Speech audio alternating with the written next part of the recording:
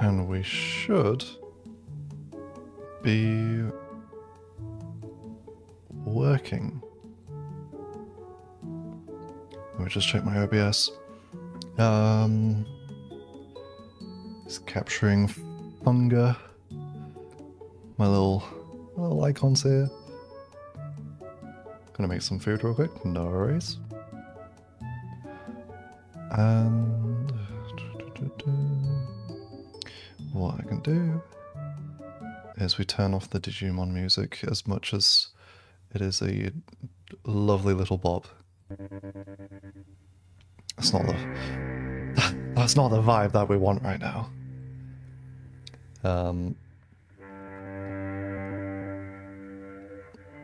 So I just check that as well. So yeah, enough time wasting. Let us continue. Do I have the chats open on OBS? I do. Oh, look at me being an efficient streamer. Hello, Woim. And yeah, it is technically evening for me. I think only barely. I know I've done quite a few jobs where I've had to send off emails, and I never knew where the cutoff, and I've had this argument with so many co-workers, I never knew where the cutoff between saying good afternoon and good evening starts and end. Good morning, good afternoon, easy. It's actually afternoon, like as soon as you hit 12, it's afternoon. But like good evening, is that 6? Is that past 6? I'm in the camp where I think it's past 6. I've had an argument with someone who thought it was past 7, and I've had an argument with someone who said it was past 5. But... and then don't even get me started on, like, good night and good morning. Like, where does the morning start? Does it start at, like, past midnight? Or if it's midnight, like, when does the night start? It's all semantics. This is not what we're here for. I'll just get back into the... I'm glad that I'm not the only one who thinks it's past 6. That makes the most sense! This is why I've gone into so many arguments with people about it, because they're all foolish. So, quick recap. On the last stream, we basically had our setup for the Heartless One fight. We did attempt it a couple of times, just with what we have at the moment, which isn't the most powerful loadout ever. And it's doable, but it's kind of RNG dependent, so we're going to put that on the back burner for a second. But we've been showing off like the Golden Gates, they're really cool. Been showing off some of the mind reading dialogue, which is equally cool. Been showing off some of the mastery over vermin interactions and items. And I also have the talking board, which I've been pretty much picking up all the items I can from. And we've got a pretty stacked OSA. Karen's dead, Tanaka's dead, and Henrique is dead. Abella is also dead, but that is just because she unfortunately fell to a neighbor. But that's fine, because we already have quite a good little team put together. It's the morning of day 2. And we also saved Pav. I completely forgot about that. My favorite little twink. So my plan for the start of this stream is we're just gonna basically pick up Marco. We're gonna kill Olivia now. We're gonna pick up Marco. We're gonna drop off Levi, and we're gonna pick up Dan. So we're gonna have a party of Osa, Marina, Marco, and Dan. And then we're just going to go around and literally just slaughter everything. I want as many heads as possible. And, well, how else are you going to do that without getting, like, the best pie ever?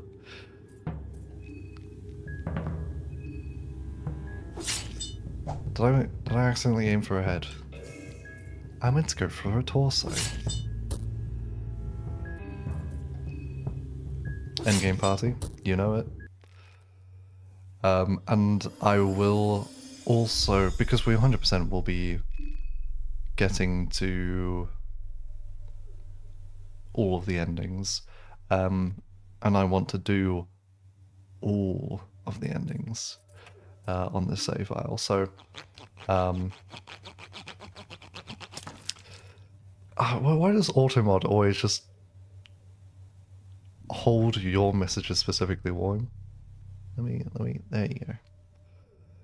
We're allowed to kill cripples in this chat. And also, to be fair, like, Olivia, yeah, she may be crippled, but that doesn't mean she's weak by any means. She's far more capable than half of the survivors. So yeah, also just a quick recap on our equipment. Osa has the Zerial Spear, which I've been using, because I feel like it's a very underappreciated weapon. We can rejig our stuff here as well, actually. I'm gonna have it like that. Methinks. Joy Mask, awesome item. Whole reason why I'm playing as Osa. Levi, you're fine with just. No, I suppose you can have a Style Helm as well. And then Marina, you. What are you doing, you silly little so-and-so? Here, you can have that, and you can also have the smelter key. She's got a couple of unique items on her. Alright, now let's go pick up Marco. Everyone's favourite, just gentle giant. I actually really like Marco. He's also just a really good character to play.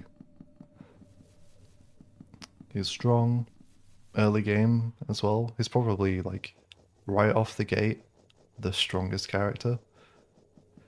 Because you don't really need to think with him. You just do good damage right off the bat. Like, it doesn't matter what equipment he has. Come on, Marco. That's right. Off you pop. And if we run back to the train now, we can just recruit him right away. And I'm gonna take my time. I'm not gonna like fast travel because we did set up a portal to the upper city. Not gonna bother with that. I'm gonna take my time, just go through, make sure I've grabbed all of the heads that I need.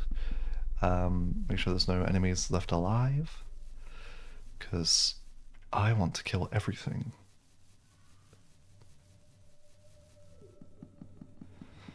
And I think what's a better demonstration than, well, doing exactly that, like killing everything. Because Osa, he's just so strong. And yeah, in the late game, you can pretty much have every character be equally as strong. But Osa specifically, just because he can set himself up to be really strong pretty quickly, just means you can get to like the mid game, let's say, and already be just ready to beat the game.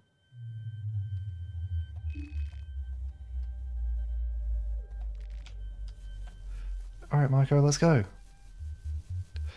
I actually do want to try out speedrunning.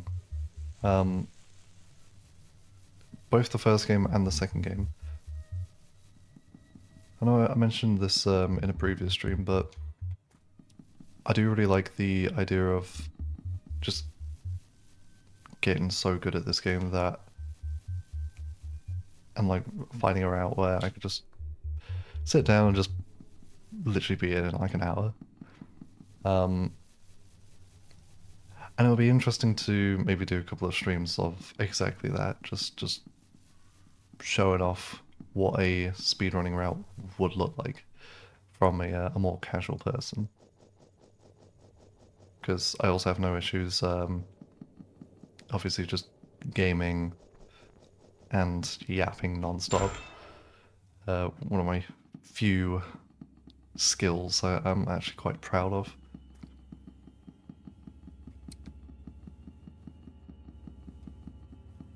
Although when you're playing games with me, it gets very annoying. Because I just don't show up.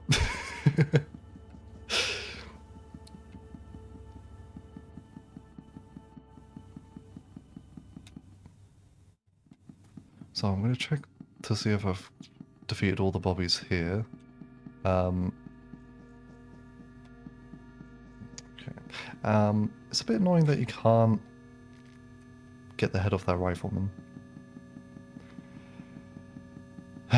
Bad game design. Mirror, you're a fraud. He's not a fraud. He's actually kind of good. But I want more heads. I want more heads. Plural.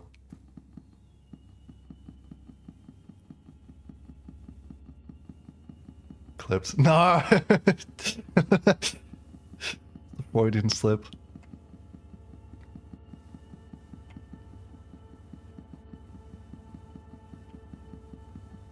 I've made myself blush now. Let's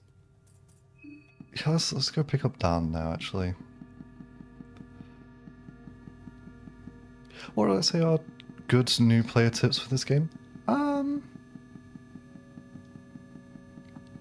So what I'm going to say extends to both the first game and the second game. You don't have to fight anything.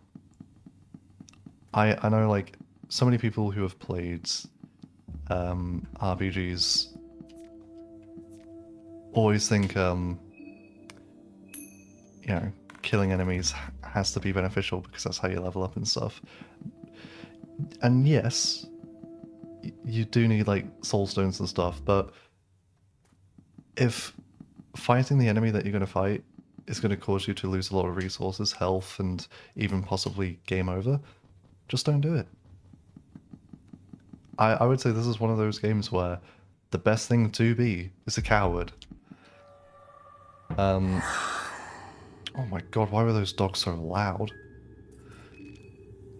So, yeah, that would probably be like my number one bit of advice. It's just, if you're not confident, just run away. I would also say, like, don't get caught up on like a specific character or a specific save file. When I played through the first game, I literally just restarted my run multiple times, like from the intro onwards. Because it's so easy, especially early on, to get yourself in a situation where, like, you're missing both your arms, you've got one leg, you've got no party members, and you're just sort of like idling about, just essentially waiting for something to give you a game over. And if you've got a poor save, ooh, sorry, Salmon Snake Rune, best accessory in the game.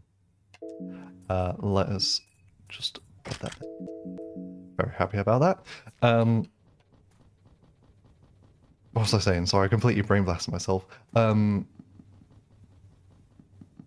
About... Oh my god. Oh yeah, not being precious about your save files. Yeah, like, just restart. At the end of the day, both this game and the first game aren't that long. And if losing an hour of progress because you have to restart a save file is going to put you off the game entirely, then it's just simply not a game for you. So that's to say, knowing what you're getting into with this sort of game, not being precious about your save files, and being willing to avoid enemies and run away. Probably the 3 top things I can say to people. You know, Hag, what's so funny? Oh my god, she's the Joker. Why so serious?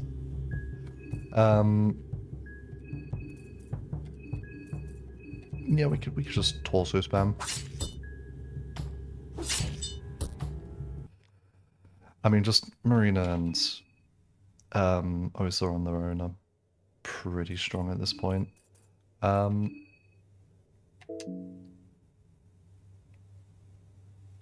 Just trying to think. What engraving do I want to give Marco?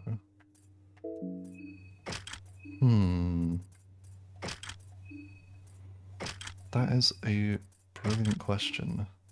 Because we've got enough small things amulets and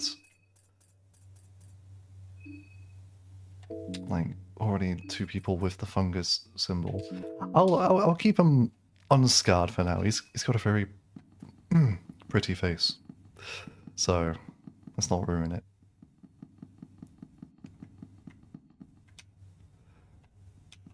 I mean, look at him. Oof.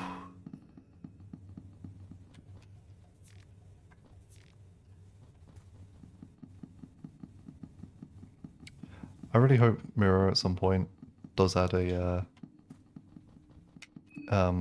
what you call it, like a Dungeon Knights, but for this. Because to be frank, I just want to see Osa and Marco in like the shitty DeviantArt anime art style. I think it'd be really funny. Hello, Bellend. It's not me being rude, that's just what they're called. I'm sure there's loads of neighbours left in the White Mold apartments. So... Oh my god, wow. Sorry. Nope. Why are some of the sound effects so loud? Just turn that down to like 70%. That would be awesome. Yeah, I know, right? Like, all of the characters are of age, I'm pretty sure. Because I think the 2 youngest are like Marco and... No, not Marco. Levi and Marina, so... It wouldn't be weird to have the Dane sim thing. So why... There we go. Oh, hey Noctum. Hope you're doing alright. Look at Marco just aura farming. Alright, Marina. Come on.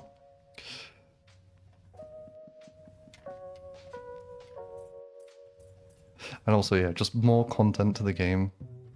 Who is going to say no to that? Even if it is a dating sim.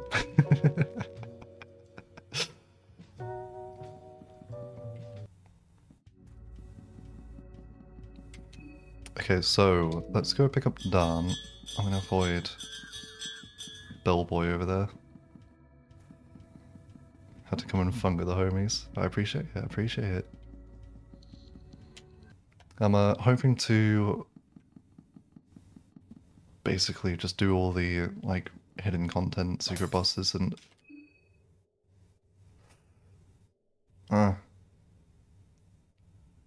hold on. Oh, I should have unequipped all the stuff from Levi before. Okay, it's fine. Okay, I'm gonna try and run down to the apartments and see if I can avoid the gang right now, because I'd rather have 4 people. Okay, yeah. Run! Where's that run? Whew. Didn't even break a sweat. God, I feel like I'm starting starting sentences and then just getting distracted so quickly. Yeah, hoping to hoping to do all like the secret encounters I want to do on this playthrough, and also just get all the endings just to show them off. And kill literally everything. We're already pretty set up to like dominate the game.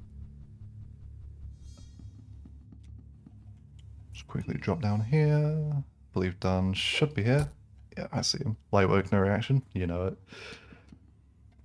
The door was open. Why did I go the long way? What am I doing?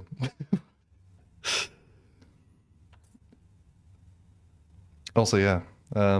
Cool thing about Ursa is the fact that you just know a lot. And so being able to just straight up reference the Sulphur God, not many characters could. And obviously that's really cool for a certain ending. Yeah, Dan says, that sigil on the floor, do you know what it means? Well, yeah, it's the sigil of the Sulphur God, obviously. Sulphur God? What's the use of educating this maggot? Nashra, now's not the time, alright? I've never even heard of such a thing. What else do you know? I only know it by name. Even a seemingly meaningless tidbit could come to use. So please. It's a mostly forgotten ancient god. How could he have known of this god then? Well, it's a start. At least I have a name now. I could have use for company. Would you mind if I joined your party? Your? The name's Dan, by the way. I like Dan, he's cool. Oh, AI viewers! Yeah! Thank you, bot. Definitely gonna waste all my money on that.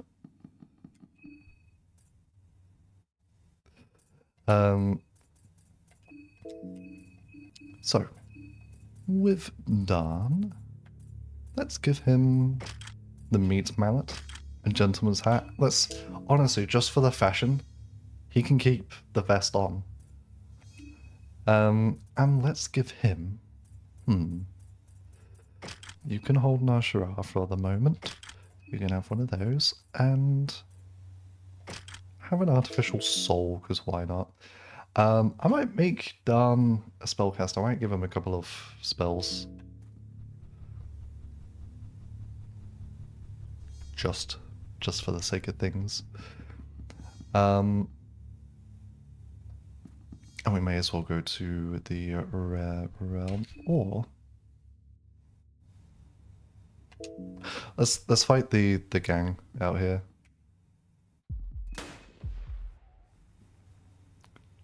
That was like a frame. He is right. He's right behind me, isn't he?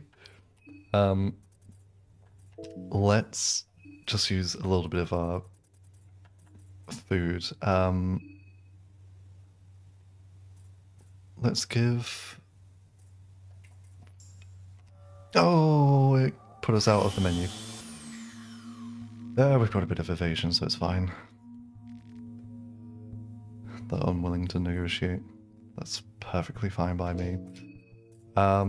So... One of the cool strats for this fight is if you got a Bella or you have anyone who can do like a guaranteed stun, Red Arc is brilliant for this. Stunning the meat grinder, since it's not like he doesn't have individual parts, it's just individual people, you can just stun an entire member of the gang. The meat grinder is probably the most lethal one, so we can just Red Arc and boom, he's out of commission for the rest of the fight, essentially.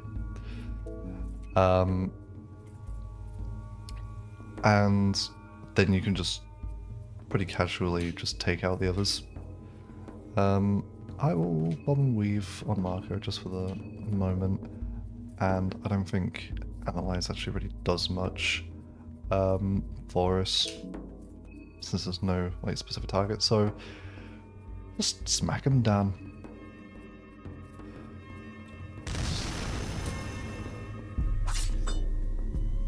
Alright, come on.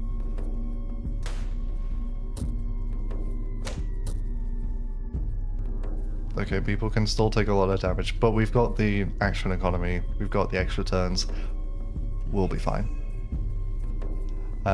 So let's just focus on the riflemen, I will say. Marina, how about you just use a single blue vial on yourself. Marco, yeah, just rev up and attack the rifleman. Dunn can heal himself in a moment. So yeah, Meat Grinder still stunned. In fact, what we can do as well, just to completely negate all risk, we can also just stun the half cocoon. So there we go. We've just beaten this fight already.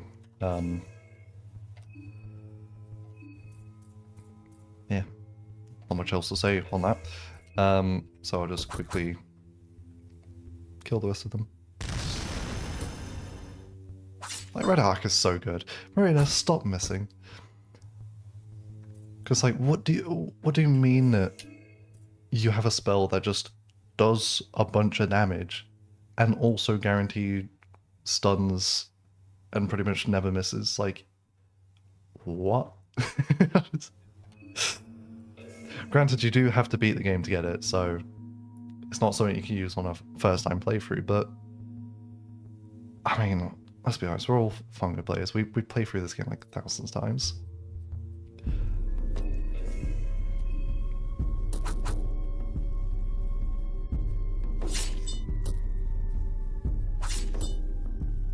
There we go.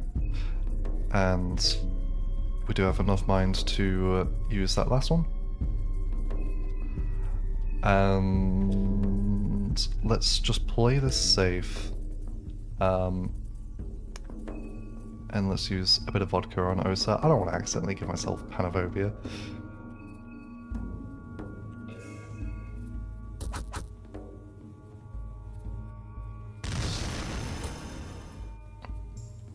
Oh, Worm's never played it. Oh yeah, because you've already played the first one, haven't you? Spoilers. Nah, I think loads of people end up just seeing loads of funny content before they actually play it themselves. I was actually very lucky that I managed to avoid as many spoilers as I did before I played both of the games, because I knew nothing about them. Like, I went in fully blind, and I had a terrible experience, and I wish I could relive it. So there we go. Really easy way to just beat the gang, and obviously if you're either playing as a Bella or you've killed a Bella yourself, you have access to weapon crafting. There's the bench grinder to make the best weapon in the game. And now I'm going to take the heads. Never heard of the game before you played it? Crazy. I spend a lot of time in like internet circles when it comes to like indie horror, so I've seen people talk about Fear and Hunger so much, and I knew it was like my sort of game.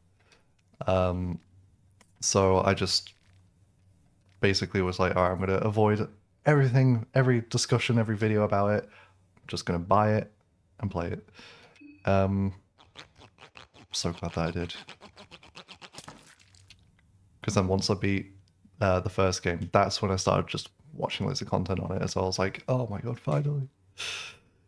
Got a random recommendation from Sea Dog playing it and thought it looked fun. Yeah, fair.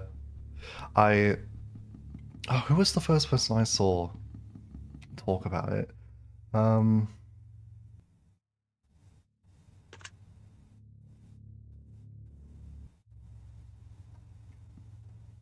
what on earth?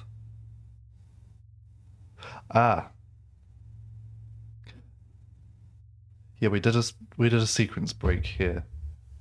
Um, last stream we got the um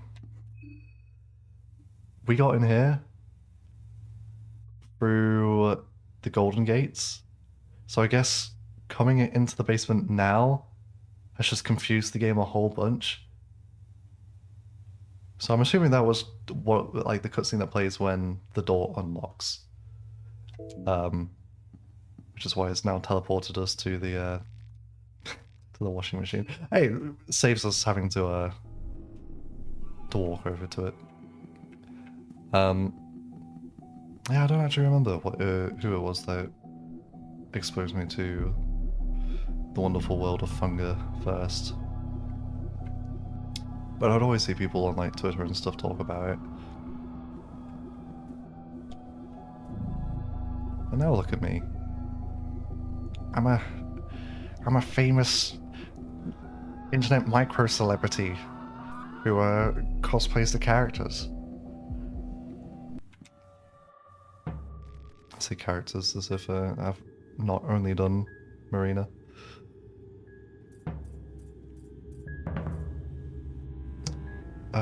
Because I've closed and reopened the game, is this actually going to work?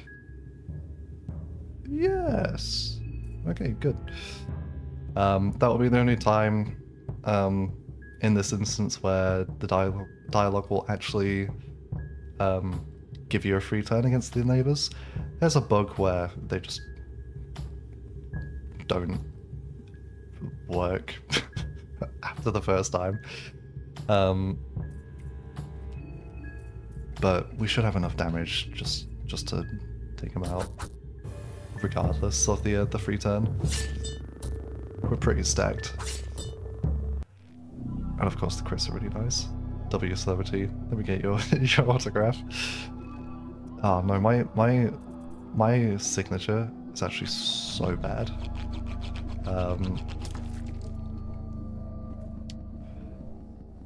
In fact, I don't even want to talk about it. It's that bad. I don't have the best hand-eye coordination. I've got a silly little disability called. The game is so loud. Hold on. As much as I love this track, let's turn it down a bit. I've got this silly little disability called dyspraxia. It's not that crazy. It's just basically makes it so my hand-eye coordination is pretty shit, as well as my balance, which makes it a miracle the fact that I can play guitar and bass as well as I can. But main thing it affects is my handwriting. So yeah, my handwriting's absolutely dreadful. I've never come up with a cool or good-looking signature. It all just looks awful. It looks like I've just dropped a really leaky pen. So, yeah. Me and my cursed hands. This neighbor was just waiting for us. Oh, hello. Oh, no, never mind. I should not reference that cursed game. Didn't they make like a bunch of Hello Neighbor sequels?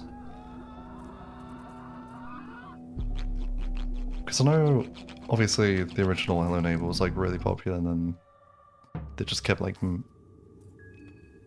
changing the game every single update. People got sick of it, but then they made like a Dead by Daylight spin-off. Yeah, no, because there was I'm pretty sure there was like a Dead by Daylight spin-off. I don't know anyone who played it, but I know they made it. And then wasn't there like Just a straight up sequel?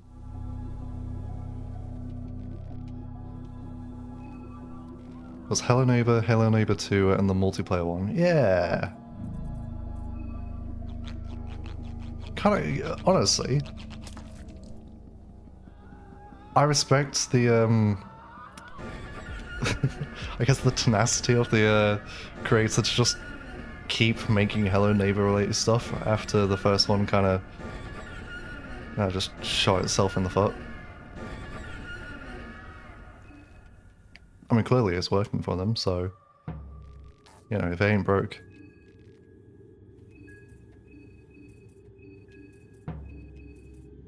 Heck, maybe the state of the Hello Neighbor games are actually like masterpieces now. Maybe I should play them.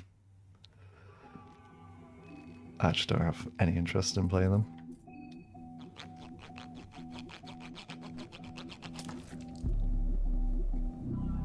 Also, anyone else just find soaring off enemies' heads really satisfying?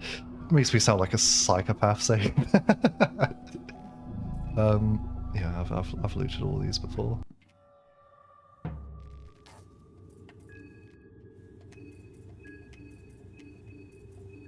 It's just a nice sound.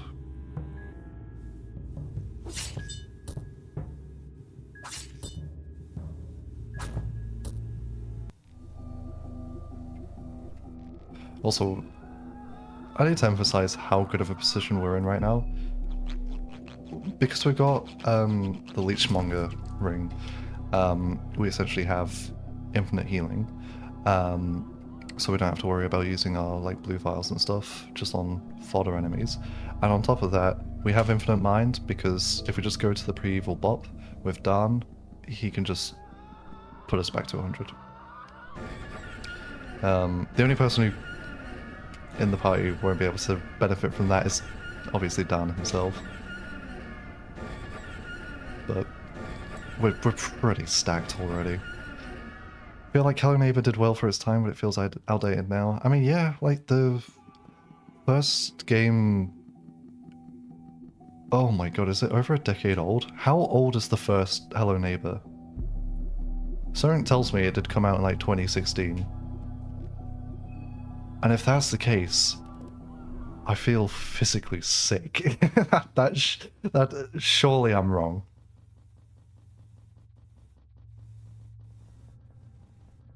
Oh god, I don't want to go 2017. Oh my... Being 1 year off is crazy. 9 years old, that game is. Why does time go so quickly? Why is it so fleeting? It is what it is. See, I'm like tweaking because Hello Neighbor was 9 years ago, and that seems like it wasn't that long ago, and then I can't like be bothered to wait just a couple of years for a Fear and Hunger update. It's like how pick a struggle, Aether, pick a struggle. Damn, you were 15. That's crazy. Oh, 2017. What a time to be alive. You know, people always go on about like 2016 being a goated year, and it was. But I feel like 2017 must have been just a really good year as well. Like, I can't think of anything bad that would have come from 2017. Which includes Hello Neighbor. You waiting for Ultra Kill? Yeah. I've actually never played Ultra Kill. I've actually never played any sort of like Quake Doom-esque game. But the bits that I have seen of Ultra Kill, I probably would enjoy it. You think I'd like it? Yeah.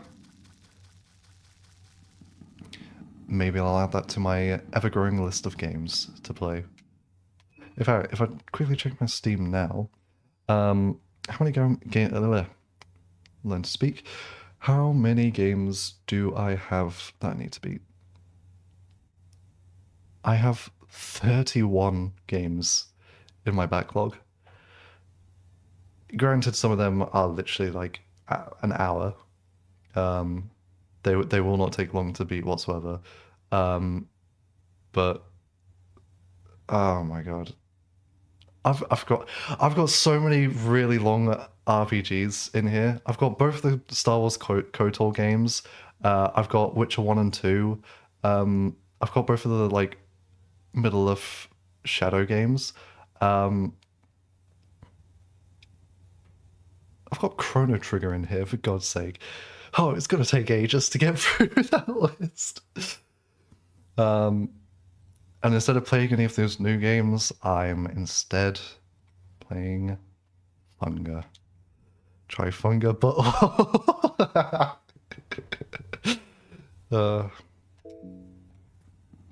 a classic. Hope you're good anyway.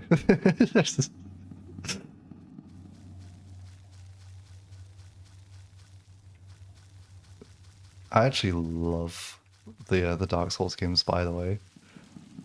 I have played so much of Dark Souls 1. And I believe it was during COVID. I literally did like 6 challenge runs of Dark Souls 1 just because I was bored. Like, I wasn't even like doing any content or like streaming or anything. I was just doing it for fun. And honestly, I do not regret it. I love Dark Souls 1.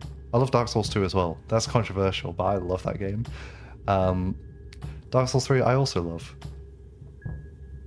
But I've got some hot takes on Dark Souls 3, but I won't get into that.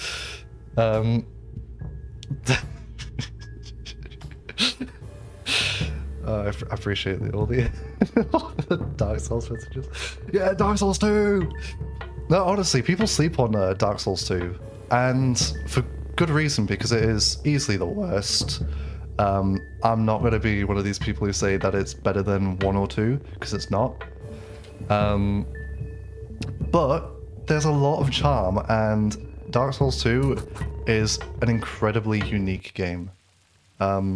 It's got probably my favorite story out of the 3, and it's got a really underrated soundtrack as well. I mean, Aldia's theme is like by far one of my favorites. So, yeah, big up Dark Souls 2. And also the fact that like the game is as playable and as enjoyable as it is, despite the fact that it has like the worst development history, is just quite admirable.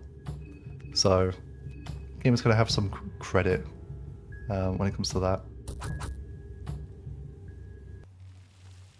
It's just unfortunate that it's also incredibly easy.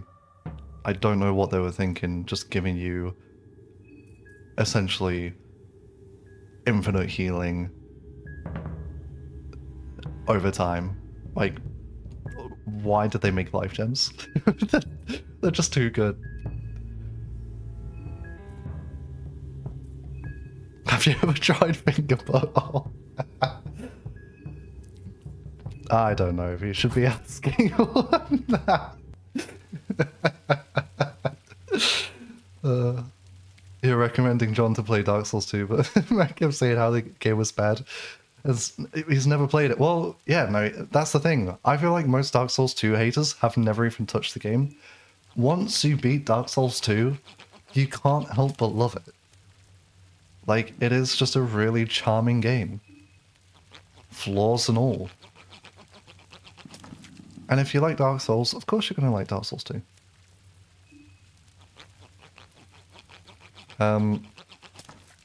If you want to replay Sekiro, I could not get into Sekiro. I'm holding up my hands right now, I know. But I gave it a couple of hours, and I just wasn't feeling it. I've still got it in my Steam library, so I can always just go back to it. It's been a good couple of years since I last tried. But yeah.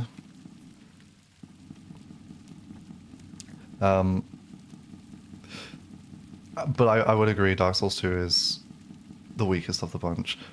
I I absolutely hate when people say, like, they do the classic Fallout thing with Dark Souls 2 where they say, oh, like, it's a good game, it's just not a good Dark Souls game, which is complete bullshit. Not a good game, but it's a brilliant Dark Souls game. That's my take on it. And now that I mentioned Fallout, I want to yap about the Fallout games, but I'll save that for a different time. You think the same way about Resident Evil 5 and 6? Yeah, I think Resident Evil 5 was my first, and just because I had it, one of my brothers had it, and I didn't really like it, but you know, it's special to me because it was my first.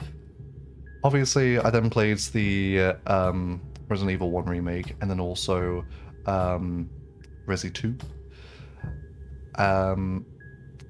Not Resi 2, Resi 4, because I was a GameCube guy. And I actually had the Resident Evil 4 GameCube, like the silver one with like Resident Evil 4 decal on it. Very cool. If you don't know what I'm talking about, give it a little Google. But yeah, very enjoyable. Probably will never go back to Resident Evil 5. But yeah, it's fun series. I should probably just blast through all of those games actually. Might do that on stream. What? I'm sick of automod at this point. I will allow you to say hooker, that is fine. An ADP, yeah. ADP is a crazy idea. Brother made you play Resident Evil 5 and he had the tribal paint Shiva's. Elite ball knowledge. Oh my god. No, I best not. I best not say anything.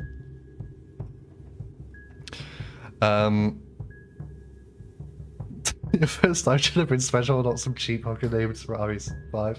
Yeah, I mean, hey, I mean, it was the thing that kind of got me into Resident Evil.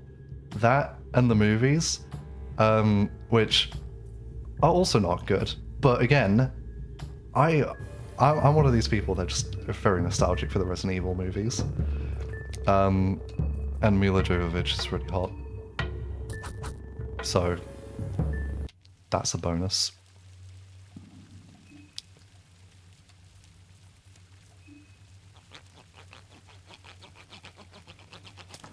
Now that I think back, like, to the amount of games I had on the GameCube, obviously a couple of Resident Evil games, but I also had, this is going to make so much sense. I'm a really big Sonic guy. I played the shit out of Sonic Adventure 2. I love that game. It might explain a lot, given a slight hint of tism I've got.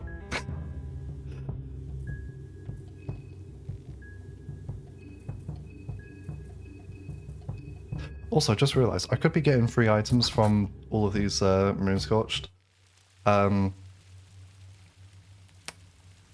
But I'm just not choosing that dialogue option. It's just lucky coins and cloths, which I don't care. I don't need lucky coins. I'm lucky enough as it is, but I will actually grab one from this person.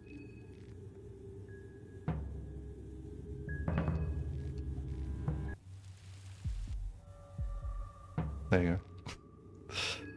And that's the only coin I'm getting. Let's speed things up and actually like kill these enemies.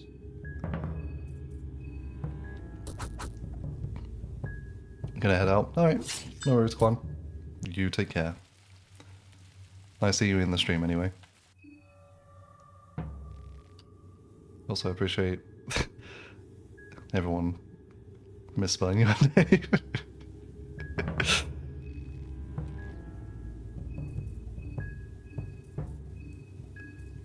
Or maybe you just have multiple names. Who knows?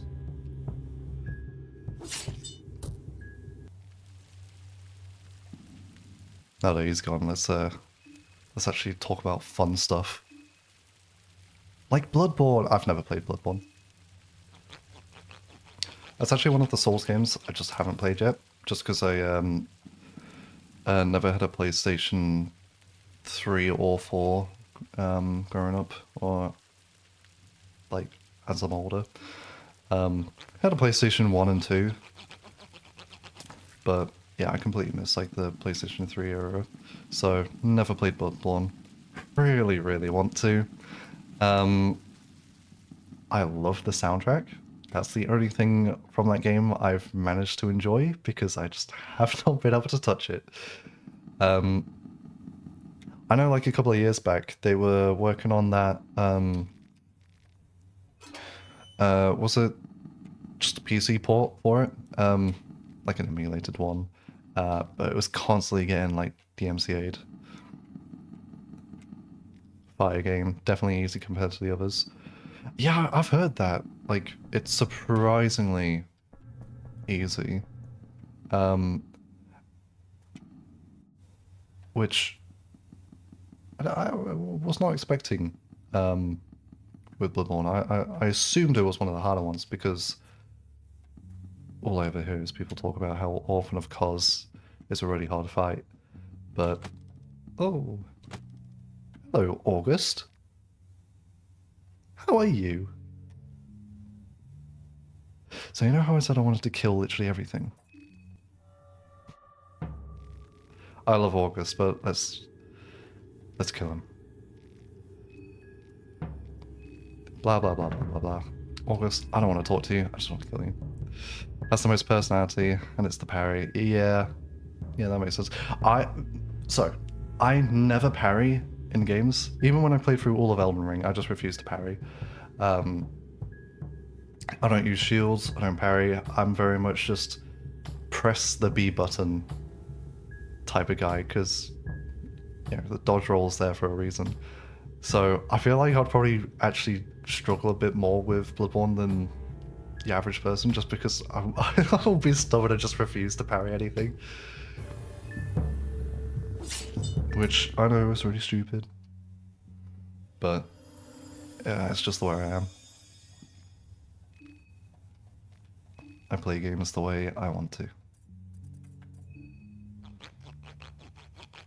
And if that makes it harder for me, then all the better.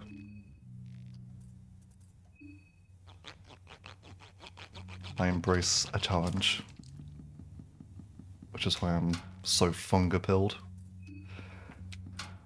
We could probably just break this down, actually.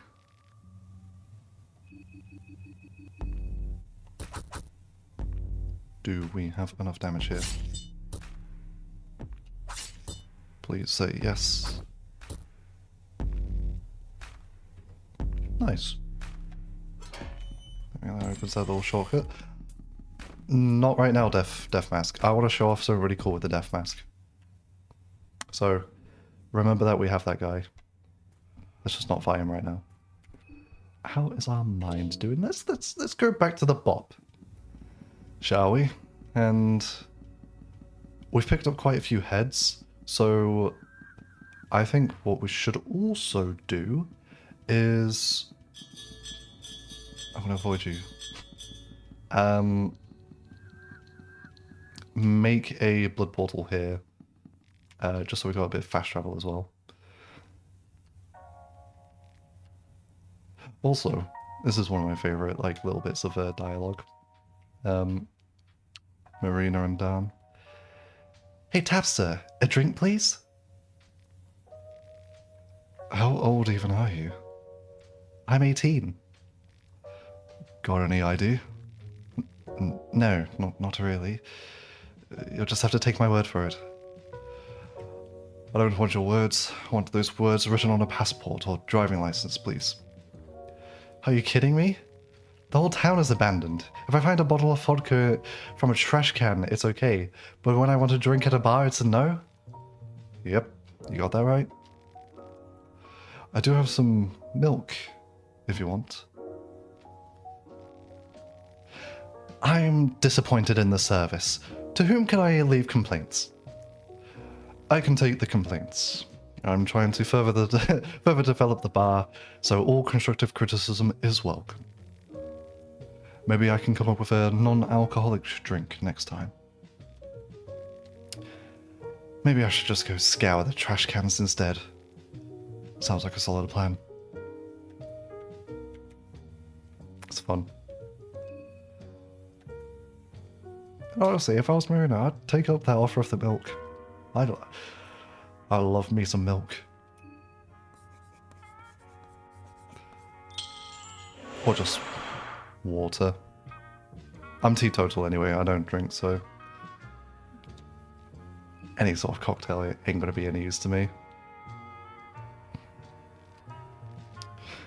Dan, I would like a drink, but first, I'm just gonna grab everyone. Just so we can restore the mind on everyone as well. Pretty sure that's how it works. Been a hot minute since I did this with full party. And yeah, give me something non-alcoholic. That's exactly what I myself would choose. I will say though, despite the fact that I don't drink, I do, or rather did, enjoy quite a few drinks. Used to be a big whiskey guy. I love a good stout. The darker the better. Like when it comes to beer, that's my flavor. So there we go. Maxed out everyone. We can grab Darn again. I also, when it comes to cocktails, I guess White Russian would probably be like my top choice. When, I don't drink, but when I do, it's heavy. Let's go back to Donovan's house. Drink very rarely and only for occasions. Yeah, I mean, I just don't drink full stop. So, when I did, I used to do it all the time. But you kind of grow out of it. Beer is nasty. Depends on the beer. I love me a good Guinness. I like a Hobgoblin. Ruby Ale. Drinking is for chuds. You're 5 years sober. Nice. Same. I have been teetotal for a very long time. I've only had one relapse in recent memory, which I won't get into. But yeah, I am much happier and much better off not drinking. Don't like being inebriated. Yeah, like that's the thing. So my thoughts. Oh wait, yeah, we need to go and get some soul stones. My thoughts are like, I don't like being unable to control my actions. I know people say, "Oh, when you're drunk, you know, that's the real you coming out." No, that's just like a more unfiltered, uncontrolled you coming out, and I don't like that. So I like to be in control of myself. Quickest way you want to go is here, and I guess it's just like the lack of autonomy you have when you're drunk just really puts me off. And likewise with drunk people, I don't really like interacting with people who've been drinking, because I mean it just feels really weird. And a lot of the time when people get drunk, they get really flirty, and I I get really uncomfortable when people flirt with me. I'm not like a turbo virgin or an incel or anything like that. I've been in plenty of relationships and I can hold my own when it comes to that sort of thing. But drunk people flirting is so painful and so uncomfortable. I I just can't do it. So I end up just avoiding social situations that involve a lot of alcohol.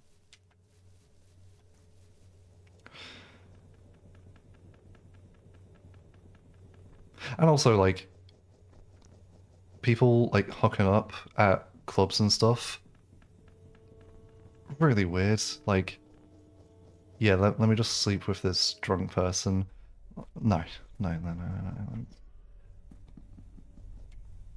It's not my speed whatsoever. Lie straight to my face. Worm, how could you? How could you? Clubbing is maybe the most garbage thing you can do. Well, I wouldn't go that far. You can have a lot of fun, and like you don't have to go clubbing for any like ulterior motive or like nefarious reasons. You can go for the vibe. You can go for the music. You can go for a more social aspect of it. But yeah, I mean, a lot of clubs aren't the best, and I feel like clubbing culture, it's very bad in the UK. We have a very severe drinking problem here. Um, so it's probably why I'm so soured to the whole experience, but like I'll still go to the clubs and stuff. There's still like after parties and clubs they can go to for like cosplay conventions and stuff, which I've done in the past. They're a lot of fun. Emo nights at clubs are a lot of fun.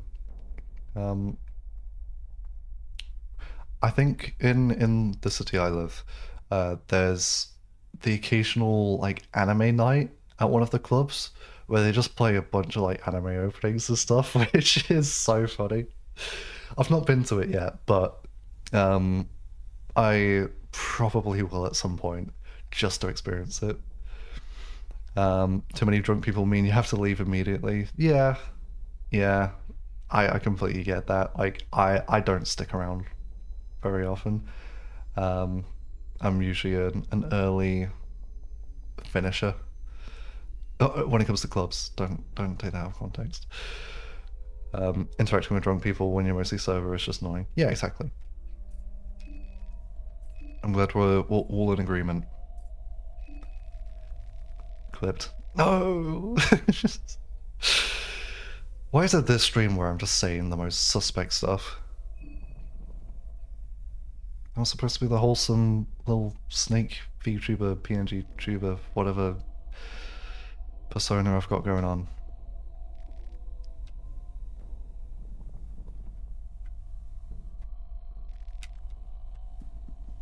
The big problem I used to have when I used to drink as well, is people couldn't tell I was drunk, which was a big problem because people would assume I was sober and I very much would not be. And well, you can just imagine what that may lead to. So yeah, not good times. But I'm glad that I don't drink anymore. It's not something I miss, to be honest. And I think it's a huge cope when people say that they need to drink to enjoy a night out. You absolutely do not.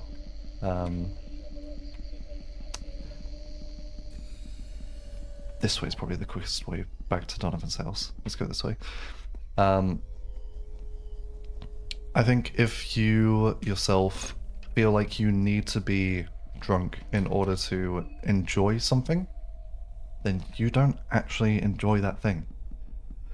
I think it's pointless to force yourself into a social setting and force yourself to poison your body just because other people say that it's what you're supposed to do, that it's supposedly fun. To be frank, I think it's a load of bollocks. If you enjoy going out to clubs and stuff, you don't have to drink. Like, be sober and enjoy it. You'll remember it a lot more. You'll probably enjoy it a lot more. Like, I used to do a lot of sessions with my friends where we would just like go to a mate's house and drink a whole bunch and all that good stuff. And as soon as I made the switch from drinking at these events to being sober, I just enjoyed them so much more than I did before. Now, it's a lot easier say, like, just to say, oh, just don't drink, than to actually break off a habit like that. Because it can be a very, very easy crutch. And, I mean, it's one of the most addictive things ever. Not because of anything that's in it, but just because of the fact that it's so readily available and encouraged. I've known plenty of people who have suffered from alcoholism, so yeah. Streamers just traumatized me. Yeah, I don't know why I'm getting so deep into talking about like substance abuse.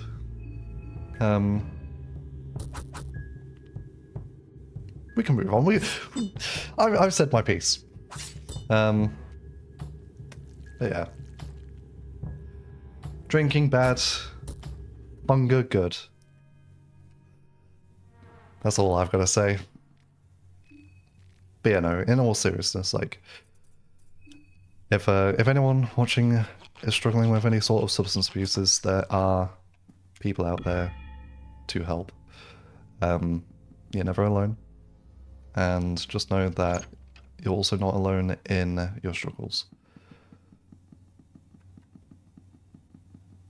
Now enough sentimentality. Let's dominate this game.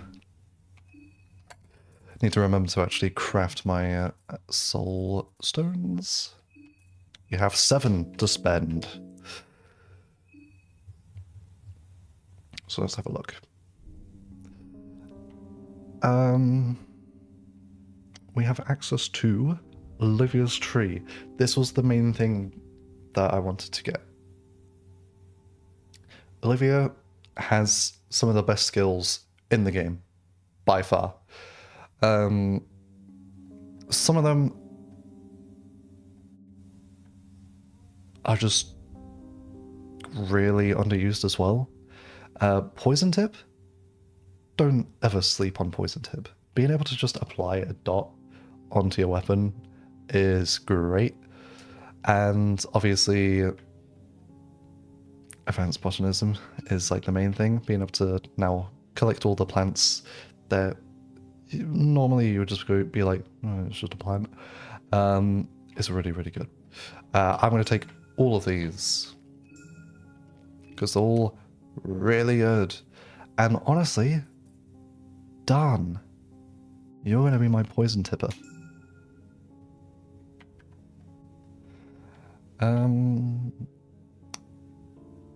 Now, I don't really care for many of the August skills, so I'm just going to not take those. And flesh puppetry. Let's give that to Dan as well. I feel like that's fitting. And then we can save the rest. So, now, what we want to do is we want to go back to the train. Good thing we have these blood portals. Makes things very, very easy. And we're going to ignore the dead body right there. We're going to collect a few just bits and pieces. Poison hemlock, really good. Since we've maxed out Olivia's tree, I do believe we can craft condensed hemlock, which does require these red herbs. This just applies really strong poison, which I don't need to say how good that is in this game. Damage over time effects are crazy busted. So, yeah. Let's collect as many as we can. Even just using base hemlock, really, really good. Such a cozy game. Oh, you know it.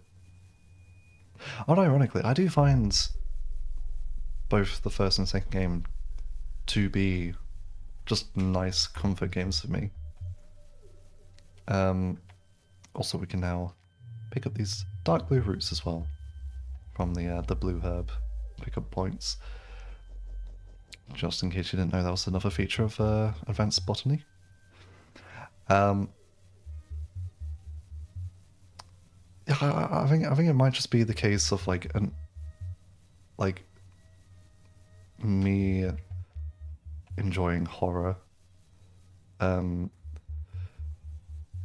liking RPGs, and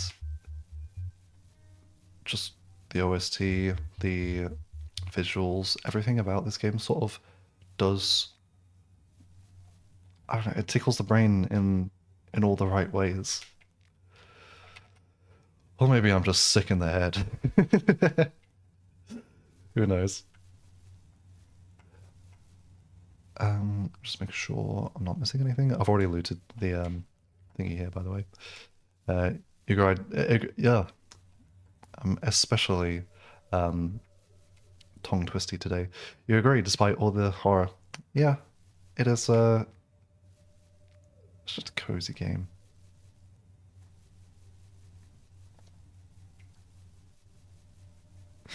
Plus, it's like that good type of horror where it allows you to sort of become immersed and just become enthralled with the horror.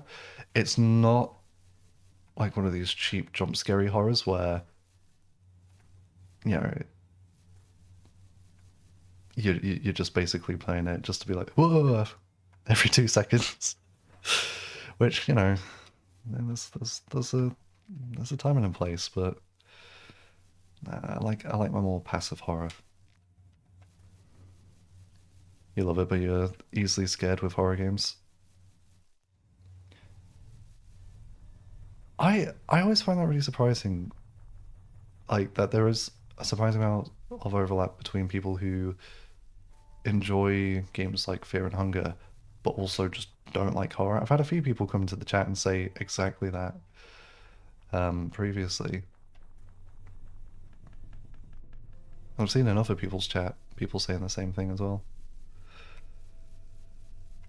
Let me just check how much stuff I've got.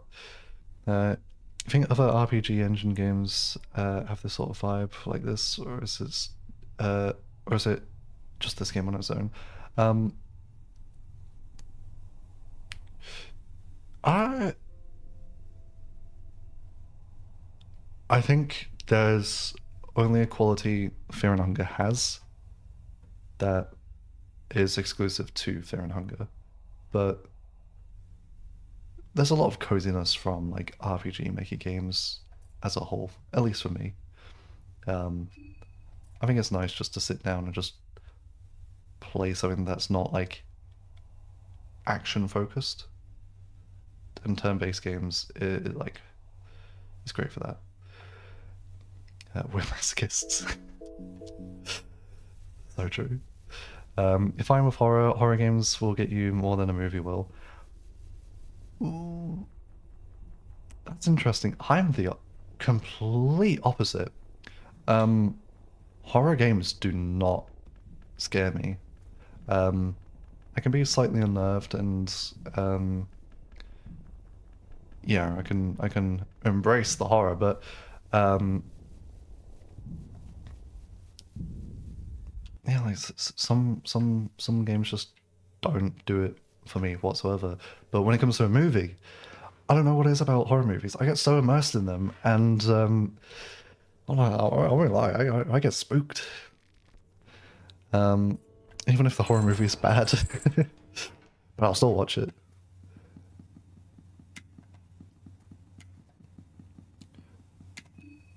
Okay, so I think we should have what we need for taking on certain So, do I fight the boss now? No. I'm going to teach you a lot. I'm not going to fight the hardest one yet. We've got more things we can do. Yeah, wait, hold on. Nocturne, your badge did disappear for one message. Like, Worm's not crazy. That did happen. Huh. Yeah, game ends like more for you than movie. Yeah. I mean, I get it. Because I feel like a lot of people probably get more immersed in games than they do movies. And when like you're actively playing, it's like, yeah, it's right there. They're like the horror scare is getting you. But I don't know.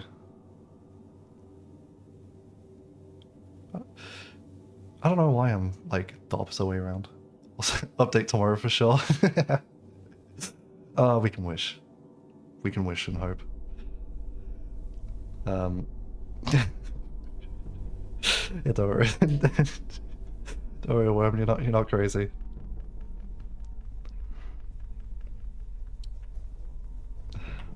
Twitch is a multi-dollar company, so they're bound to have some bugs and glitches. Where am I going? What am I doing? What do I want to do? That death mask. Which one did I end up spawning? It wasn't that one. Was it the one like near the gate? I've picked up the like some nettles because I want to show a really cool strat with the death mask. That can basically make it so you can just literally spend an eternity in combat and not worry about being hit.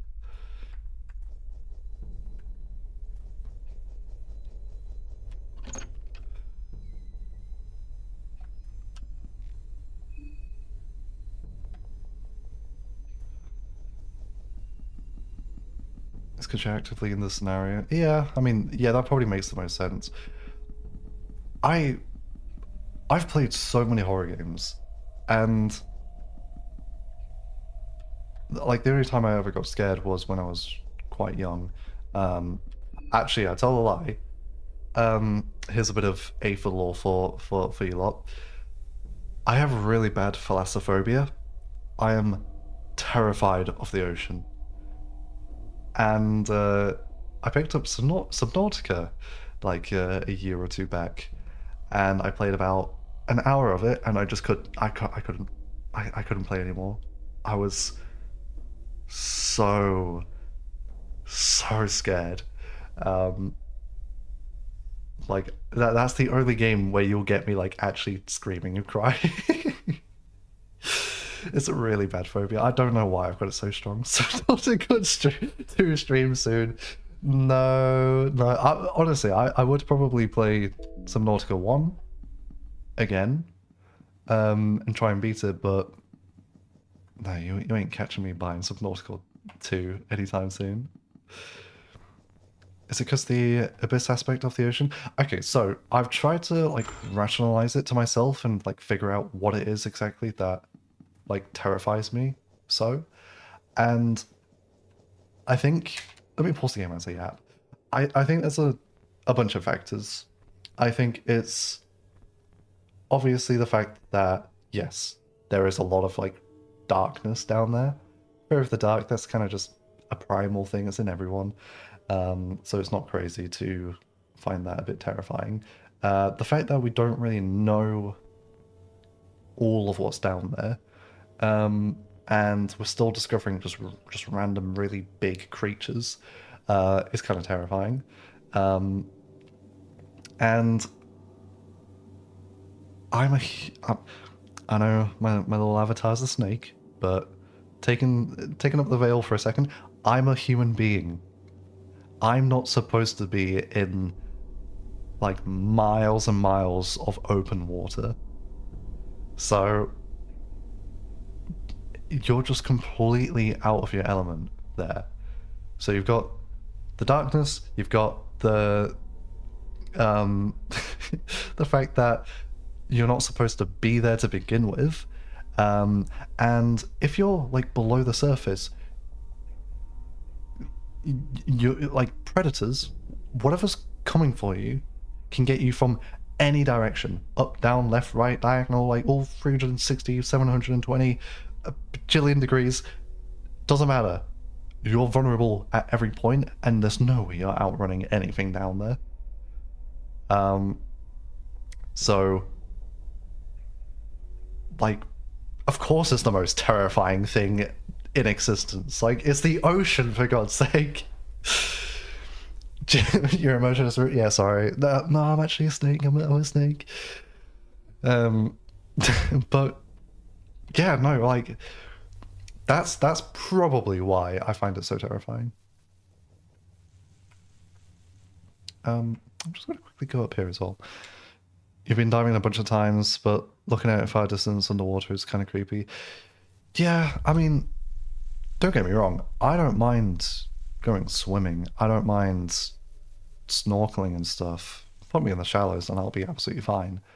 It's as soon as you just have a bit of expanse where you can't see the end, that's where I'm like, okay, I'm going to die here.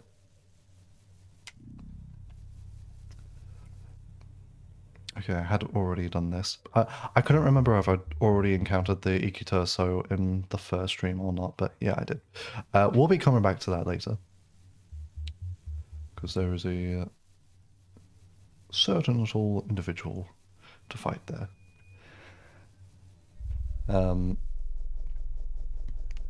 But yeah, hey, maybe I'll do Subnautica. I really don't want to, but content's content. No, it really doesn't match my vibe, actually. Playing something that will actually scare me, because, hey, I'll happily play any other horror game. Just one that will actually scare me? Absolutely not.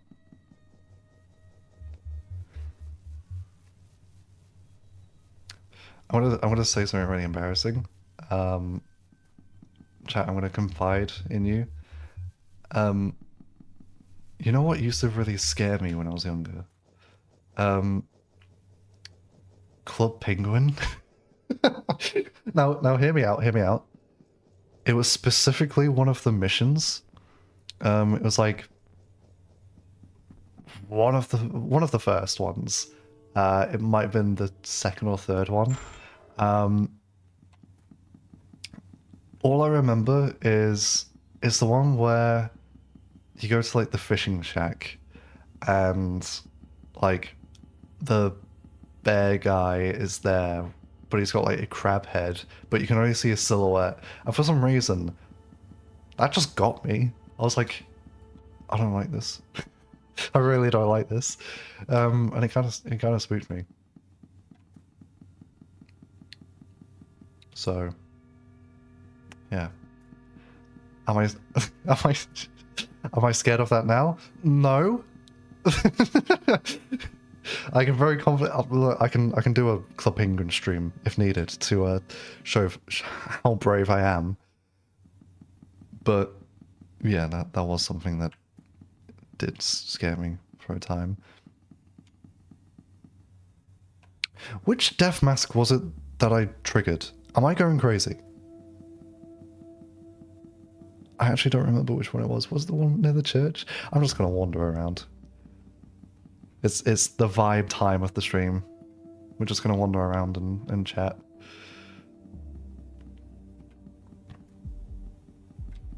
How have I not fought this Bobby yet?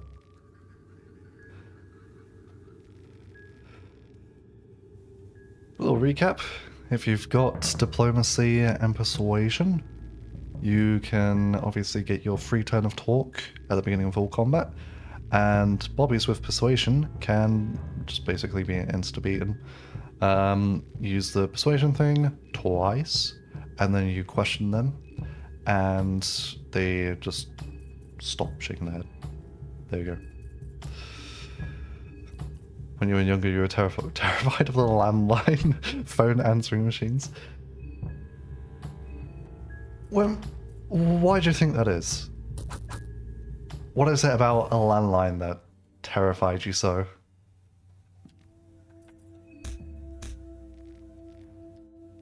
Because, like, my Michael payment thing makes sense.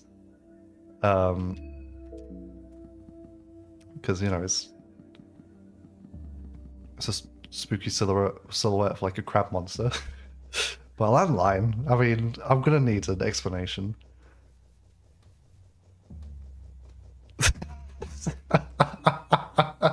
This guy ain't scared of horror games, gets spooked by Club Penguin.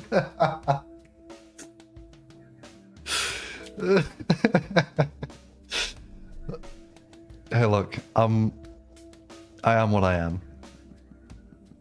We all have our characteristics, and that's mine. You're traumatized by Pump It by the Black Eyed Peas. Nocturne, you're gonna have to explain that one. Like, are you just racist or what? Like, what's scary about that? Like, I'm assuming the music video, or just the song itself. And you don't know why. I mean, fair. Maybe you got some deep-rooted trauma with landline answering machines. I don't know, I'm not a psychologist. I mean no harm. We might actually be really stupid fighting this guy. Let's just run. In fact, why are we even down here? Also, yeah, none of the dialogue actually does anything here.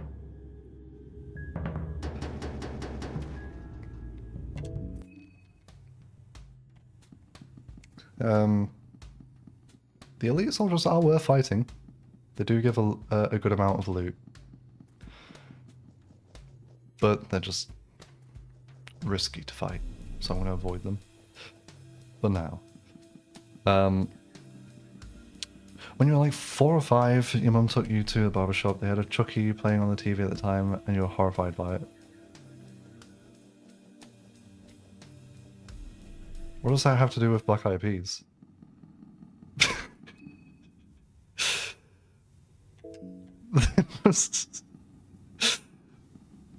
Also, I actually, that's so real. You just unlocked a childhood memory. I used to be terrified of Chucky when I was a kid. Oh my god.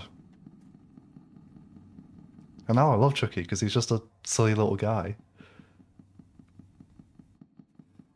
Pretty sure I left, like, an enemy down here. I'm just gonna double check.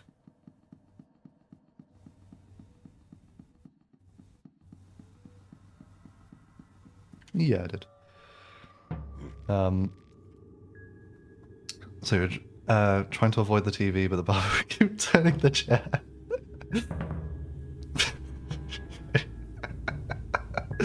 Also, what sort of like crazy barbers are you going to where they just have Chucky on the TV? Like, I get it when they have just any sort of like primetime television or even just like the radio on, but yeah, stick the horror channel on. That'll be good. For you as Mars Attacks? Oh yeah, no. Oh my god. Never got spooked by it, but I loved that movie as a kid. Oh my god, Mars Attacks is so good. The aliens are so funny. I can fully understand why that movie would horrify you as a kid though. God, you guys are making me so nostalgic right now. So, somehow or another, your mom had to leave the barbershop, get some change to pay for the haircut. And as soon as she left, the barber made sure the chair was facing smack down in front of the TV. Noctum, you were clockwork oranged into watching Chucky by a barber. How does that make you feel?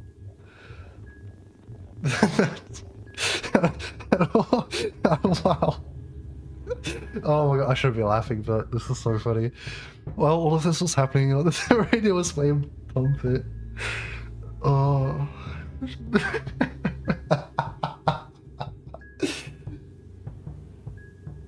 Oh my god. That's so funny. Oh my god, she made me lightheaded.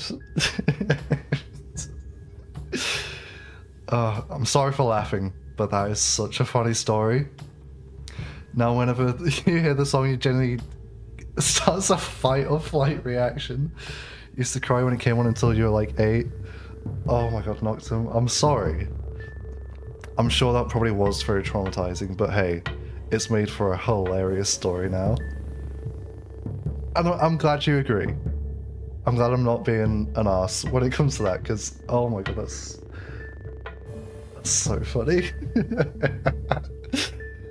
Oh my god, you actually were Clockwork Orange. Like, there's no other way to put it. Like, he put you in the Ludovico technique. Made your ass sit there and watch that shit. Oh lord. Oh, anyway, Pillar Man. It is that rectus abdominis that we want to target. I will just get a couple of people to target that, and then we can just torso spam.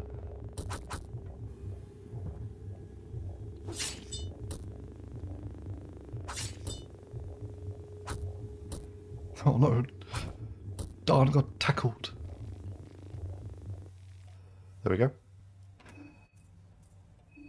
Also, as much as it is funny to have insane drip, let's give Dan a little bit more defense. Ooh, wait, we got another 7-star. Oh, no, I just took it off. Where is that? Let's give him arm guards. There you go. Oh. God, trip down memory lane, eh?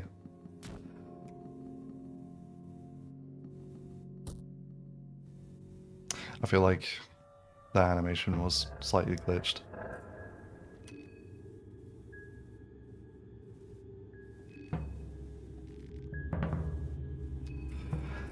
There you go. I think you get an extra turn if you do that dialogue.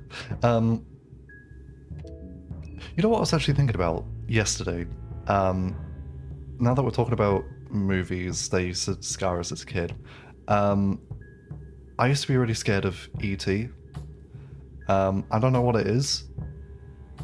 Just really freaky little thing. So I had a reoccurring nightmare where E.T. was chasing me down a hallway, and it was like something from Hellraiser. He had like just grotesque, gorish teeth and like chainsaw hands for some reason, and he was so fast as well. Like, E.T.'s not a fast guy, as far as I'm aware. But he was like zooming, like he was easily catching up to me. And I had this dream when I was a kid like 12 times at least.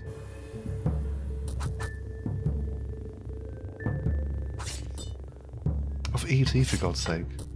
I mean, if I saw E.T. now, I'd pick him up and just pull him apart. Like, he's hardly a threatening character, but I don't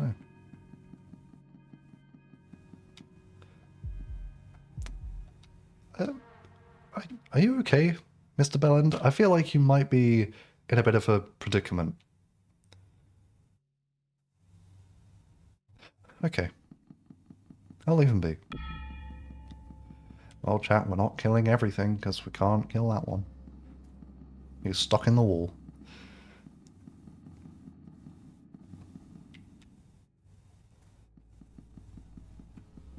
Another movie I loved as a kid. In fact, I'll put a pin in that. You'd punch Chucky's little ass down. See, that's the only thing with the Child's Play movies. Realistically, Chucky's not really that much of a threat. He is still a toy doll at the end of the day. Even if he's got like a little knife, you can literally just pin him down and unstuff him. Like, I'm going Sid on his ass. Like, he's not gonna stand a chance. But what I was gonna say is, movie I loved as a kid is Ghost Rider. I love the Nicolas Cage Ghost Rider movie. It's really cheesy. It's very 2000s, but oh my god, I love that movie. And I will say, the soundtrack to that movie is on like a whole nother level. It is so good. Whenever people talk about like movie soundtracks, they never bring it up. It's like, why wouldn't you? It's just actually generational. Yeah, I will say, the movie itself, not the best. I mean, it's a Nicolas Cage movie. Love him or hate him, he's still gonna be him. But the soundtrack's so good. And I believe it's composed by not Christopher Larkin. That's Hollow Knight. Christopher... It's definitely Christopher. Oh my god. Christopher... Oh, I'm gonna have to Google this. It's actually bothering me. Ghost Rider, composer... Christopher Young, that's it. Yeah. Insanely good score for that movie.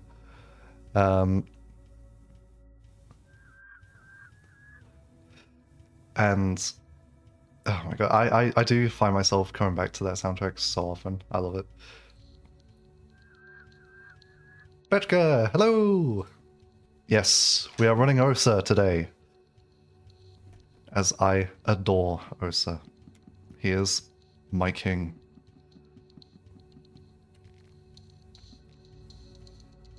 What other movies am I really nostalgic over?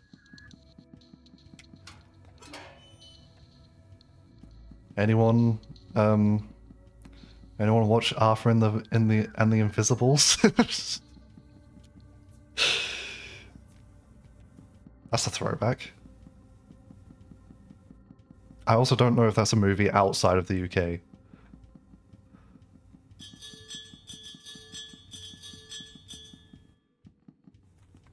Chat, can I be honest? Okay.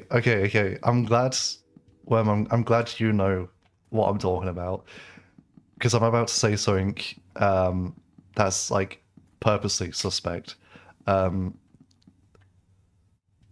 Am I crazy in thinking that like the redhead lady, like the little princess character, was like, I'm just gonna say it, she was down bad. She was hot as hell.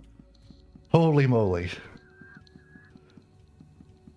Definitely influenced young me's taste in women. I'm gonna have to Google what she looks like again, because I might have just actually had such a bad take. Worm agrees, which is good. Hold on. Arthur and the Invisibles princess. Oh yeah, no, yeah, she's absolutely a baddie. She's also like a millimeter tall, so yeah, it wouldn't really work out. But anyway, back to the funga. My British accent isn't that bad. Bottle of water. That is how I say it. I don't have... okay, so here's a bit of A for lore. I don't really have a specific accent, There's a lot of accents in the UK, and a lot of them are very, very different. Mine is like a petri dish accent. I have lived in a lot of different places, so I don't really have a specific accent. I'm just like I'm just default settings British, essentially. So, um, yeah, like even British people don't know where I'm from in England. Um, let's fight this this dude.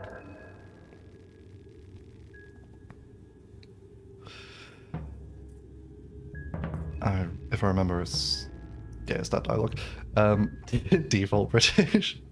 I mean, yeah, no, it's true. So, um, obviously, I've lived in like northern part of the UK where everyone's like just very Yorkshire. Um, I'm not very good at doing a Yorkshire accent. It slips out sometimes just because I've spent so much time talking with Yorkshire people. I've spent a fair bit of time in the Midlands. I know quite a lot of Brummies. That's people from Birmingham. Birmingham. Everyone knows Danny G, the happiest guy in the UK. Londoners, I can't stand. I hate the Cockney accent. I can't lie. I think it's dreadful. I'm so glad I don't have that accent.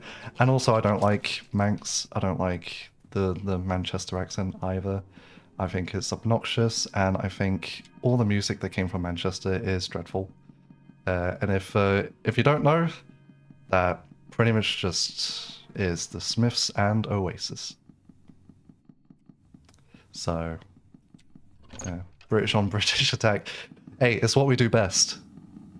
You know, people chat shit about the good old UK, which we will agree with, and then we will go even harder on ourselves because we are a very self-loathing nation. Good take, Smith suck.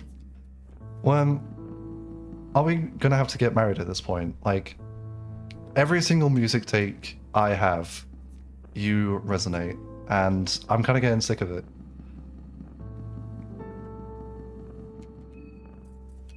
First the Primus, then the Oingo Boingo, the fact that I even know who Mike Patton is, and now you're agreeing with the Smiths take. Ah, hello, Pocket Cat. Nashra, please, let me talk to Pocket Cat. The Pocket Jerker, you know it. Well, I hope you are enjoying the ball. Surely you are. Well, it's strange. Ain't it so? Ain't it so? People are strange when you're a stranger. That's this. Is that song originally by The Doors? I've heard so many covers, I actually don't know who sang the original. Stranger. If you want to break from the sea of party people, luckily there are plenty of distractions to examine. But I can't help but wander this lovely building and admire the works of art they've gathered here. There truly are remarkable pieces here. Art falls into two categories. No, not the art. My bad. Artists fall into two categories. There are the ones who see something taking place in the world. Maybe it's wrongdoings of their fellow pedestrians. Maybe it's abuse of power by those sitting on top of the pyramid scheme. Whatever it is, it feeds their inspiration and creativity. They desperately want to put their own spin on it. It must be very spontaneous, I imagine. Painting a picture in an inspired frenzy, or composing a piece of music that beats in sync with the world. I call these people extroverted artists. Then there are the other half of poor sots. The ones who dwell in their own thoughts and insights. I am the latter, I will say. When I do my art, when I make my music, I need to like just sit and stew in it for hours and days and weeks. And I usually do it by myself as well. They want to paint a picture of their inner world, maybe in hopes that someone else would understand them a little bit better. Or maybe to connect with a few like-minded individuals. Maybe these artists would want to depict the pictures of time as well, but only if the event taking place would strike a chord with the monologue they are having with the world. I call these people introverted artists. Both sound selfish in their own right. The extroverted artist who benefit from the suffering of others, while introverted artists, on the other hand, sound very self-centered, only wanting to talk about themselves. Which, honestly, artists absolutely are allowed to. I think they're one of the few people who are completely justified in being self-centered. Now that I think about it, there might be a third kind as well. Alright, no worries. Have a lovely sleep and hopefully you don't have any nightmares. I'm sure it'll be fine. Now that I think about it, there may be a third kind as well. My favorite kind, actually. Authors who don't even have a clear picture in their mind when they start their creative process. They let the story write itself, let the brushstrokes dictate the direction of the story, instead of trying to force their own will on it. That's how you play D&D. Such chaotic process can lead to unexplored directions.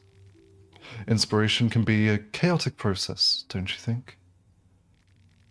Say, old sport, the one who dreams all this, the dreamer buried deep underground, which type do you think she is?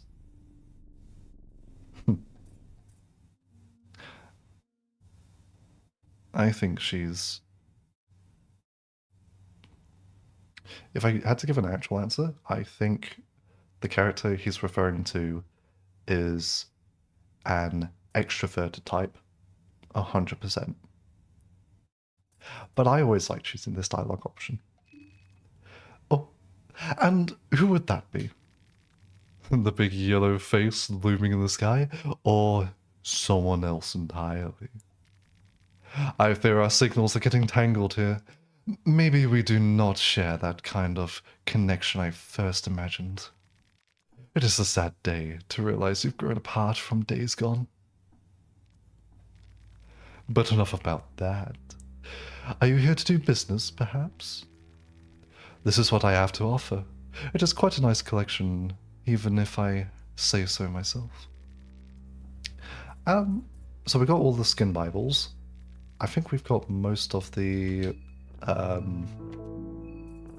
recipe books. Oh, we've only got volume 1. No, we got volume 2, they're just not ordered.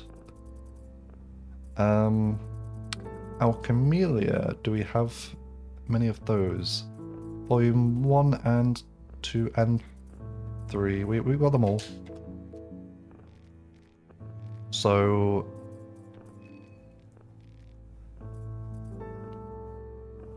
yeah, I don't really want anything from you, Pocket Cat. I will take a Book of Enlightenment. And I guess I'll just keep the heads. Can't complain about having some extra heads.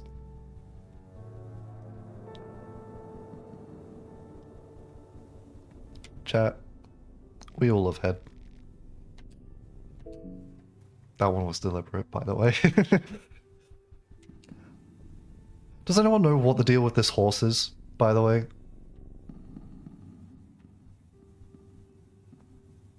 Because I've got no idea. As far as I'm aware, there's no, like, gameplay thing to do with it. It's just here. You can't interact with it. It just walks around the museum and it's really weird. Oh, that's you one? Ah, okay, okay, no worries. I actually were.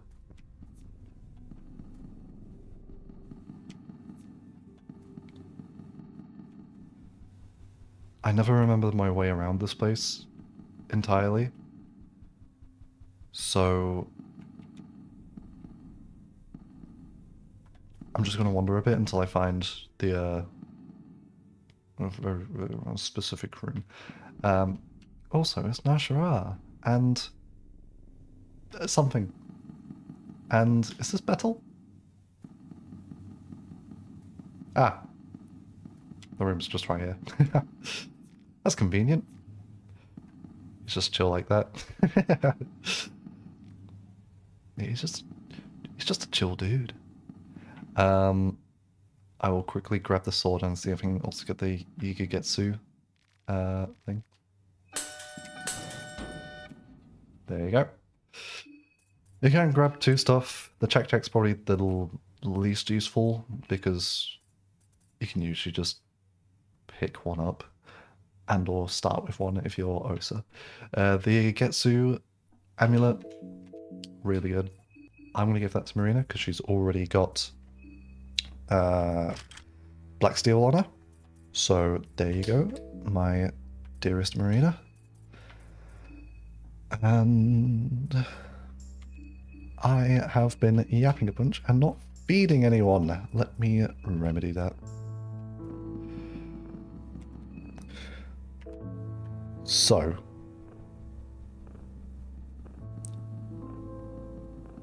I think I have killed enough time. I think what we need to do is fight the heartless one. I think now's the time to do it, chat. So let me double check everything that I have with Osa. We will want to take the Leechmonger ring from Marina and Salmon Snake Charm's really nice, or Salmon Snake Amulet. However, just for the extra physical defense, I think the arm guards are probably better. Joy Mask is also nice just because it's a little bit of defense, like a little bit of overall defense. So I think this is probably what we want. Also, yeah, the Galean Greatsword. Also, very underutilized weapon. I want to give it to Dan, so he can be a knight in shining armor. Or shining leather, I guess. Which makes it sound like he's... Actually, no. I'm not going to say that.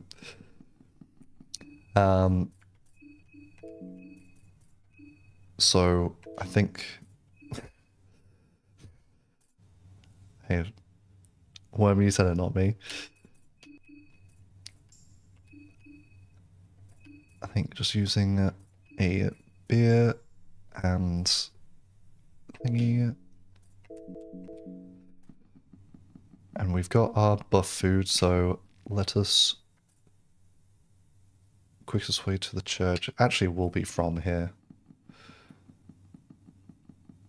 And I will use a Book of Enlightenment right outside of her spawn. The reason why I'm going to the church one is just because I like doing it at the church. I think it's fitting. It's thematic. It's cool. I think this way might be... I'll go this way anyway.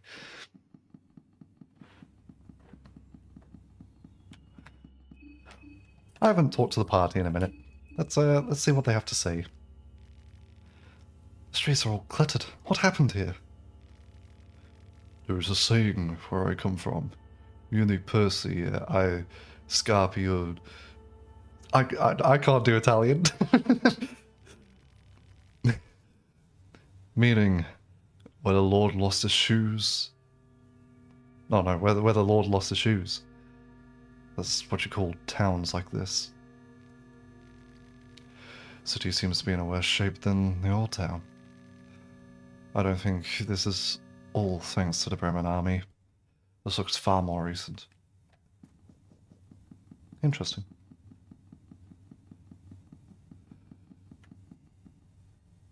I will say, I have kind of just made a party of my 4 favorite characters.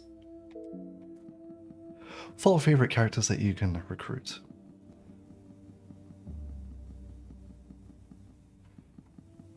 I think Dan is actually heartbreakingly upsetting. I think Marco is just genuinely lovely, probably the best of everyone.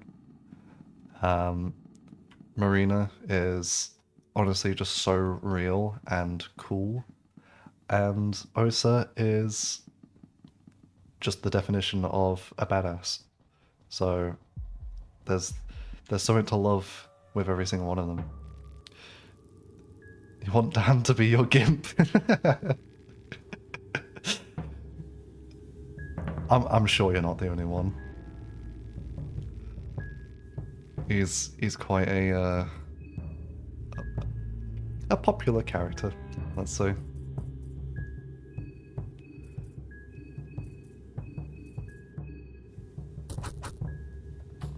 Can we just safely take out Crimson Valve with the damage output we've got? I mean, yeah, it doesn't matter who gets mind controlled. It's Marina, that's fine. Because we're still going to take him out. There we go. But not before Enki.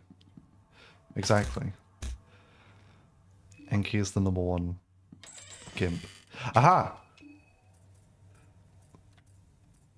Speak of the devil. So, we picked up some nettles.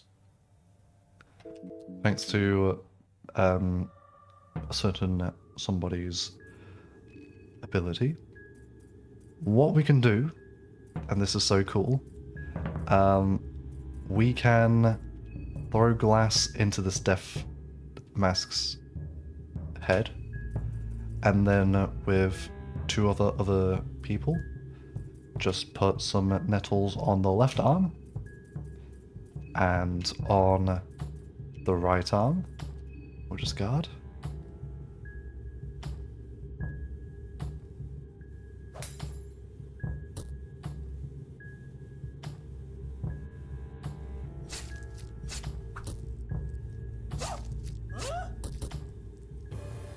Alright, Marina is armless, but that's fine. So, all you need to do is basically just survive that initial attack. And once you've done that, the death mask cannot hit you. With just base irritation on the 2 arms and blindness on the head, I think it does pretty much reduce his accuracy to 0. And I'm so confident I'm just going to show this off for a few turns.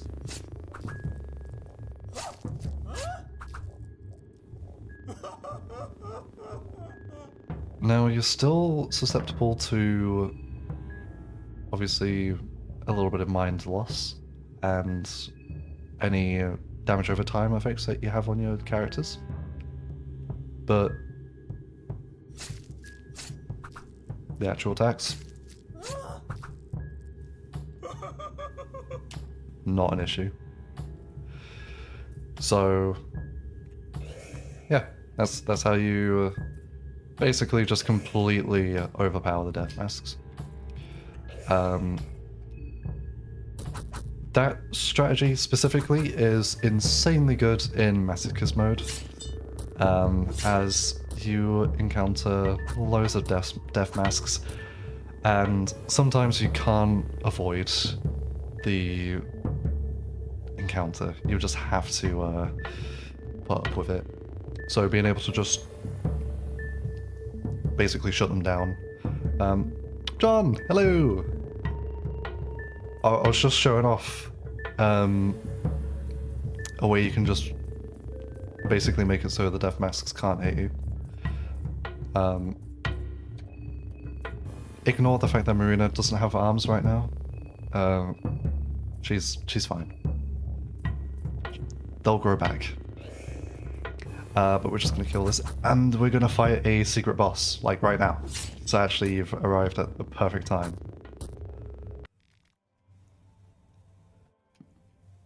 Quickly just gonna search him. And take his head.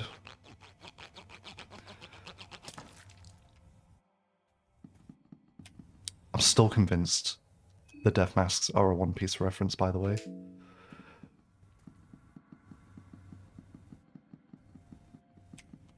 But about that. So let's make sure we're topped off. Don't kill him, he's your little death mask. Worm, I don't care. I'll kill whoever the heck I want. Oh, thank you. Yeah, my what was a muffin? Yeah, to be fair, when it's just like close up, it could be anything. I know, he's a little snake. I do like snakes. Evil Aether, you know it. So we're going to quickly save. And John, I don't know if you encountered this in your playthrough. You probably didn't. There is a secret boss you can face. Getting to the basement bit of the church, a lot of people just, you know, cut the chandelier and then they get down that way. If you do the moonless fight and then go up to the like elevator bit, you can get to the basement that way as well. So if you do that without cutting the chandelier, you actually get access to a room that has a key. And then if you draw a rare circle on one of the spare circles down here, you find a little individual chained up. You can use that key that you found to free them, and you get a heart-shaped locket, which you can offer here. I'm just doing this just to show it off. This isn't going to be the actual attempt because I have not buffed up. This is the Heartless one. It is probably the hardest fight in the game. It's really tough, and it's also really cool. So I'm just going to show it off as much as I can. And the reason why it's so hard is because you have to do it one-on-one. And also the music's really good. What a bore. You better put up a good show. I don't want to fight you. And now I owe you something? Hardly. Yeah, she is so cool. And this is a fight that's worth doing if you're able to do so. I'm just going to guard just to show off some of her attacks. So she's got a multi-attack there. She's got a magical attack there that just does a bunch of damage. Fortunately, we have a whole bunch of agility, so we still get our extra turns. I'm not going to attack her. Like I say, this is not my real attempt. I'm just showing off the cool stuff that she does. She also has another big multi-attack, which... And then she's got another spell. And yeah, you can see how, without much prep, you will just instantly die. Luckily, I've prepped quite a lot. So this is my loadout. The Joy Mask, just a quick rundown, is a secret item only Osa can get, because he has a thing where you can do like a text adventure during his character history, and this is a secret item in that. Or rather, you get a key from that, which then, if you go to the Golden Gates, you can then get this whole big thing. I did it in a previous stream. I'll probably do like a YouTube video as well, just going through it, just because it's really cool. And an underused item. We don't have the best weapon we could have, but the Circle Spear is still pretty good. Meat Grinder is probably the best, but that's too meta. So, yeah. But what we will do is we will now use some of our buffing stuff. So I will use the pet pills. We've got plenty to use. We do have a brown vial as well that we can use in combat if need be. I want to go into food. We have Henrik's stuff here. His plus food, so we can get that, and that. It looks like it's just replaced the defense. It hasn't. We still have the defense buff. So let's just offer our locket. Is Enki the best character to start with? Ignore Worm. I would say no. He's good, but he's not a beginner-friendly character, I would say. Honestly, I would say either Das or Kahara are probably the two like easy options. You can't really go wrong with any of them. I would say Ragnvalder is probably the worst. Maybe not the worst on the first playthrough, but his like unique abilities are kind of just bad. As funny as it is being a cannibal, it's not actually that useful, especially when you compare it to like literally any other ability all the other characters have. Warcry is also really bad, but he also does have a little bit of extra attack, so he's still really good for a new player. Can't go wrong, but I would say either Kahara or Das are probably the two best. I hope you're prepared to die! Okay, so here's what I'm going to do. I'm going to guard initially, just to reduce the damage that we take. Evasion coming in clutch. 6 damage, that's nothing. And because we're Osa and we've leveled up our meditation, we get full rev points just from guarding. So we are... Oh, I didn't set this up perfectly. I could have rotted as well. It's fine that we didn't. It's whatever. We'll just do it without rot. It'll just mean we'll just have to do an extra turn, most likely. And I believe the best thing we can do is just torso strike. Her soul strike, I'm pretty sure, can remove limbs. The Curse of Light can give you a debuff. We just received it there. That makes us more susceptible to magic damage. And after a set amount of turns, she also gets an additional attack on top of all of the ones that she's already doing. And if you don't have more than 20 agility, you will not have double turns, which is extremely important.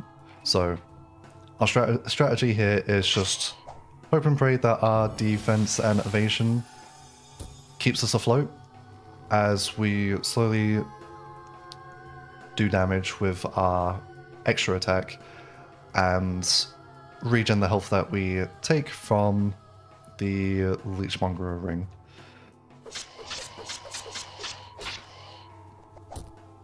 It's a very specific little loadout that you need to have. Yeah, turn 3, she opens her wings, and this is where she gets her extra attack.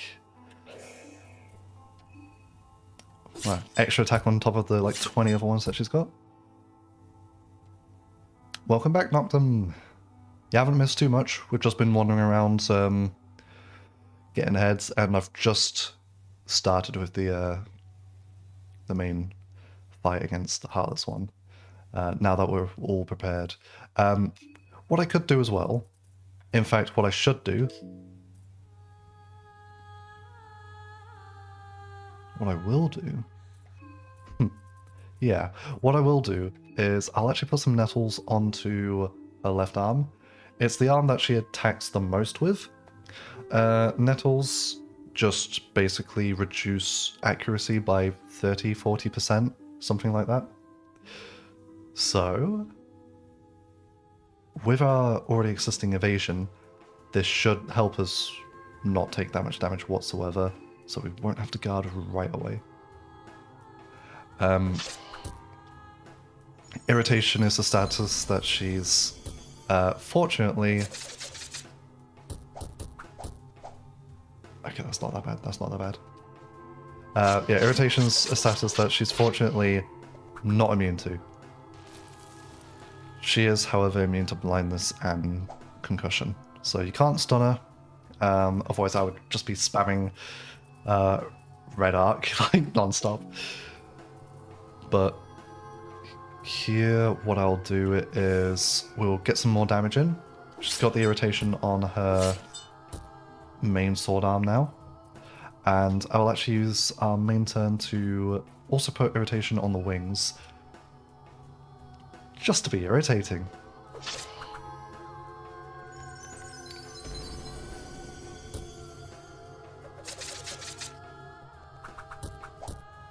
And yeah, you can see, like, it really pays to have a bit of irritation on the boss. With this extra turn, I'm going to use the one brown vial that we have, because all of her buffs have just run off. And here, I think the safest thing to do is just full heal, which this will be enough to do so.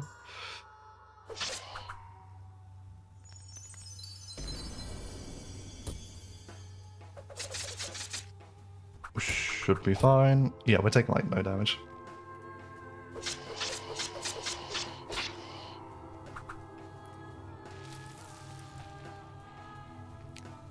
What's the button to do the full rev? I don't know on keyboard, because I play on controller.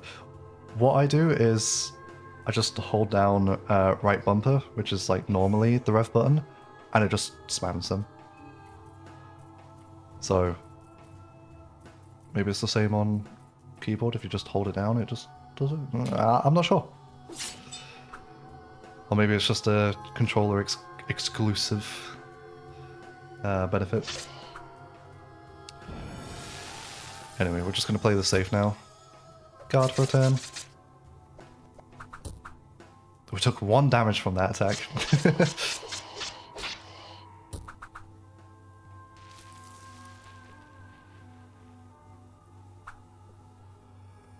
And full rev, torso. These misses are actually breaking my heart right now.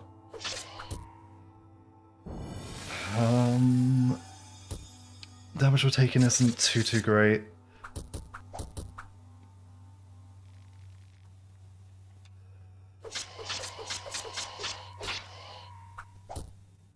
Ooh, okay, this better miss. Please.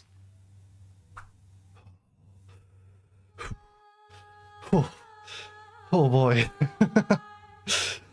I need to get some more damage in while we've got the buffs ongoing. And we heal from the damage we do. We've got Leash longer. And on this turn, we will just use some mixed herbs, put us to 100. That should be fine. We've got evasion. We've got irritation.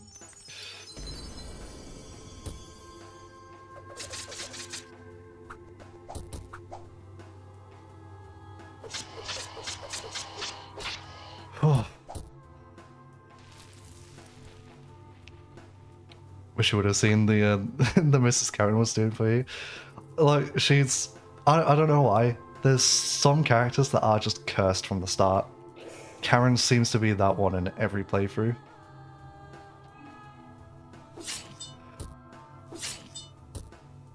And there we go. There is a glitch where her torso does remain with a little bit of extra HP. Yeah, just attack it.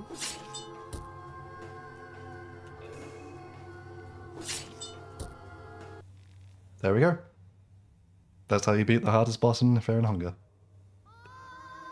Without the best equipment you can get, mind you.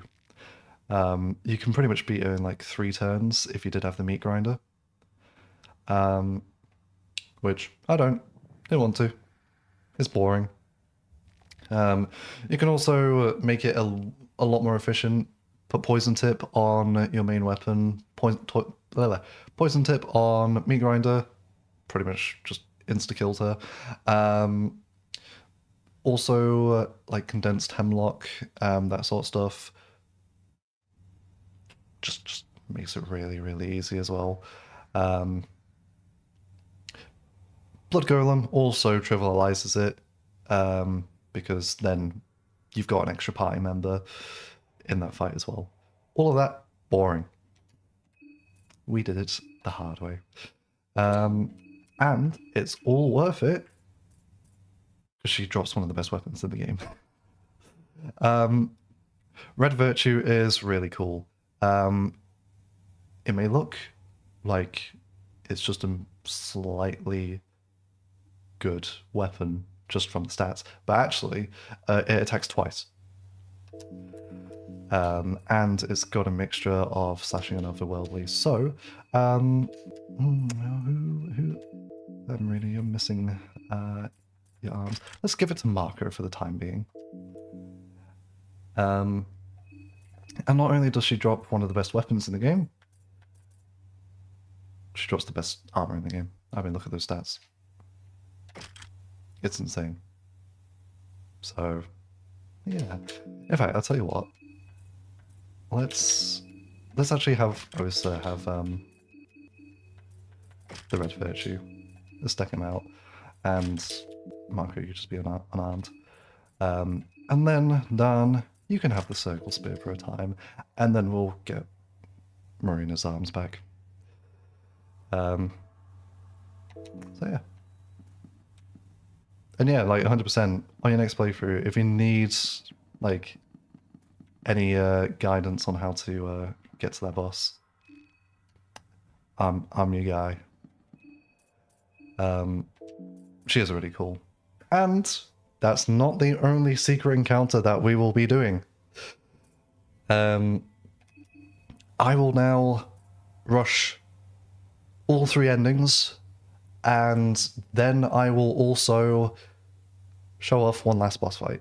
And then I think that will probably be it. Marina, put yourself back together. What are you playing at? We still have that annoying debuff on. We could just use a Purifying Talisman and that gets rid of it. And let's get rid of our bleeding. You definitely need guidance. Yep, I know the best route to go to get her. You can actually fight her on the morning of day 1, if you know what you're doing. And actually, you could probably beat her on the morning of day 1. Oh, dude, I should totally try that. I should definitely do like just a full every boss day one playthrough. That would be nuts.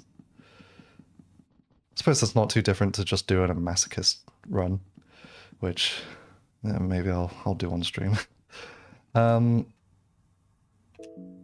So let's just run up this way. I think... Did I get all the tele-electroscopes? I think the only one I haven't done is the one in the forest. So actually, let's loop around and grab that one real quick. What characters are out day one? The only ones you can recruit... oh yeah, I forgot Caleb died fighting Circle. Rest in peace. Yeah, the only ones that you can get are Caleb, Abella, and Levi. And Osa. So if you played as... who's like an annoying one to recruit? I guess if you played as Karen, you could get a pretty good full party on morning of day one, which is nice. We want to go this way. No, we want to... which way? We'll go this way.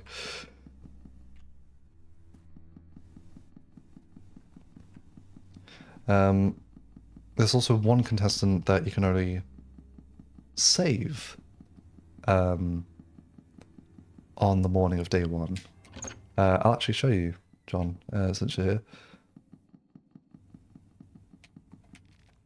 Because I also want to quickly just kill her. Ignore Pav, he's just sleeping.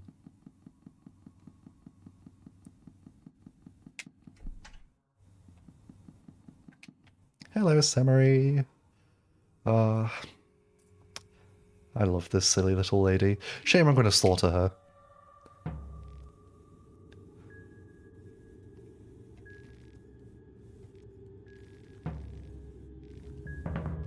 And everyone's just like, we don't want to do this. And then we can just confuse her and then kill her. The reason why I'm killing her is because I want to masturbate. Which is actually one of her skills. I'm not being like a weird perv. You will never play Karen. Fair. Karen's actually like a pretty fun character to play, I will say. Clipped for real this time. Yeah, fair.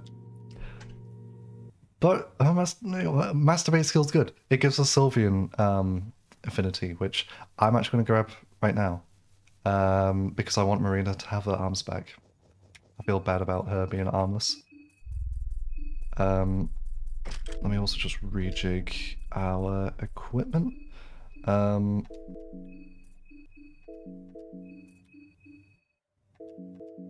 Let's...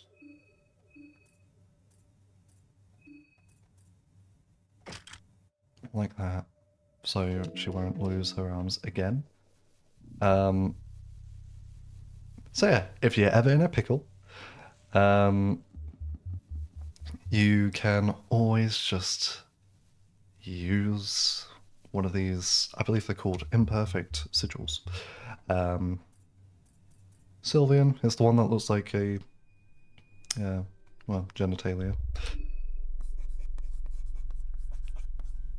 Is Marina my favorite character? Yes.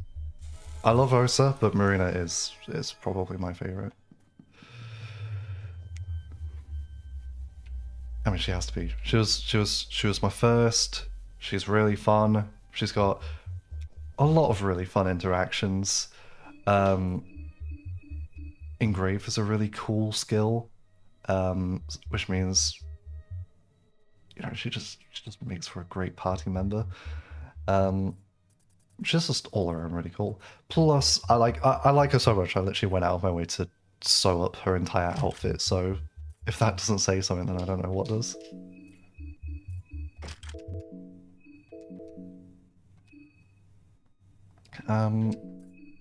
Okay, wait. So yeah, let's have Marina have Black Steel. Let's have Dan have Circle Spear. Yeah, Marco, you can barefist it. Good choice, Nocturne. We like Marco in this household. And let me let me go buy the ability to masturbate.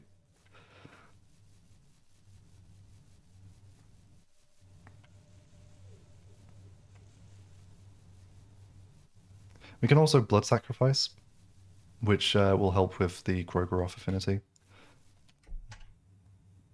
And I think I've probably got a sigil somewhere that I haven't used yet. Maybe. Perhaps. Perchance. I don't remember. I'll have a look around. But here, now that we've got down here, blood sacrifice and masturbation. And we can start getting some of the Sylvian spells.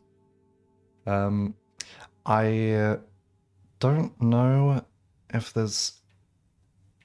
if you can actually get like full affinity on every single god. I might have to look into that actually. It'd be very cool to have like like literally 100% run. Oh, sorry, auto mod being annoying. Yeah, Dio the goat. Him and Abella carried the team. Yeah, Abella's so good. Like, she is so good. And Marco is just such a good character to both have as a party member and also just play as. Anyway, let's go masturbate in the woods in an abandoned shack. Don't quit that. I'm playing Fear and Hunger. That's what we do! There's also a free masturbation point at the orphanage. Oh, that's... Oh, why did I say that? Oh my god. Yes, we can masturbate. Let's do it. Thank god it's censored. Again, auto mod.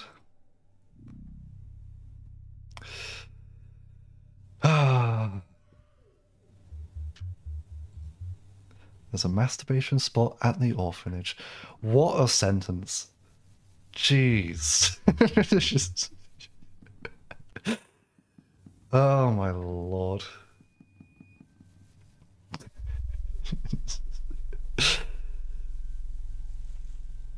To be fair, the sigil's drawn there already. I'm sure Father Hugo was doing some horrendously nefarious stuff over there. What's the quickest way for us to get to the orphanage? It's probably just from the block. Can they uncensor it? Worm. Easy.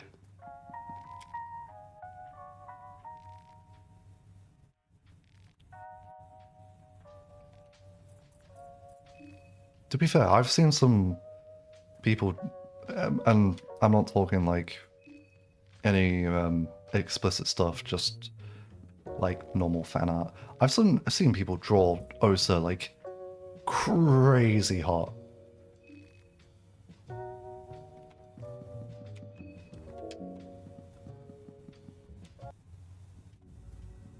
Which is understandable, because he is kind of dishy.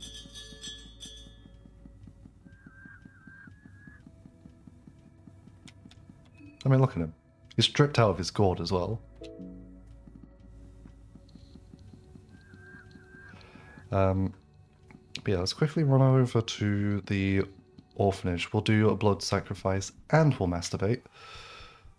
Yeah, if we're gonna be an absolute creep and a weirdo at the orphanage...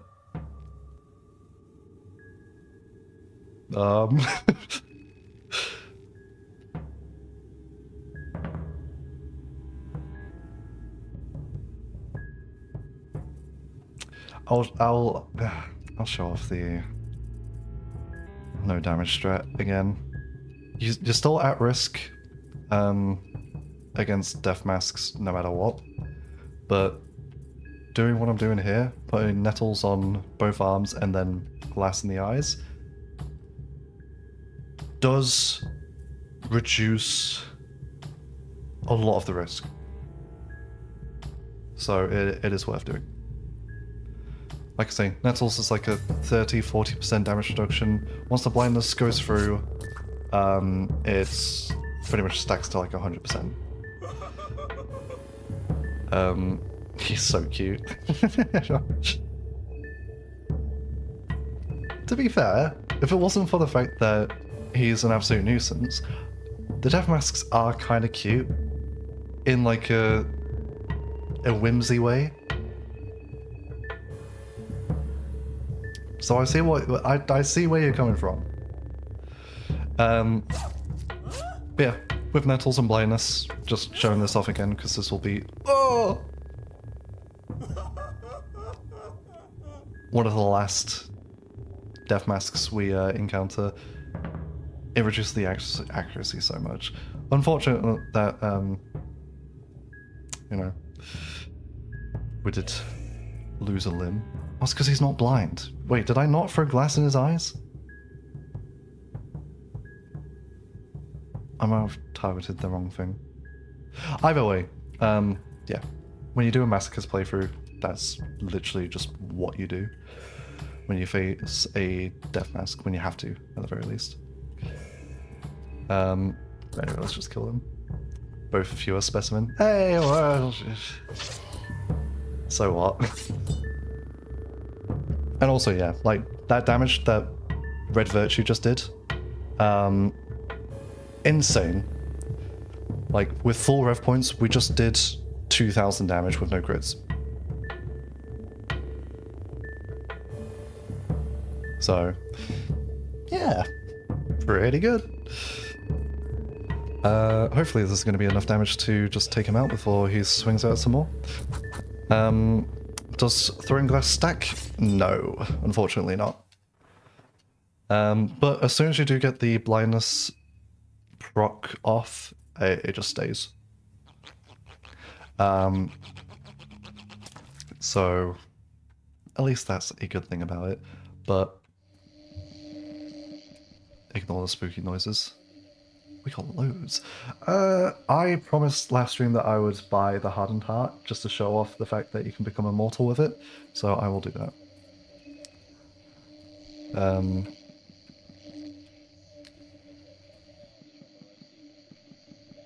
Why is it still static? Is that ever going to end? There we go. Yeah, when you do like masochist playthroughs, which is the hardest mode, you pretty much just always abuse the glass nettle strategy on harder enemies, because it's pretty much the only way you can actually deal with the amount of damage a lot of enemies put out.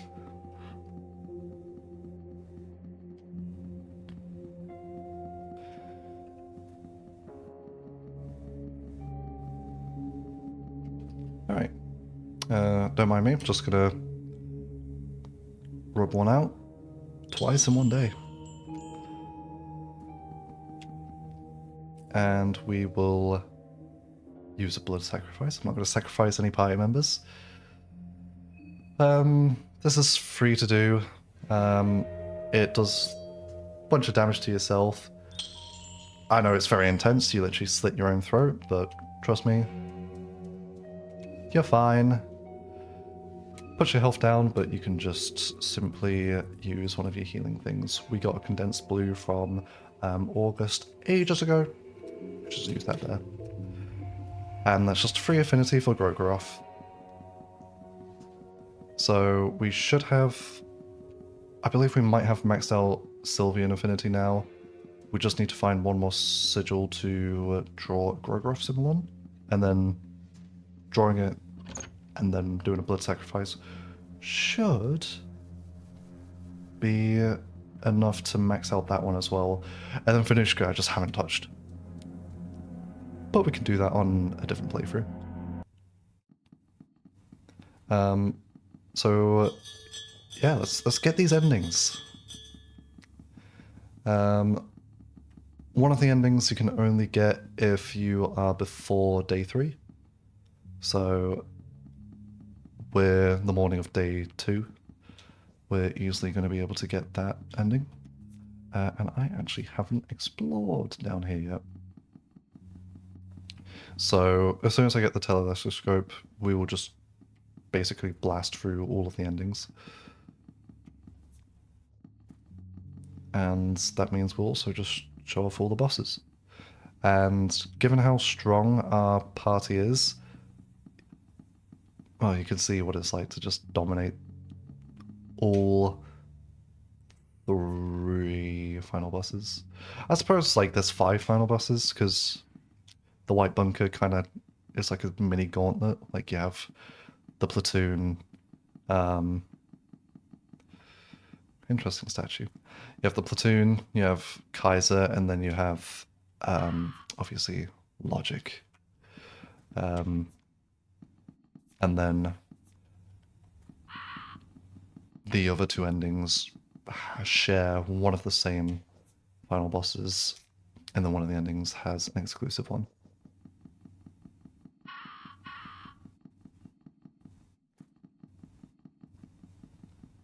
And actually, one of those bosses I've only done like twice. So I don't fully remember like how to do it. At least how to do it efficiently.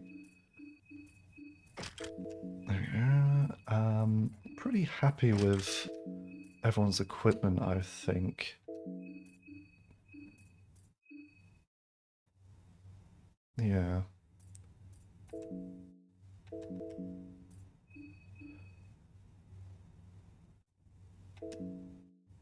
How many arms do we have? Are arms in food? No. They're probably in the body bag. We got 8 arms. Okay. So Flesh Preparatory is going to be pretty strong at this point. Which is nice. It's a shame, obviously, we lost an arm on Dan, but it's not the end of the world, to be honest. Alright. Where am I going? I'm avoiding the Sojobs.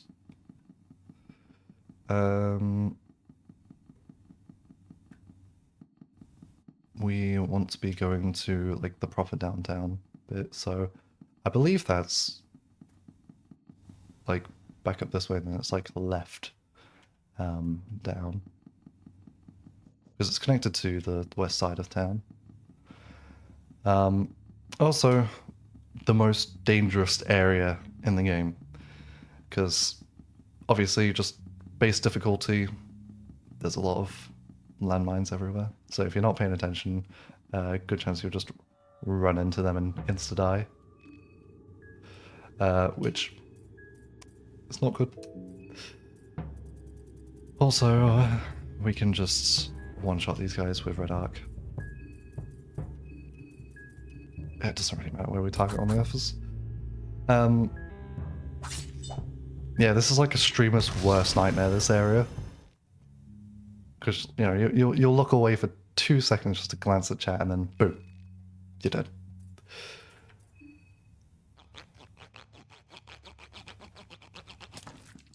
Thank you for the head.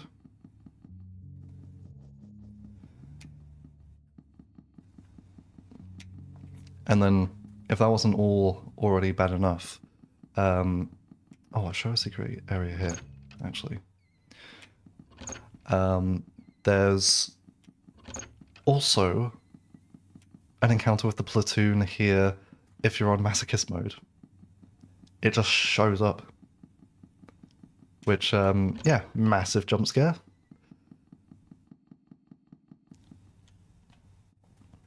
And because it's masochist mode, there's a good chance you're just going to die. was set back 4 hours of progress to his landmines. Yeah, yeah. I only once have I triggered those landmines. The thing I end up falling victim to actually is the bear traps. You know, in like the shantytown bit on the east side. Those have got me so many times.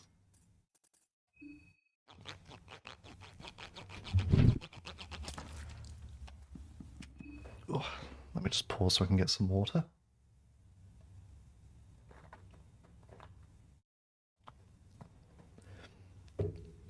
Gotta stay hydrated. Especially because it's still like crazy heat wave in the UK right now. Okay, so we got what we need up here. Not going to bother with anything else. Let's just go down and show off this little secret area. A lot of people know of it. Also, you can just pick up these glasses.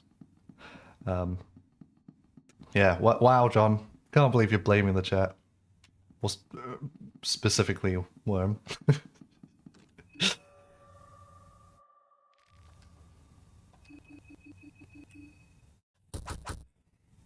Pretty sure we just have the damage output to just, yeah, destroy the door. Red Virtue is so good for breaking down doors. So is Meat Grinder as well. But oh my god, they're just so good. They're just, oh. Wow. So back this way, you've got dude who's clearly shot himself. Some stuff, and then a lot of people do end up coming here, and they're like, oh yeah, like stuff here. But this isn't the secret area. The secret is I don't remember exactly where. I'll point it out when we get there. But there's a special item there, and I'll also explain a very specific use for that special item. Stop eating bugs in the corner and be distracted. Well, are we going to have an intermission about your bug eating habits?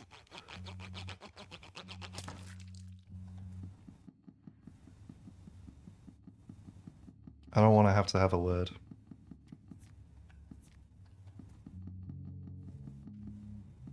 I think it's like bottom left.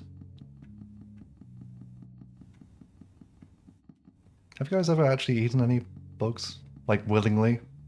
Not just in your sleep? I've tried cricket, mealworms, and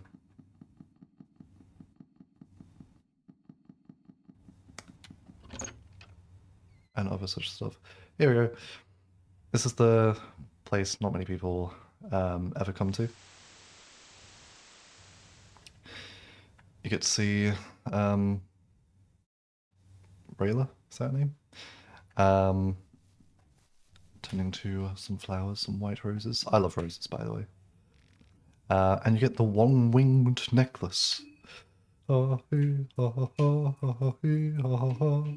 Sephiroth. And this, I'm pretty sure it just has the thing where when you're below half HP, you get like a little defense boost. It's okay. If you play as Olivia, you start with the other wing, and if you come here as her, you can then get both wings, and you can combine them to make just a full necklace pendant. Necklace pendant? Butterfly pendant. So yeah, that's pretty cool.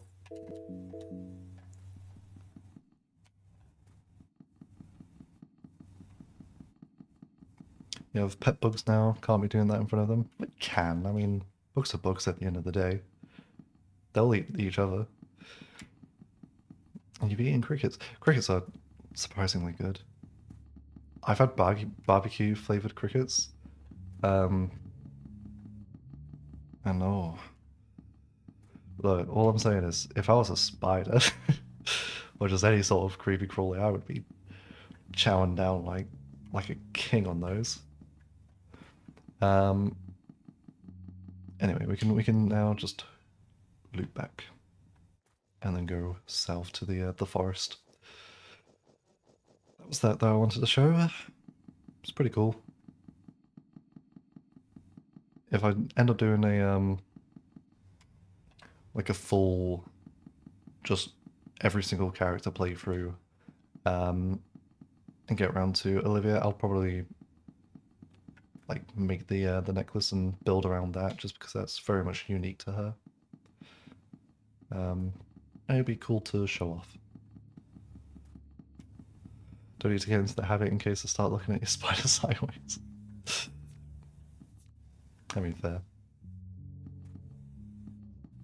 What sort of spiders do you have? Do you have like tarantulas or little orb weavers?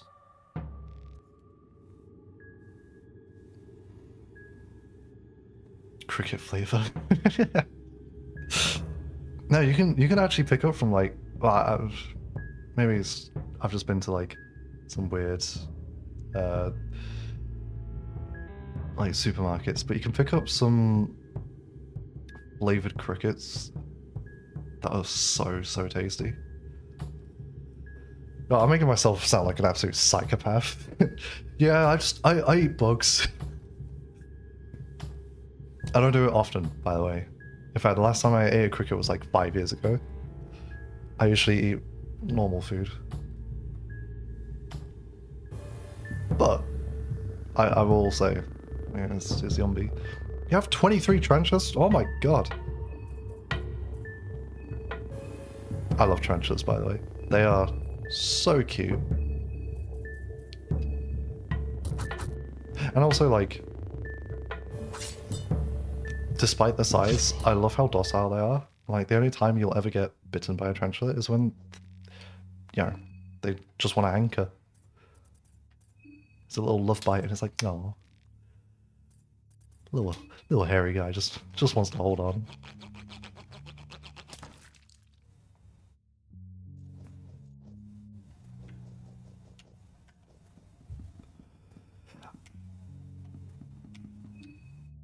I'm trying to remember, with tarantulas, is it the males or the females that live like really long? Because I know it's like a thing where when you get like a young tarantula, you have to wait for them to molt so you can find out the gender, and then you get to know whether or not you're going to be having it for a year or the rest of your life.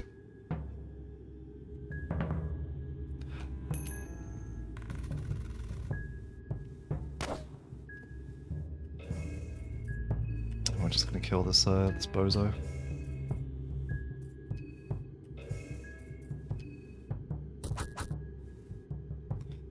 Females live and oh my god, auto mod.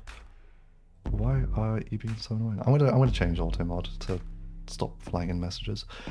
Yeah, it's the females.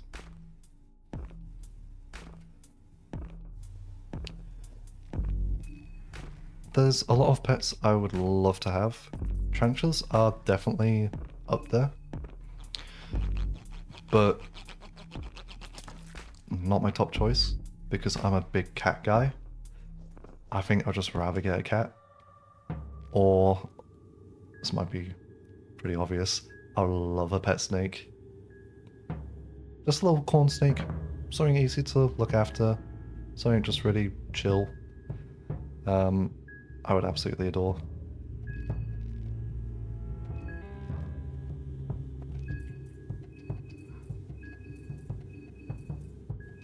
Last time I had a dog was an absolute nightmare.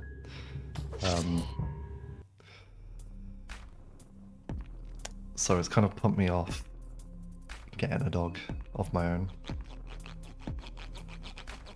But cats, absolutely. They're like, I love me a little kitty. Corsair's are so cute. You had one called Pedro growing up. That is adorable. Yeah, when I was young, I was actually like, I wasn't like fully frightened of.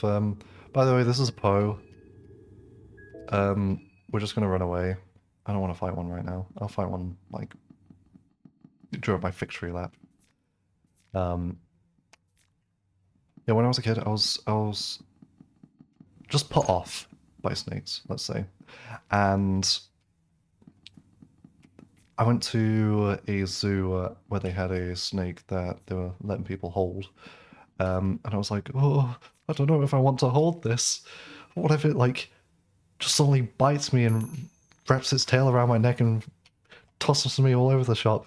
And so I held it, and I was just like, oh wait, these are really chill animals. Like what the heck? And yeah, I just immediately fell in love. And I used to live in a somewhat like countryside area, and we used to get loads of slow worms in the garden, which not snakes, they're just legless lizards, but they're basically snakes, and they are so cute. I absolutely love just finding one in the grass and just being like, "Oh, hello, little buddy," picking them up and just giving them a little boop and then putting them down. What happened with my dog? So basically, to cut a very long story short, um,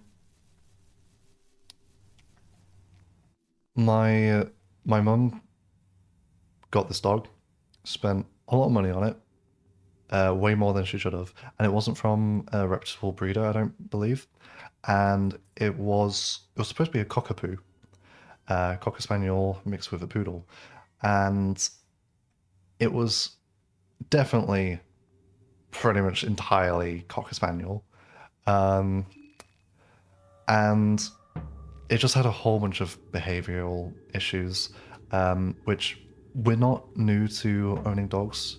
Pretty much my whole life we've had dogs. So when we got this one, and we're just having issue after issue, there's only like so much you can do with a dog before you realize, okay, clearly we're just not the right people for this dog.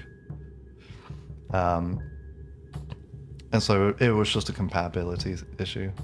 Luckily, he was rehomed to a very good couple, and as far as we're aware, he's extremely happy now. But it was a stressful time having that dog.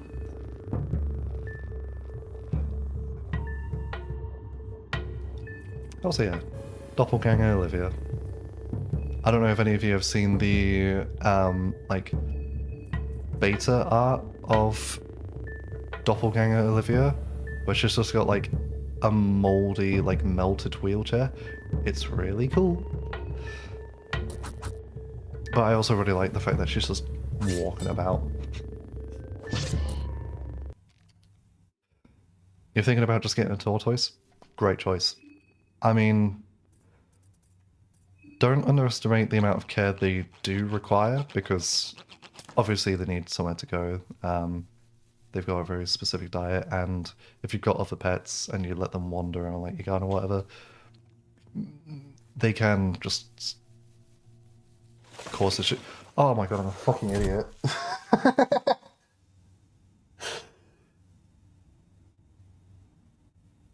I looked down at chat and I completely forgot. Oh my god, it's been a while since I last saved. Oh my god, it was before the... Chat, this is absolutely fine. Not a big deal whatsoever. Not a big deal whatsoever. That just means we get to play Fear and Hunger more. So I can't be mad. And that means we get to fight this boss again, which I'm actually really happy about, because it's an awesome fight. Let me show you a bit more of a meta strategy. So we open up the Spice Forge, and here on Rot, we will do that.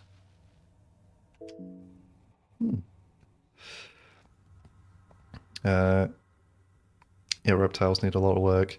Was also thinking of getting it and I have a Torx cam so you guys can watch him. That would be really, really cool. I love pet cams.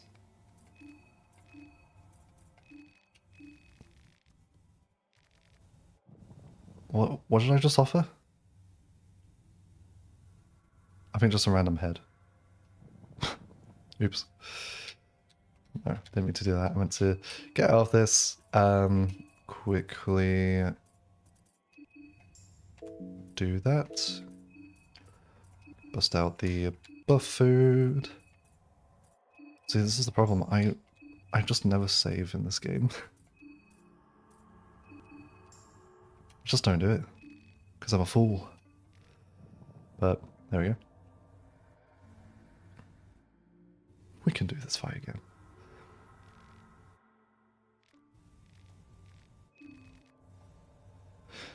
I'm trying to think, pet-wise, what other pets I really like. I like fish. Fish are cool. Alright, no worries, Flash. You take care. And thank you for being here.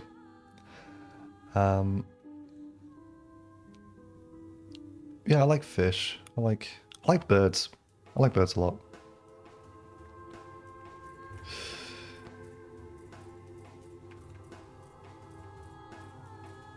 I really like crows. Sorry, can I just like spurg about crows for a bit? I really, really like crows. All corvids, mind you. We used to have a lot of jackdaws. When I lived like in the northern part of the country, and they're so stupid, but they're so funny. I love jackdaws. Crows are just really sweet animals. Ravens are badass as hell. And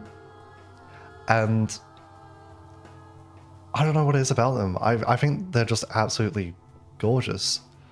In fact, yes, I do like Crow Mauler a lot. I don't have any tattoos yet. Here's another little nugget of Aether lore. If you need an idea of what I look like,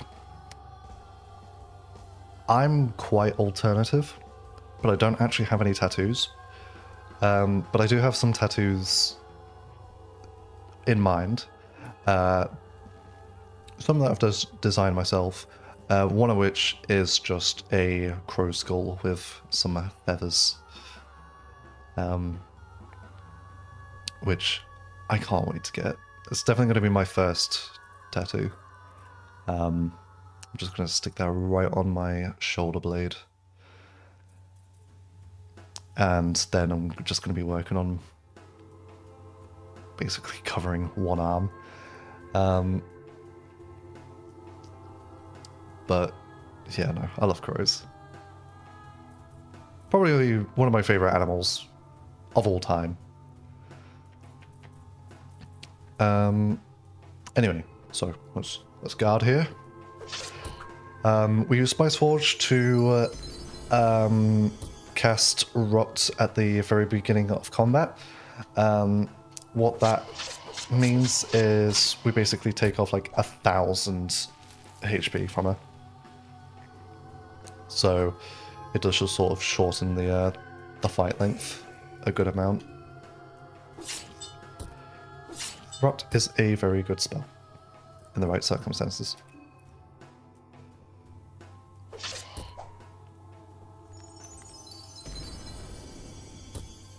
I also really like bats. I like all of the classic goth animals. My favorite Pokemon is actually a combination of my two favorite animals. Crows and bats. Because I love Crobat. I think he is an awesome Pokemon.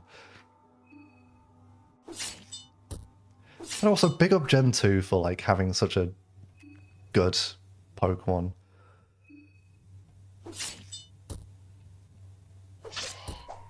Although I am a very big Gen 3 guy.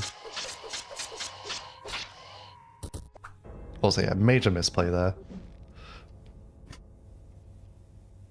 But that's fine. We can retry.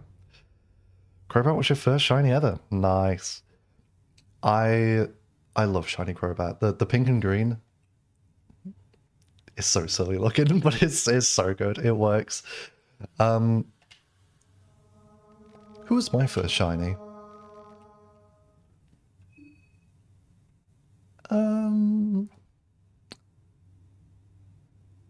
First, like, proper shiny that wasn't just, like, an event shiny or anything like that.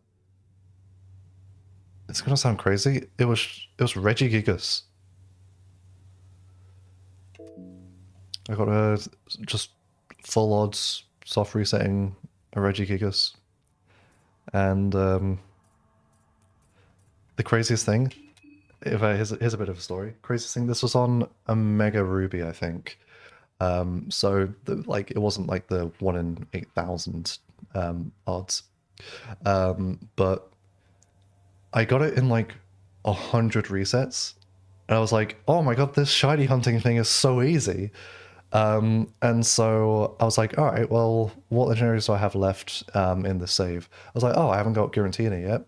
So I started shiny hunting Giratina exact same way, just soft resetting. And that was, I think that started about 6 years ago. So I still don't have it.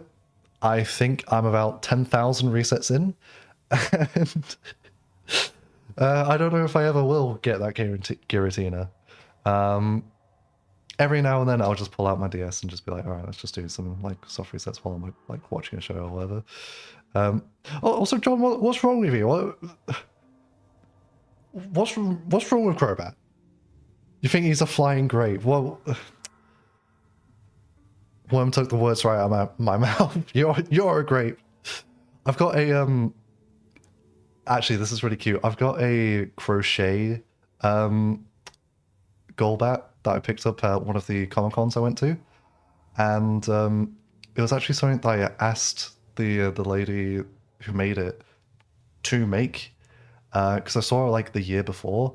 I was like, "Oh, do you have any Crobats?" Because she had a whole bunch of like little crocheted Pokemon, and she's like, "No, I don't have Crobat." She's like, "Is he popular?" And obviously, I just lied to her face. I was like, "Yeah. People love Crobat." And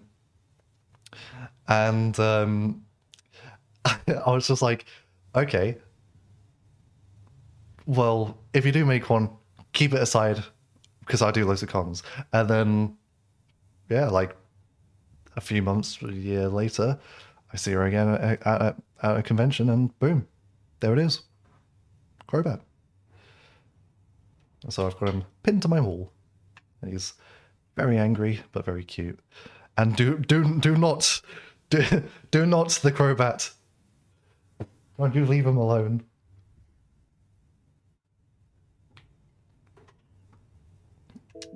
Can't believe you would even suggest doing such a thing. I think, look, John, I think you're just mad because clearly Crobat just mogs Psyduck in every single way. Like, it's not even close. And this is coming from someone who actually does like Psyduck.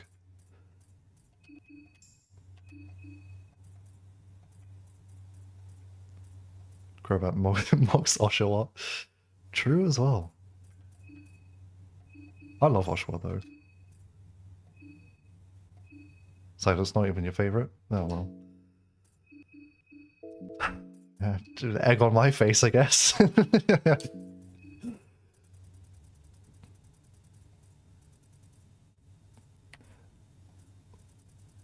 Am I blind? Did I just scroll past the pet bills? I did. There we go. We reject the Spice Forge. Your favorite is Oshawott. Yeah. Okay, whatever you say. Good choice, though.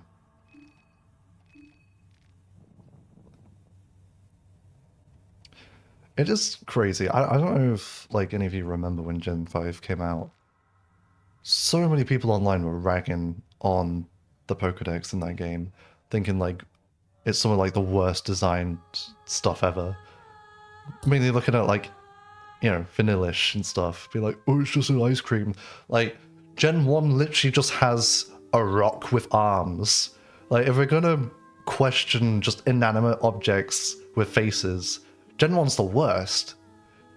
You got a magnet with a face, you got a rock with a face, you got like 12 rocks with faces. You got a ball with a face. You got blackface? Like, come on. Gen 5 has some really good Pokemon. So, I don't know why, like, when that game initially came out, people were just ragging on the deck so hard. And now it's like revisionist history. Everyone's like, oh, Gen 5 is like the best. It's always been the best. It's like, no, everyone was chatting shit about it. Fear and Hunger Fanatic. Oh my god. Well, haven't you come to the right stream?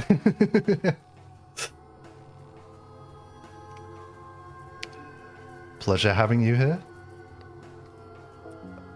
Okay, so let's lock in. Let's play this extremely safely.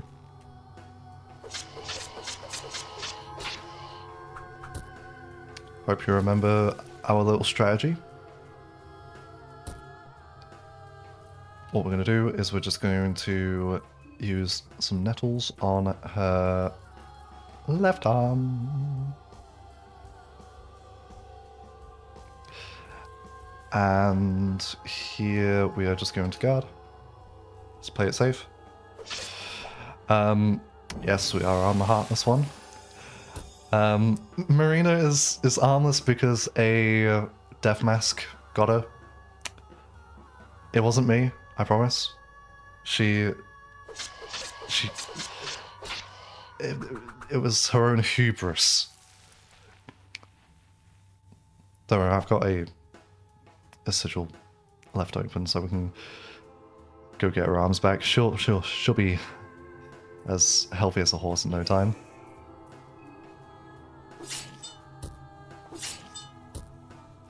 And also, yeah, I did just have like a big like half an hour setback because I'm a fool.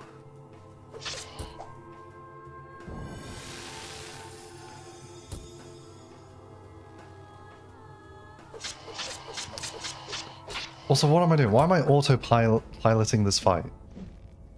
Can I pay attention? Sorry about this, chat.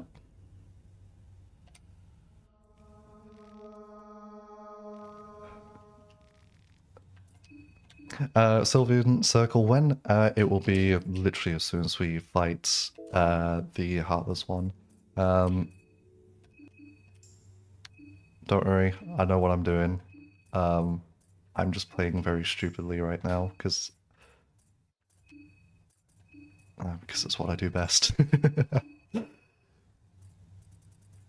Oh, you know, that heroine's looking real good. No. That's, give offering. Oh, I didn't equip rot. Ah, it's fine.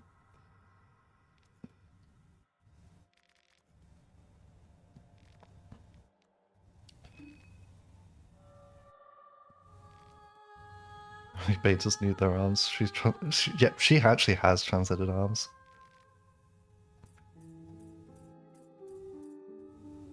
But a mortal body is a holy treasure to be worshipped. True. Oh, Marina. If only you were real.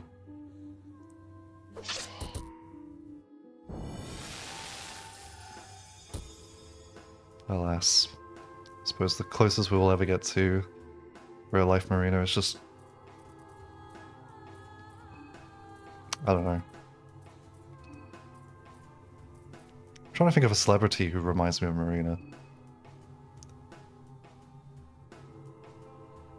I don't know if there's one. Myself. Let's say myself.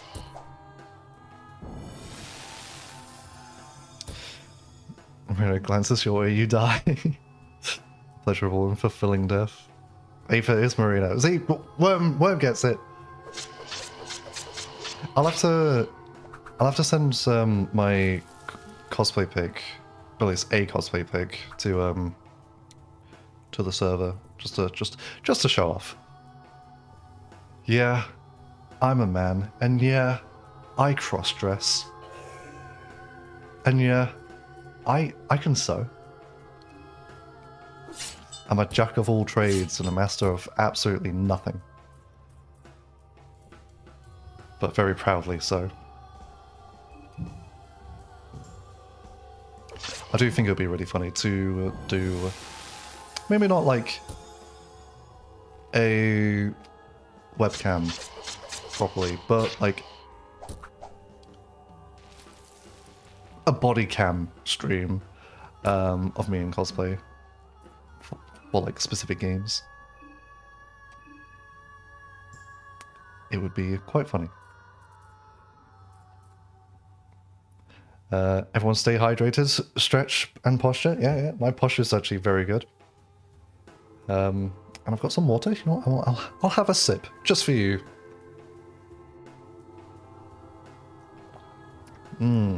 Yummy. Love me some water. Cross-dressing seems nice. Honestly, like, it's really weird because you think it's the sort of thing a lot of people would get shamed for, but because like when I do it in like cosplay communities, so many people are like really supportive. They're like, oh my god, yeah, absolute icon, like rock that shit. And because of that, it's actually quite like liberating, I guess.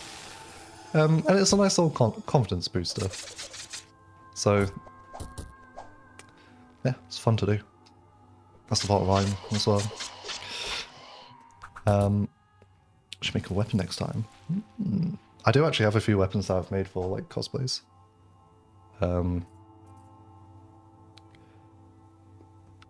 I made a Sailor Saturn cosplay, actually, and I made a staff, which was a ball ache to do, but it was really, really cool.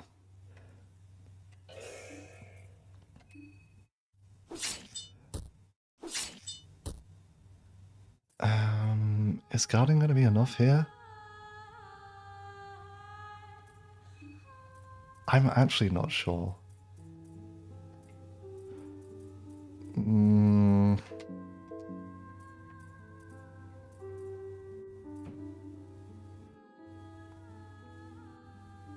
Let's guard. I mean, 75. Yeah, that might be enough. Sorry, I'm missing a whole bunch of the chat. Waters for the weak. Disagree. You're weak because you don't drink water. You tell them, John. Marina's sweat is superior. Honestly, no comment. Ah, damn it. To wear cute dresses and be pretty. The first part's the easy part. Just putting on the dress. The being pretty part. It's harder than you think.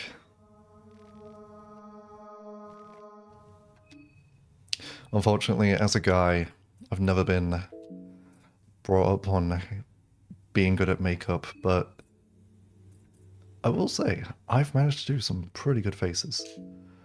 And my last one with Marina was definitely quite a look, if I do say so myself.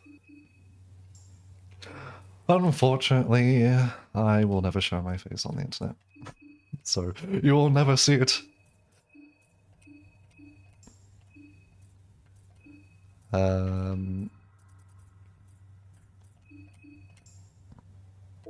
Let's actually remember to equip our rot. L and get fun good. Yeah, them's the breaks. Shit happens. we just go again. Funga fan, thank you for the follow. I very much appreciate it. I will most likely be doing plenty of Funga streams, just because I absolutely adore these games. And when the next update comes out, I will be playing a lot of it. So I'll most likely do like a big marathon when the update comes out. Peasants can't order me around. All right, can we not have some arguing going on in the chat? Are you already peeving me off? I don't mean to use strong language like that, but jeez, we're supposed to be having good vibes here.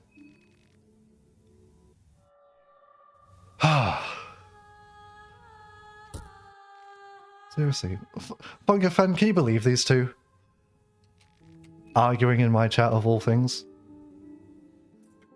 He started it. Well, I don't care. Can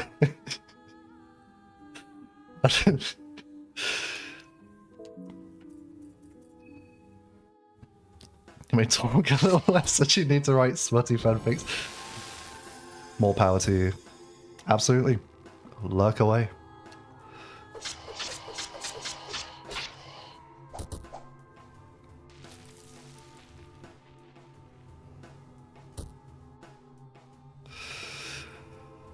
Okay, hopefully the damage we do here will be...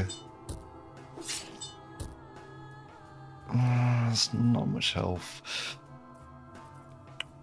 I'm going to play this risky and hope RNG is in our favor just in these early turns. This is outrageous behavior.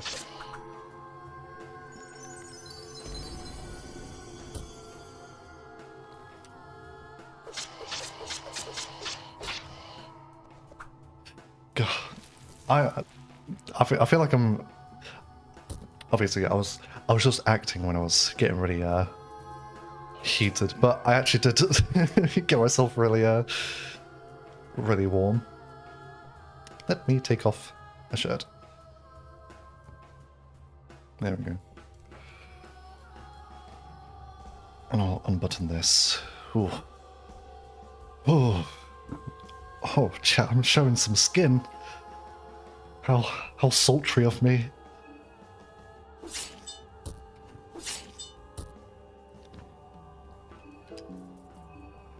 Alright, now this is going okay.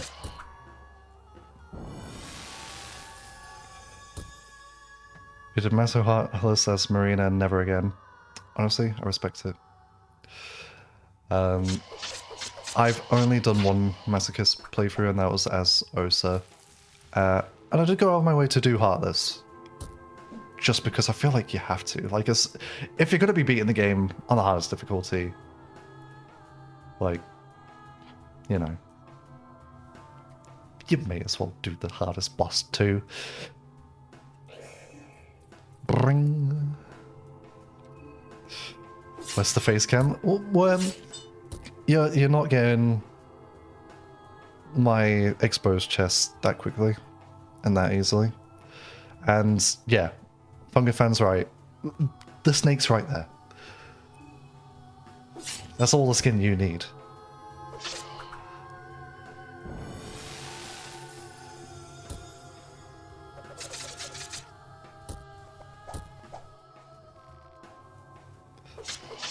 We are taking quite a bit of damage.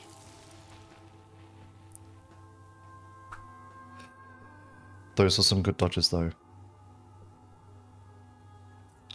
I think we...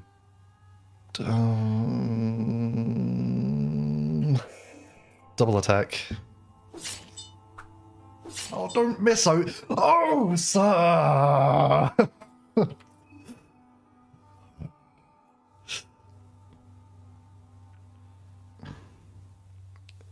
I am going to strangle this man. Whatever. Do I have any suggestions for your 24-hour stream?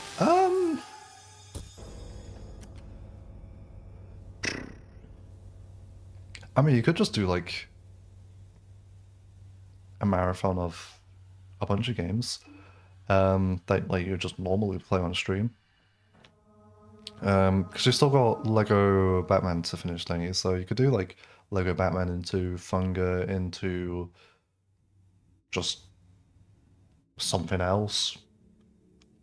Chat time. I'm honestly not sure. If you want to be really, really brave, you could do 24-hour karaoke. Karaoke with the chat! Imagine!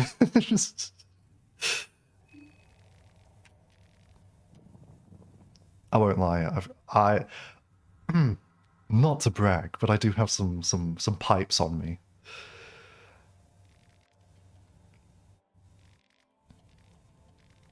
And I do love a bit of karaoke. I didn't buff up, did I?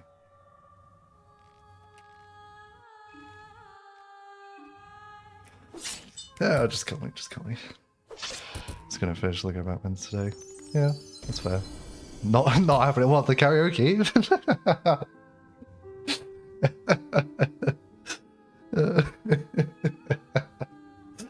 Oh, what's wrong with that?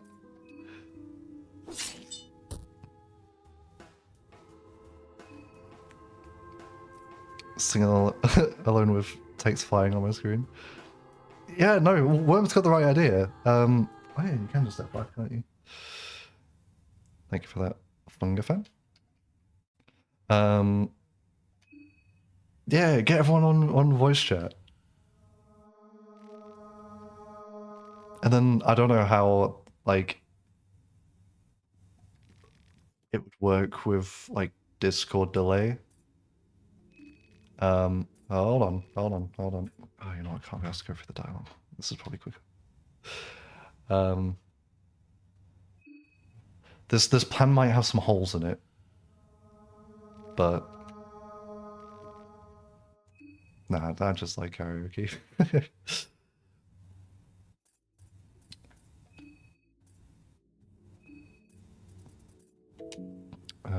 It's not in healing, it's in items. Get back with our little buffs. I will also use like a purifying talisman because I just never do. And honestly, I'm kind of just debuffing myself by not using one. Oh, you did a cappella choir back in school. That's cool. I unfortunately was a late bloomer when it came to my like musical interest. At least when it came to like actually like doing it myself. So I didn't sing for like a decade. I just never sang. I didn't even try. I was like, nah, don't need to. And then it was when I was like 18 that I was like, you know what? I'm gonna start like making music and stuff. And then I tried singing. I was like, oh my god, I'm bad at this.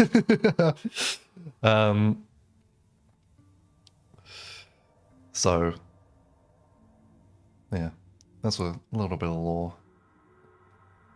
I never sang for the longest time, and it wasn't until I hit my adult years that I started.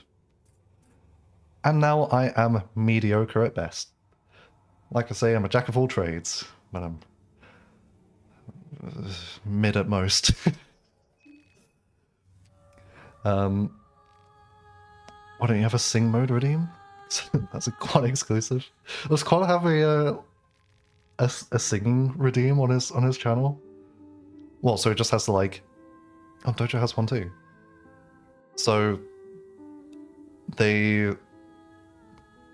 Well, they just. Do they just have to sing, or like, whenever they speak, do they just have to do it in a singing way? What's the logistics on that? Because that sounds hilarious. Oh, you're not a good singer, Warm? That's a shame. Although I feel like anyone can be a good singer. Because there's definitely voices that work for different genres and stuff. And, well, like, what you should know, out of everyone, you definitely don't need to be a good singer to be famous. Because, I mean, we love him, but Les Claypool, he's got a lot to be desired when it comes to his vocals. It works extremely well for Primus, but I would not want him to be in any other band but Primus. Let's just put it that way. You choose a song and then he sings it. That's cool. I like that. I might have that on mine. I don't know how to set up like Twitch. I'm pretty new to the streaming stuff, so I'll definitely have to look into that because yeah, it just sounds really funny. His vocals are something special. You're telling me. When I grow up, I want to be one of the harvesters of the sea. Silly, high-pitched hillbilly man. I'm gonna play this extremely risky. I'm gonna nettle on her main attacking turn, just because she doesn't have the wings out yet. You don't have to be good at anything to be famous. Lars, yeah. Oh my god. I remember seeing an interview, I believe it was Lars and Dave Grohl were just doing like a one-on-one interview together. And Lars was telling him about how he went to like some big like party with a bunch of famous musicians. And it was like, oh, there was a bunch of instruments and you know, there was the drums, and he had like all these big names like picking up like the guitar, bass, like doing a bit of singing, and like the drums were just free. And he was like, oh, I was about to jump on, but then like someone else like got onto them. It was like, I don't know, it might have been like a Neil Peart or someone like that. And I was just thinking, dude, thank God you didn't get on the drums. Like, can you imagine like being at like a venue like that where you've got all of these insanely talented musicians and you're like, all right, we just need a drummer, and then Lars fucking Ulrich gets on the drums. Like, you just walk off the stage, you just wouldn't want to do it. God, I absolutely despise that rat. Sorry, I don't know why I'm so heated over him, but I love Metallica. They are easily like one of my favorite bands. It's just a shame he's part of them.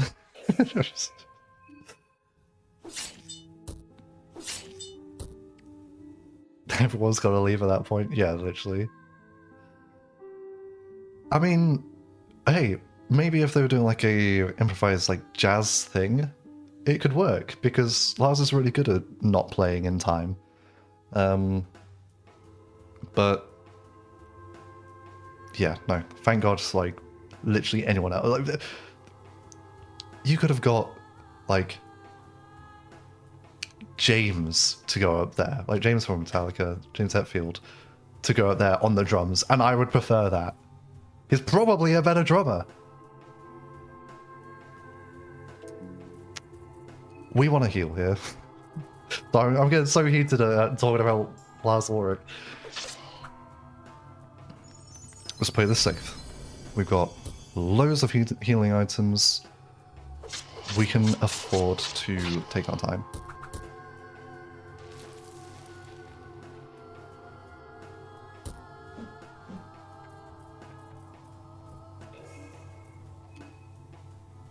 Also, I find it very funny that,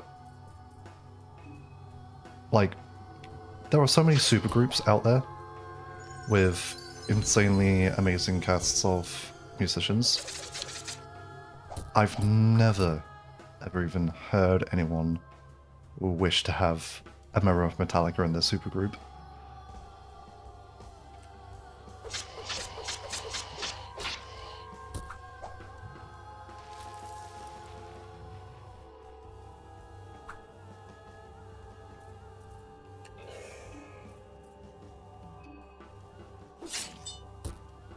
Oh my god, that crit is so big. That crit is so big. Let us just... Oh,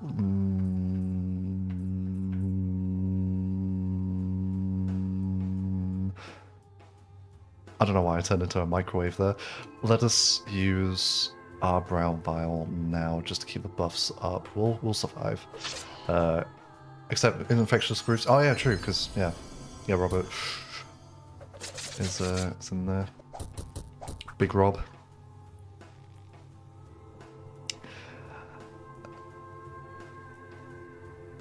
But he doesn't count. But for argument's sake, I'll say he doesn't count. Sketchy for a minute there. I'm giving you like the dial-up answering machine flashbacks.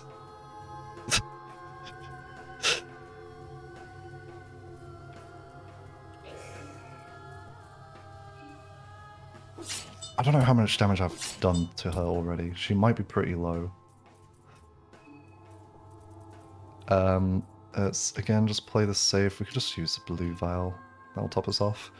Yeah, lol. Sorry, I didn't mean to trigger PTSD like that.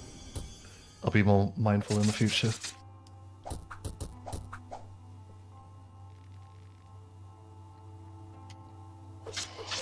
I will say, on the topic of Metallica and their bassists, I feel like I'm in a minority here. Rob's a great bassist. But, like, easily he is perfect for Metallica. Cliff, yeah, great bassist as well. And you know what I'm going to say now? I think Jason Newsted is the best bassist they've had.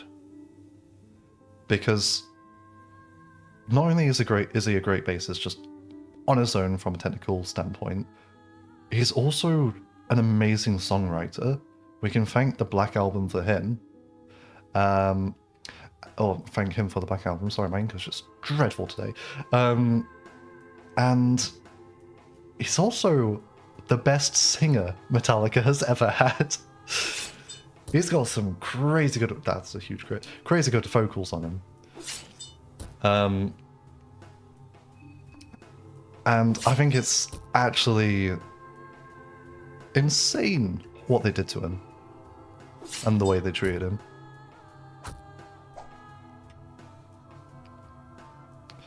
Hello, Akawit. Oh, and thank you for the follow. I very much appreciate it. Came at a perfect time, just defeated the Heartless One. And I've just been ranting about Metallica. But yes, he is the best for Metallica. And also, like, the S&M Metallica live album is so good. And furthermore, not only is it really, really good, it's got some of the best Jason vocals in it as well. Like, he's got some good growls. And also that's when James Hetfield actually had a good voice. Because I can't lie, I really like the thrashy era of Metallica, but James's voice is not it. So when he hit like that era in like the 2000s, around like the load reload time, where his voice just turned like really smooth and buttery, and oh, it's so good. That dude figured out how to sing for like 2 years and then lost it. What am I doing here? Using a purifying talisman. There we go. All right. So, let us just beeline straight to the Sylvian circle. Let's get Marina her arms back, because I'm sure she doesn't want to be armless for the rest of the game. Quickest way there will probably be... let's go down this way.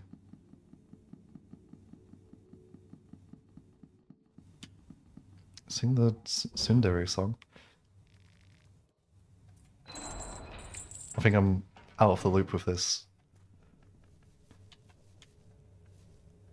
But despite the fact that I don't know what the Tsundere song is, John, you absolutely should sing it.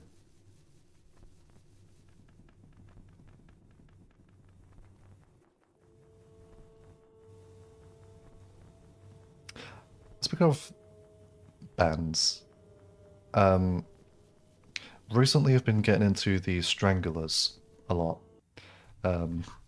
I know everyone knows Golden Brown, but they've got some crazy songs. There's a couple I can't even say the name of because they're that bad. If you look at the No More Heroes album and just look at some of the names on the songs, you will actually just be astonished. Like, they are insane. It's a great album, and those crazy songs are great listens, but... Oh, Savage, thank you for the follow. Good to have you here. But oh my god, like... It's one of those bands where I love them, I think they're great.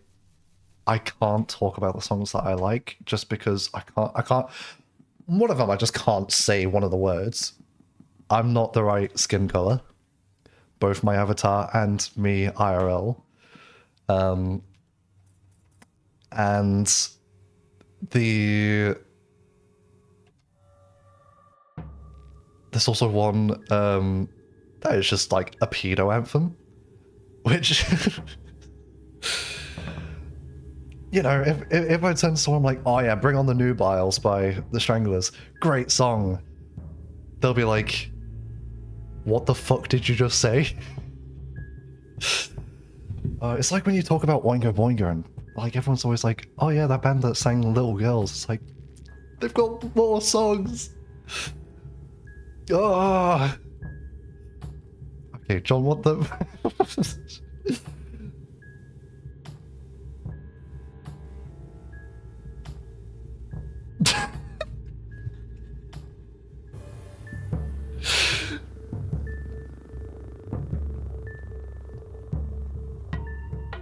See, I don't know what this is, but I like it. Thank you, John. Thank you. And yes, well, see, Worm gets it. It's a banger, but it's unfortunate that it is. And I know, like, yeah, Danny Elfman wrote it because it's a commentary on, like, Hollywood execs and the fact that, like, that sort of thing in, especially, like, California is just prevalent. Rich old men having their little 15-year-old brides, and with like Epstein files and stuff and everything, it's kind of become like so much more relevant. But that's just the artist's intention. The lyrics are still I love little girls. So if you're just listening to it without the any of the context, yeah, it's gonna sound bad. Don't clip that, don't clip, no!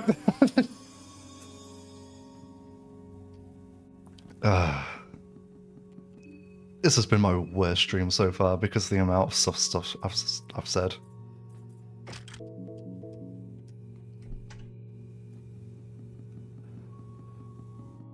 But it's just a quote. It's just Oingo Boingo. They do actually have some like absolutely impeccable songs. So, yeah. Worm, do you like my favorite Oingo Boingo album is Nothing to Fear. I think the album rocks. Private Life is one of my favorite songs of theirs. Grey Matter's really good, and Whole Day Off. I get stuck on that song so often. I will literally just be like in my kitchen, like cooking food. I'll just be like, "Have you seen my girlfriend? She looks like a no, she lives in a pig pen." I get stuck on it so often.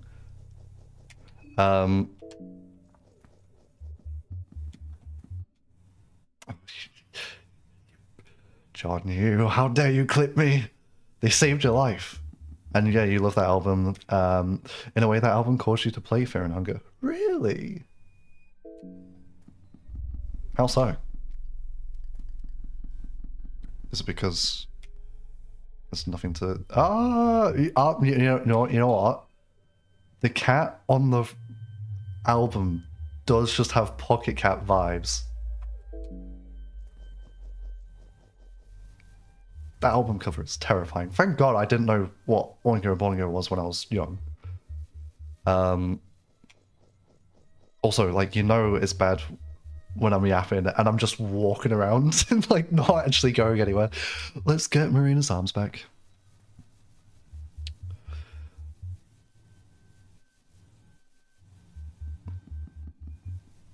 Yeah, I love Oingo Boingo. I have been a big fan for a very, very long time, and I think they are actually very underappreciated because I think new wave is just a really underappreciated genre. So, yeah, new wave is cool. And it's not new anymore. I suppose now we just call it wave. Elevator Man, yes, that's such a banger.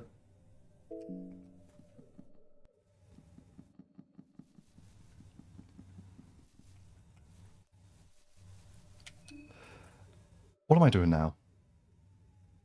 Let's... I'll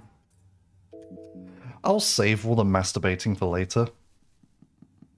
That's the skill, not, like, what I do in my free time. Don't clip it, don't clip it. Why am I playing a game that makes me say these things?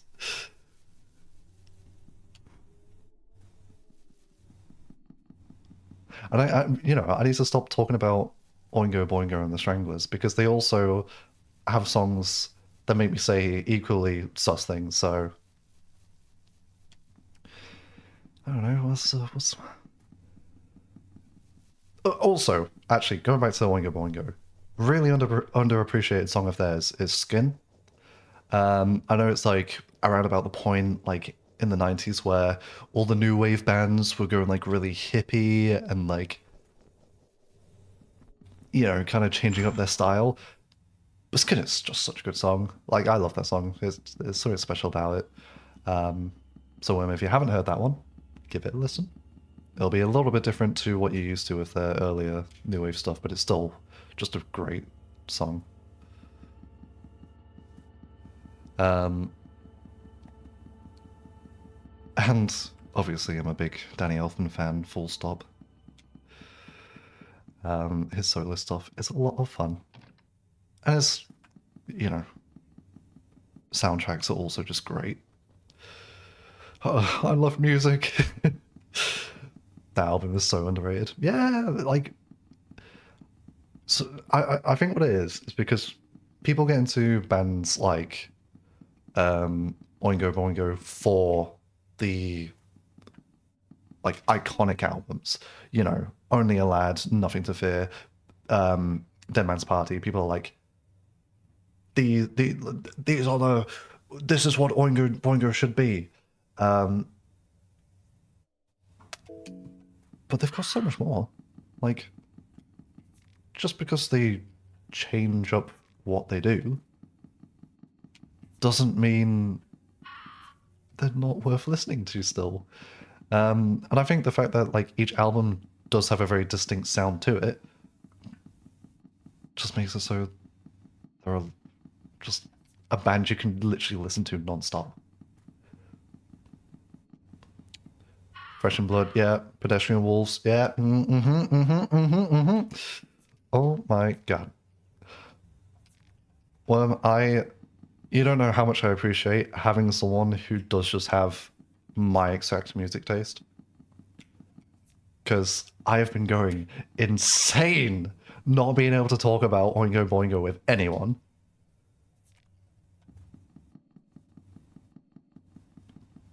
Because the most I'll get is obviously, oh, it's the band that does Little Girls, or maybe they'll know like some of the other big hits like Weird Science. But like, you know, deep cuts, so this is great.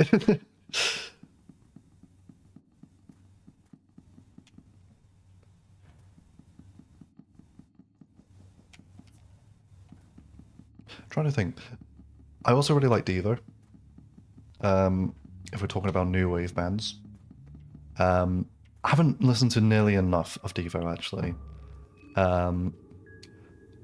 But I really like the Mark Mothersbaugh interview where he's he's talking about, well, it's like a two-part interview of it's Weird Al, and Weird Al's talking about his song Dare to Be Stupid, which was obviously new wave song, heavily inspired by Devo. He just wanted to be like a Devo style song of his own creation.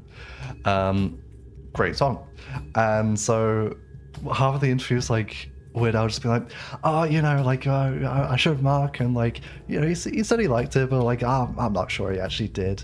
And then it cuts to Mark and he's like, Weird Al managed to make a song better than anything we have ever made before. And I hate him for it. And that's so funny to me. I mean, literally getting mocked by Weird Al. And Al's being so humble about it. Like, oh, I love Weird Al. Spiritually, he is me, and I am him. Let's rejig our equipment real quick. I think I'm happy with that. Weird Al's coming to your town, but the tickets are so expensive. Nice. I would love to see Weird Al live, but yeah, I can imagine the tickets would just cost you like multiple very necessary organs. Making Plans for Nigel is such a banger.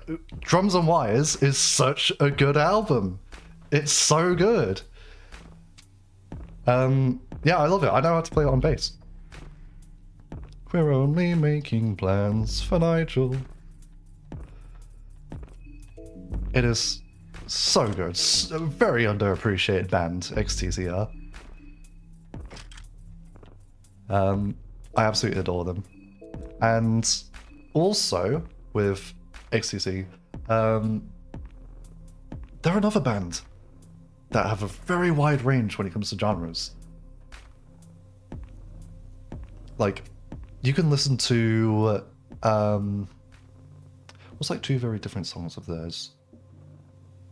You could listen to Complicated Game and Slither-Aether, and you would not think that they're the same band. Which also, by the way, Complicated Game is my favorite song of theirs. There's just so much like chaos to that song, and it's awesome. We're only making plans for Nigel. You. We only want what's best for him. I do like the Primus version as well. We're only making plans for Nigel.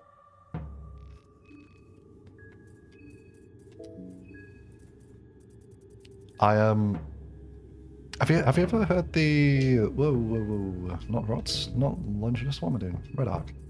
Have you ever heard the Primus cover of NIB with Ozzy? I'm pretty sure it's got Ozzy with it, with them, because that's my favorite Sabbath song, and the fact that Primus covered it just makes it all like so much better.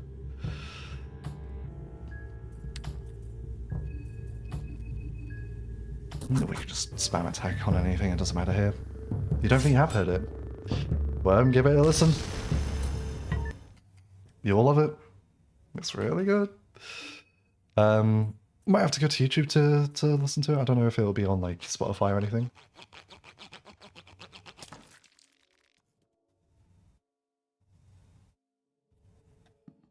But yeah. I also, while we're on the actually, yeah. Now you think about it, that's really super. Supergirl's first new wave song that caused you to listen to Oingo Boingo 2. Nice. Good choice. Listen to it after my stream. I appreciate it. XTC was the Cataclysm for Funga. I'd believe it.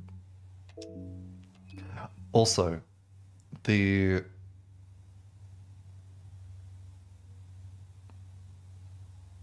I had a tangent I wanted to go on. Yes, about Primus. So, obviously, like, every Primus fan knows that Liz has said that a big influence of his was a band called The Residents. I don't know if you've ever checked them out. They're very unique. And Primus have actually covered one of their songs, Hello Skinny.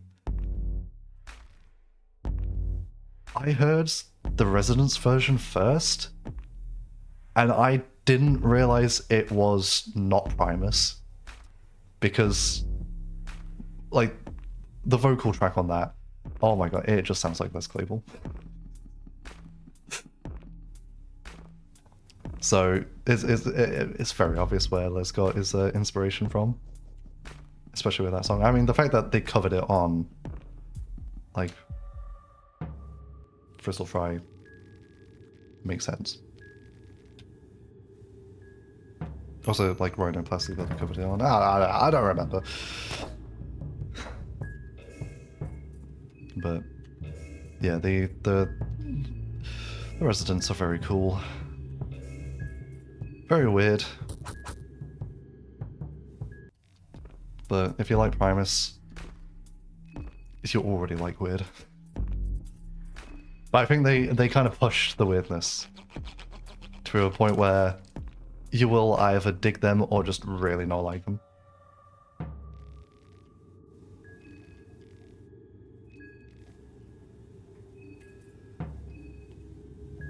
XTC. Oh my god, I need to listen to more XTC. So I've already got a few of their albums under my belt, but I don't see why I wouldn't just listen to their whole discography. They are extremely cool. And also, like, XTC were like a huge influence on Oingo Boingo. And also, they're British, like me! All good things came from England. And all bad things as well, unfortunately, but we will focus solely on the good.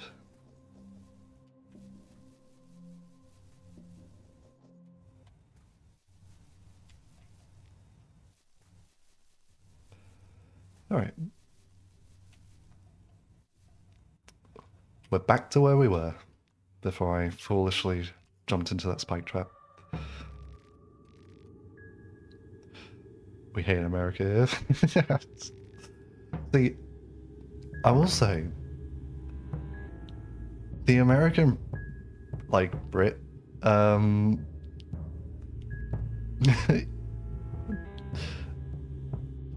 the beef there really doesn't make any sense, because you're also Brits. Like, you're just Brits who are a few hundred years old. And also, not to, like, avert all blame, but when it comes to, like, people bringing up the whole, like, colonizer thing, all the colonizers from the UK kind of left because we did exactly that. So all the Brits that still exist aren't the colonizer ones. We're all the normal, like, we just eat like hot potatoes and beans Brits. We're like the lesser ones. That's all I'm saying. That's all I'm saying. I don't actually believe that. I'm just trying to bait.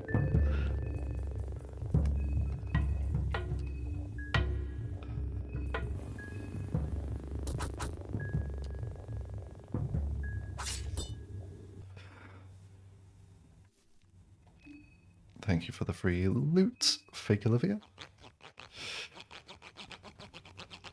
I don't like how you have British monarchs on your Canadian coins. Yeah. Why?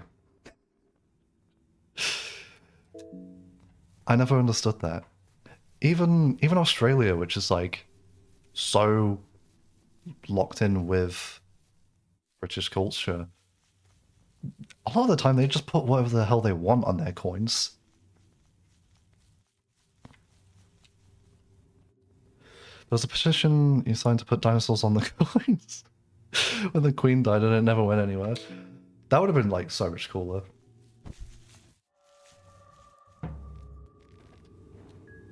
And then like, you know, a few hundred years later, you would have like a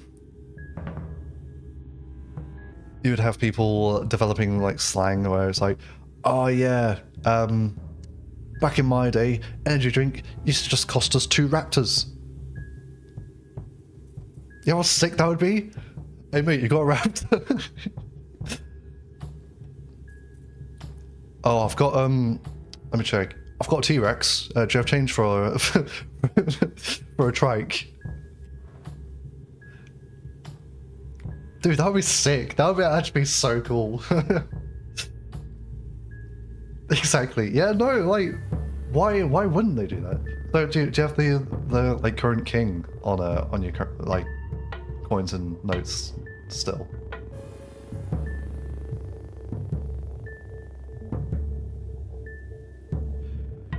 Which, by the way, like, don't get it twisted. Just because I'm British doesn't mean I care about our monarchy. They are literally as useful as Seafoam. Make Pokemon cards currency. Oh, dude, I'd be rich. I don't actually have that many Pokemon cards. I used to collect them like crazy. I think everyone did when they were young. I had many a tin and a good like binder of Gen 1 ones, and none like first edition, like uber rare, actually valuable ones, but still like first gen, like classic set ones. I don't think any of them are in that good condition.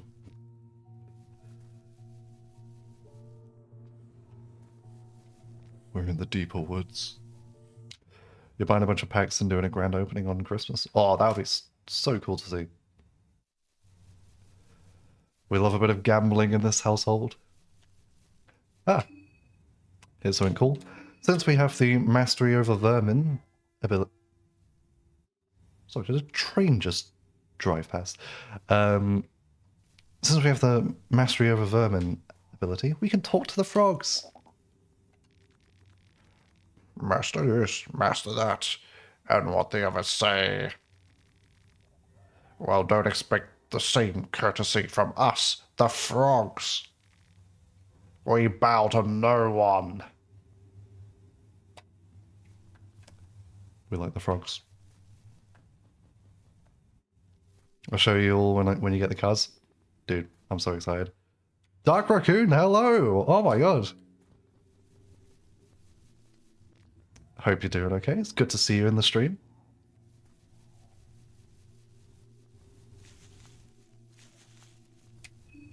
Also, yeah, I absolutely love the fact that the frogs just sass you. Like all the other little critters, they, they'll give you little gifts and they'll give you little words of inspiration, and then the frogs are just rude. I'm doing well, thank you. You are the last person I expected to join my stream. It is an honor. I've watched many of your videos and streams.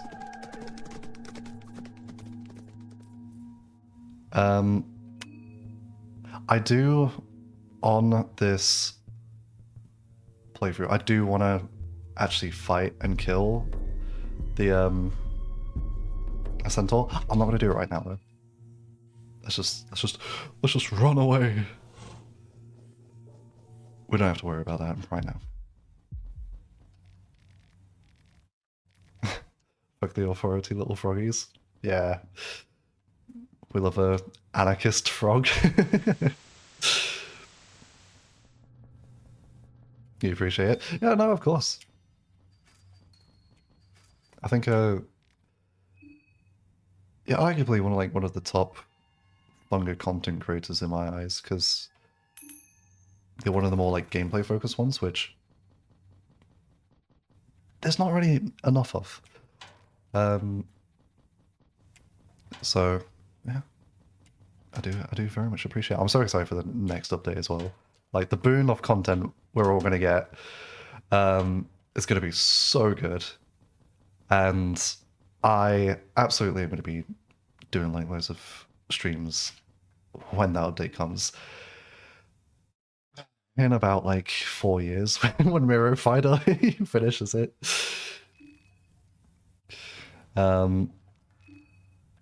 Mostly been lore. Yeah, I mean, I love the lore. I won't lie. And even if it's lore that I already know, I will still watch every video, no matter who makes it. But it's also nice just to have a bit of variety. You've been keeping yourself spoiler free.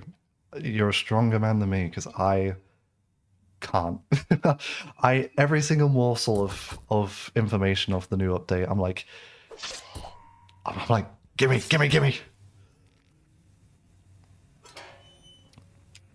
But no, I'm dead excited. The stuff I've seen, I won't say any of it, but the stuff I've seen looks so cool. And the last little spoiler Miro gave was a really, really cool one.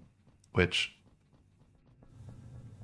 without giving anything away, so you can stay spoiler free, it will heavily affect combat. So look forward to that. Do we just fight Stitches now? Yeah, why not? I mean, we're really strong. We shouldn't have to worry about that. Did I re-equip a weapon onto Marina? I did. It's going to be a long time before it drops. Honestly, John, we don't know. we don't know. I think in the last update we got, Miro said that things are likely to look different from what he last showed us, which was just last week. It's going to be a huge content update. He's been working on it for a couple of years at this point.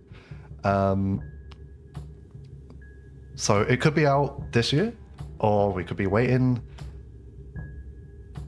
another couple of more years. Either way, honestly, I'm happy for him to just take his time and just deliver when it comes time to. Because these games still have a huge amount of replayability and a really strong community, so we can keep ourselves somewhat sane in the meantime. I don't actually remember if any of the dialogue here with Stitches has an effect, so I'm just going to do the Persuade.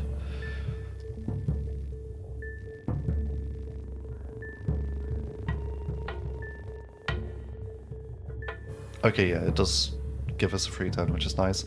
I'm just going to go out to meditate, and then everyone else, we're just going to torso spam.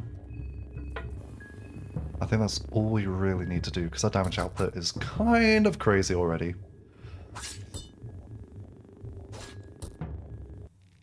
Yep.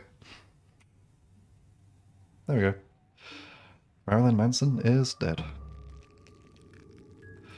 And then this poor sod. Let's also take them down.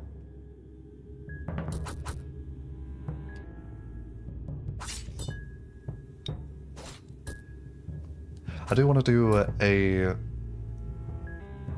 challenge run at some point. I just don't know what. Because I feel like everything's been done, but despite that, like, I might still want to do something that's already been done. That just might be a fun one.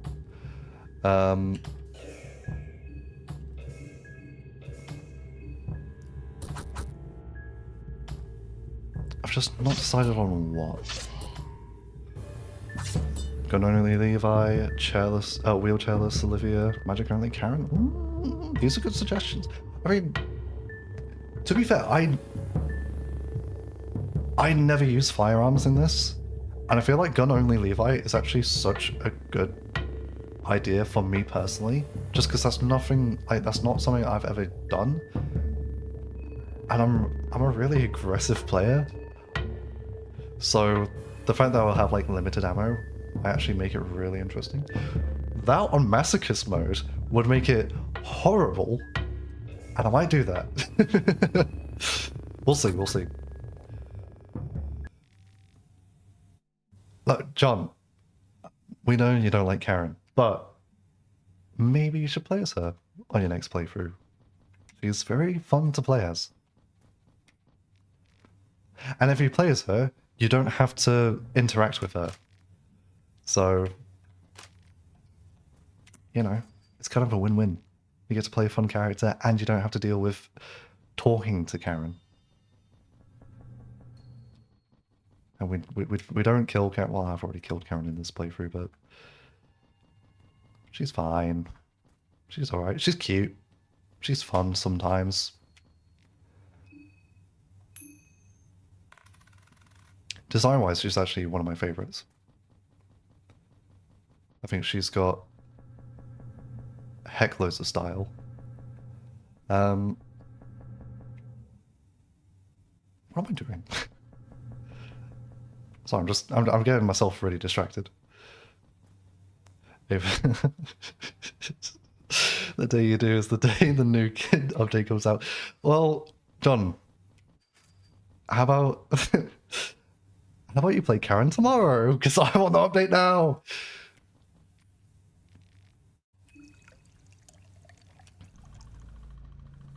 Next playthrough, you'll see you just run straight at her, slime her out. Fair. I mean, her abilities are really good, so honestly, she is just one of the better characters to kill right off the gate. I find her so useful, and especially in like restriction runs.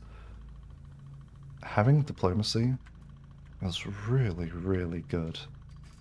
Even if it's just to make sure you don't have to deal with a single Bobby for the entire playthrough. Also, I know I'm taking a long way around like everywhere here. I'm just enjoying myself.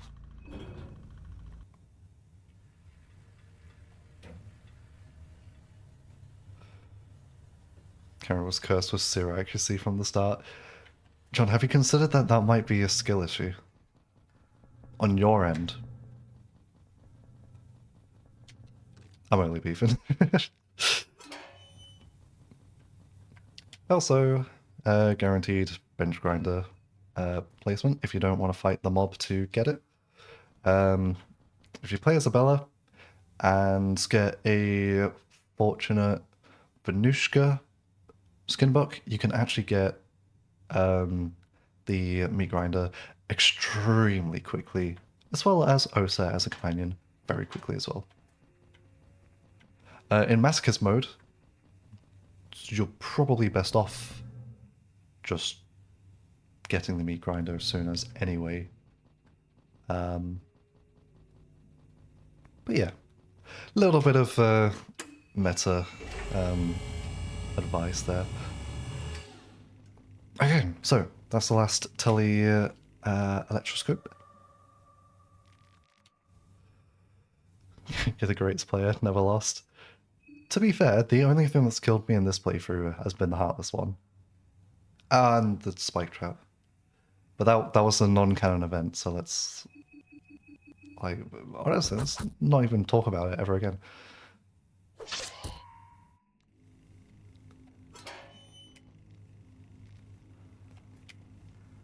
Also, I love just being able to, like, cut down doors.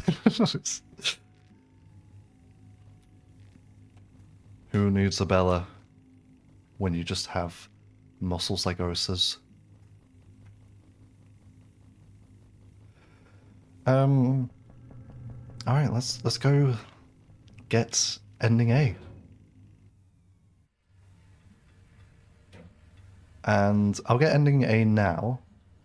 And I'll tell you what, I might actually save ending B and C for next stream, which might be tomorrow. We'll see, we'll see. Stay back! Yeah, it's not having it.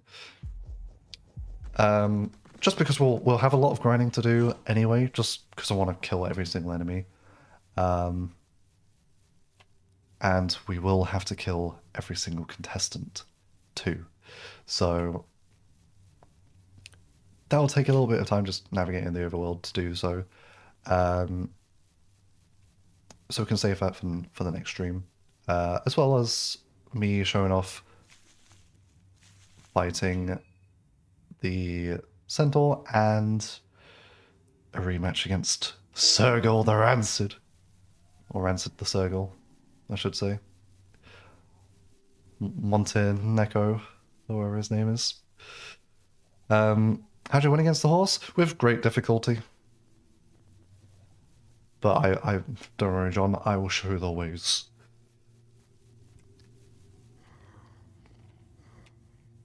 Doggy. Hello, doggies.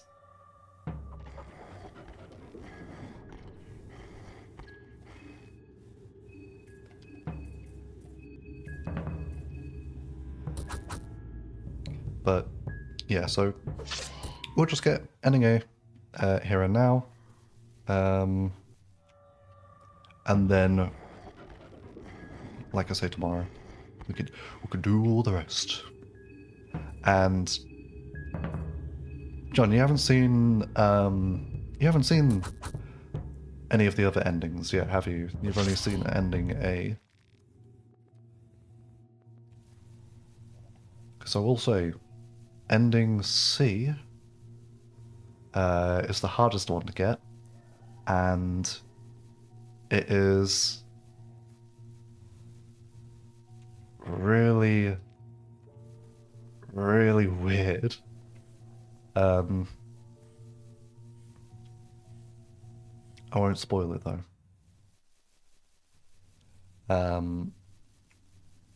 But yeah, Dogs in Fungal 1, something else.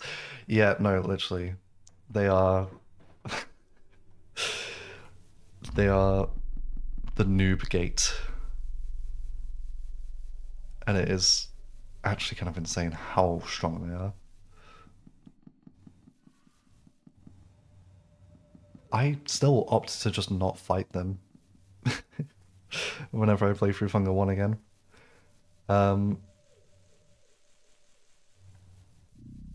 But to be fair, they're pretty easily avoidable. Yeah, you're a new fungerer. Yeah, don't worry. I won't spoil too much, but I'll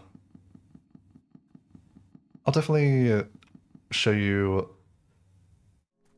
What I'll do is I'll probably stream around about this time again tomorrow. If you do pop in, I can give you like a lore rundown as I get to ending B and C, and just do like a lore talk through as I show you also how to do it, and then you can witness the endings for yourself, and then sit with me and we can say what the fuck.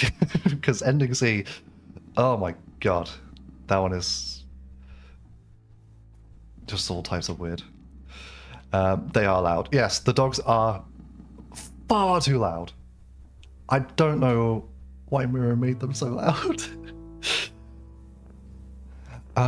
Do I remember the puzzle? Chat, do not tell me the answer. I'm pretty confident I do remember.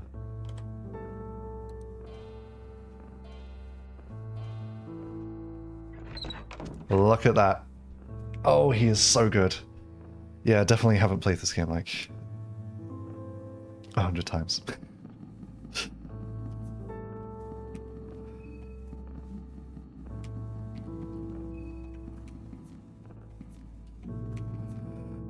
So we're pretty decked out. Obviously we could get the... Well, we could be stronger. We could get a... we could get a meat grinder, we could get like Sandman's Kiss. We could allocate spells a bit better, get some healing spells and stuff, but honestly, don't need it. What we've got already is really strong. Oh, Dark Raccoon, but this playthrough was really unique because I've basically been going to all of like the secret areas that not a lot of people actually do. So first thing I did on my first stream was show off the golden gates, show how cool they are and that people should actually use them more often, because a lot of the rare realms are cool and the golden gates can skip a lot of progression. And the joy mask is an awesome item and only Ursa can get it, and I never hear anyone talk about it. And it's a decent accessory. So it's cool to show that off. And I will also be showing off the Pocket Cat room after a certain event, but that will probably be, you know, tomorrow when I stream again. Because we need a certain person to die for the change to occur. But I'm not going to say anything else. Speech is silver, silence is golden, as they say. And the moderator of Golden Gates. I mean, fair. I personally think they're really cool. And I like that it gives us an option of fast travel and progression skipping. Especially if you're one to get lost in the sewers. So instead of skipping a lot of progression through the sewers, you could just do it through the Golden Gates, which I find far easier to navigate. Do you like watching scrubs die over and over again? Yes. I love watching people new to the game play it for the first time. That goes for both the first one and the second one. Because obviously I can't experience that anymore. I could feign being bad at the game, but I mean, it's a knowledge-based game. Like, once you know what to do, you know what to do.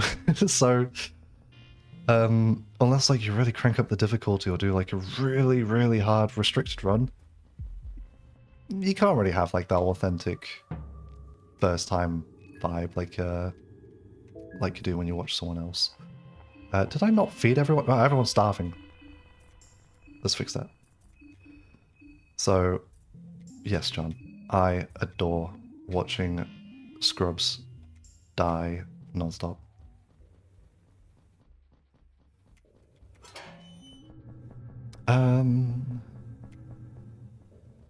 Sorry, it's been a hot minute since I've navigated the White Bunker. My last few recent runs were all ending B oriented.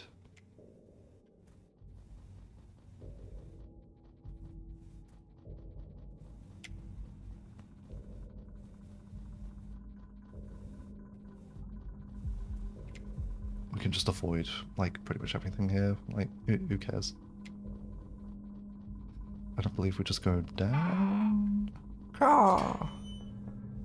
Oh, yeah, just just in case, like, you've never seen this. There's a crow marriage.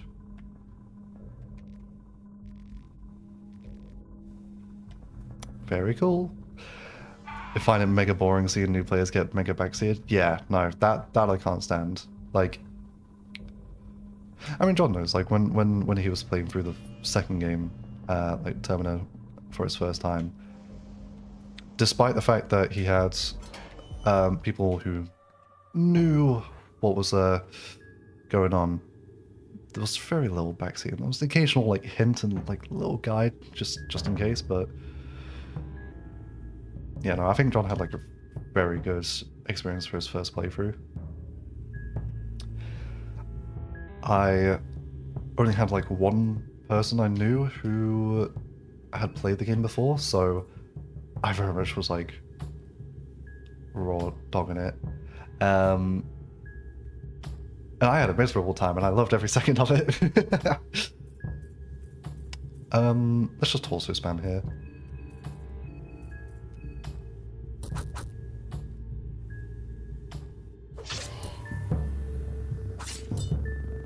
There we go. Easy enough. It should just be left over yonder. Is it just up here? We can just break this down. He died so many times. Yeah, that's what happens. That's funga.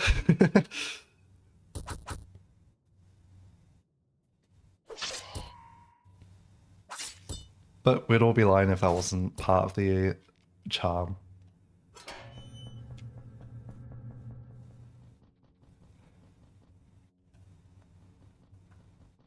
Alright, here we go.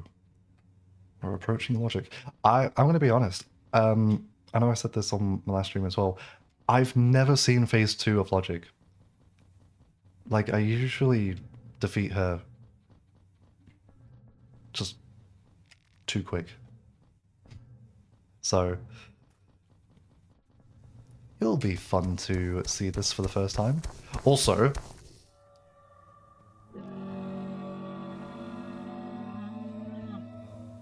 the platoon sound effect is so sick.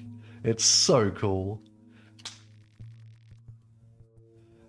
I know we're making comments on the Sylvian Trooper. I've never actually done any of the talk dialogue here. You've seen the carnage. Why continue serving the army? You gave the answer yourself already. Our time is coming to a close. There is no need for us in the new world. This is our one last thrill ride. We get to dance in the red rain one last time. Okay.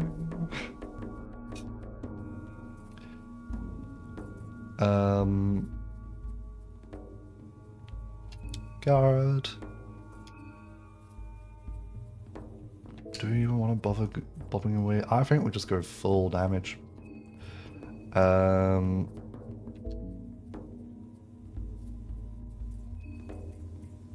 Yeah. We've got such good weapons on everyone. Let's just go like this. I don't remember how much health the Sylvian Trooper actually has, but she's fine. She's not gonna hurt us. I've seen phase 2 because of Karen. Oh, you and Karen, honestly. See, John, I can't wait for you to do a playthrough either with Karen in your party, where she like really locks in and is a huge asset, or playing as her herself, and going through like a lovers, like enemies to lovers arc with her, because trust me, playing as her is a lot of fun. She's the closest a character can get to just basically being from Undertale right off the gate.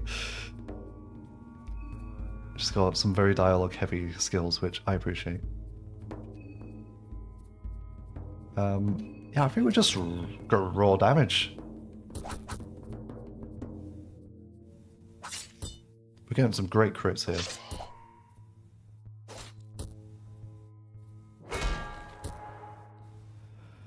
Marina, you're fine. You'll just walk that off.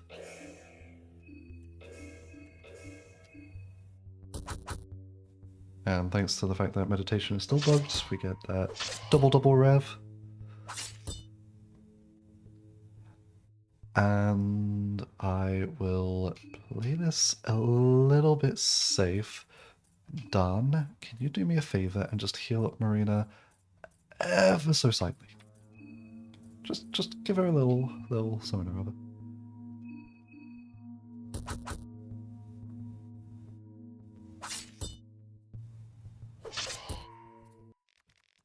How do you feel like an enemy still lovers with Karen, John? John is worse characters to love. And there's better characters to hate. I mean, Levi's right there.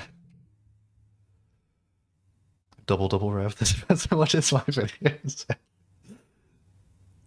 Guilty.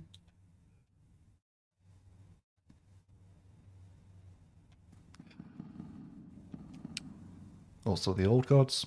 John, you'll get a bit more familiar with these lot with your playthrough of the first game. And also, can I just say, like, these ones up here, really cool.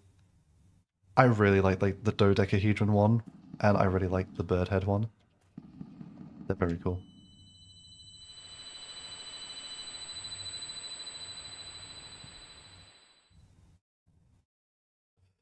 Why double rev? Okay, so Osa has a thing where in his skill tree, he's got meditation. When you guard, you gain an extra rev point. Miro, being the absolute genius he is, has messed up the coding on it. So instead of giving you a single rev point, it gives you 2. And obviously, because a turn passes, you get full rev. And for some reason as well, not only do you get that full rev on that turn, you also get it on the very next turn. So this skill is just completely busted. So that's why it's double rev.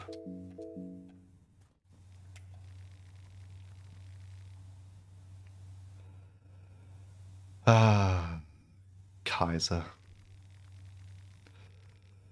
And good old Nashara is just gonna be chatting shit. You're late, you know. Let him know, Nashara, the terror of the modern man, is here to extract his revenge. Call him a bastard baby. Do it! Do it! One thing I do really like about Nashara... Did I heal, by the way? It doesn't really matter. One thing I really like about Nashara is, in this game, he very much feels like one of the skills in Disco Elysium. And if you've never played Disco Elysium and you like just really well-written story-based games, I strongly recommend. Phenomenal game. But he very much, he's giving the ugly necktie vibes. If you know, you know. Do it! The only time this spineless shit can stand up straight is when I ravage him from behind. Whoa! The birth of a new god. Call him a bastard, baby! Nashra, shush! We're trying to listen to Lagarde, I mean, definitely not Lagarde, talk about his stuff. The head, that head you're carrying, is that what remains of Nashara? About goddamn time! What a surprising reunion. A fitting one, nonetheless. You self-indulging maggot! I'll show you what fits where! Foul-mouthed as always. No need to be. If anything, you should be happy to hear that I ended up taking your advice. As you might remember, I did think at a time that I would be the one true god worshipped in the coming age. My ego was problematic, to say the least.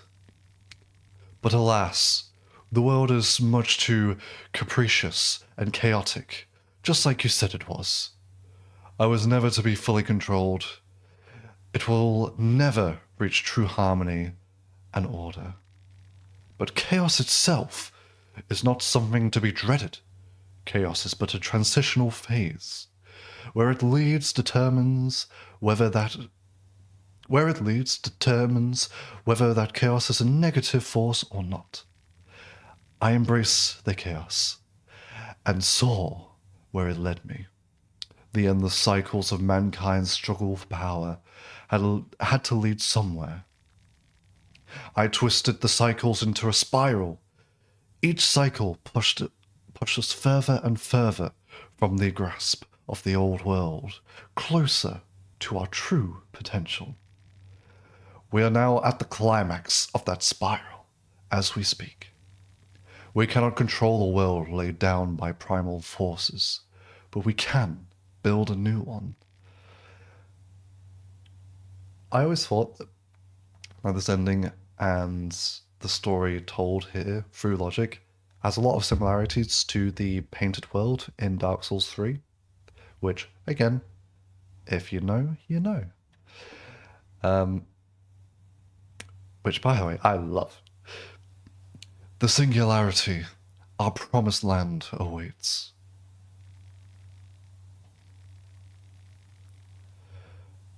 I have to hand it to you. It's a clever ploy. You found a way and created a universal concept shared by all of mankind. If I didn't detest every fiber of your being, I might even wait and see where it all leads. But I can't have a rectal extension like yourself leading us to jack shit. I wasn't expecting any less from you. So come at me then. The breath of the machine god is still frail. In her current fragile state, I cannot let you near anyway.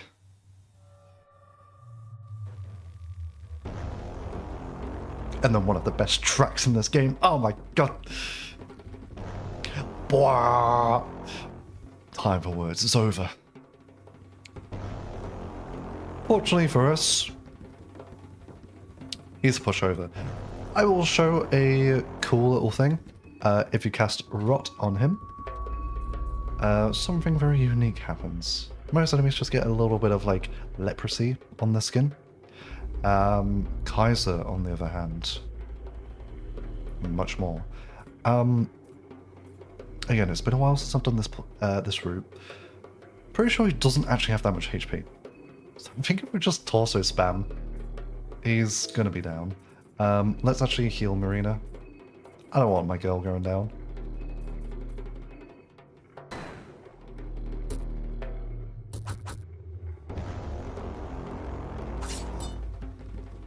That crit's nice.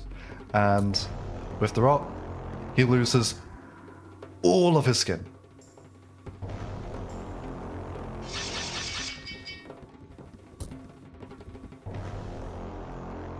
It's okay if we lose legs, we do not need them. Where we're going, we don't need legs.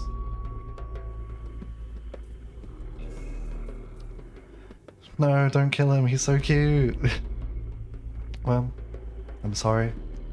I know you clearly have a fondness for your evil, skinny men, but look, only one evil skinny man can exist, and it's gotta be me, so get him out of here.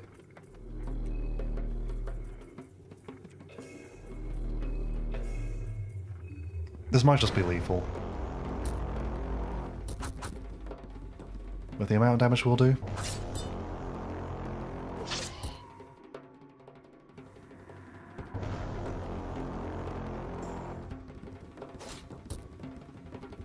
Not quite.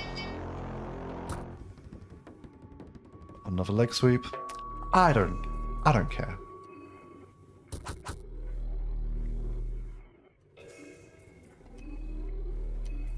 I say Marco's the only one who's getting an extra turn because he's got that much Agility.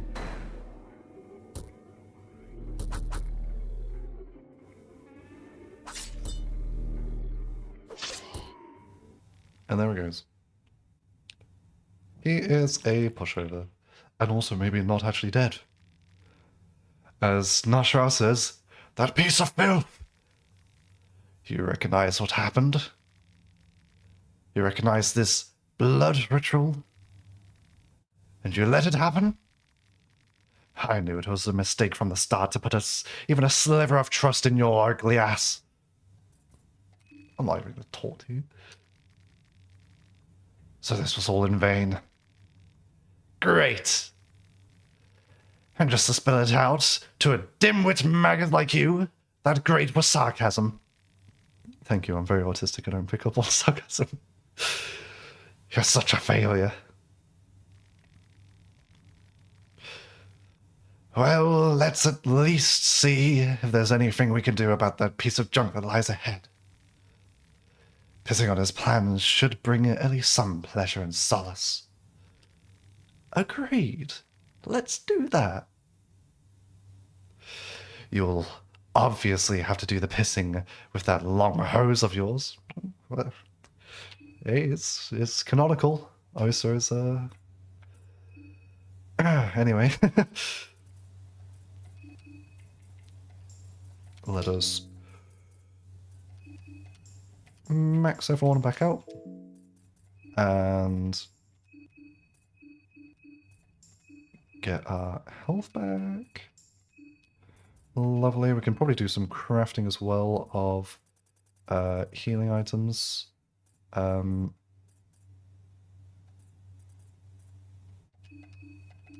don't know if you can nettle logic. I don't know if it'll matter. Can you poison logic? I don't know. Apparently I don't know a lot.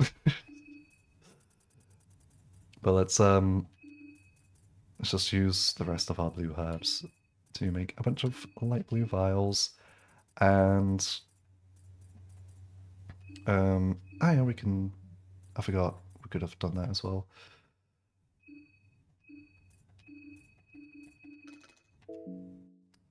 That should be that. Let's make some mercury vials as well. They'll be useful. And I don't believe Logic has a way to get rid of our limbs. This is when I'm wrong and I make a massive mistake. Yeah, let's take one of the small things amulets off of Marco. Let's give him, I guess he can have a smelter key. Why not? Let's put this onto Osa. So no matter what, Osa's not dying here. We will be absolutely fine on the Osa side of things. And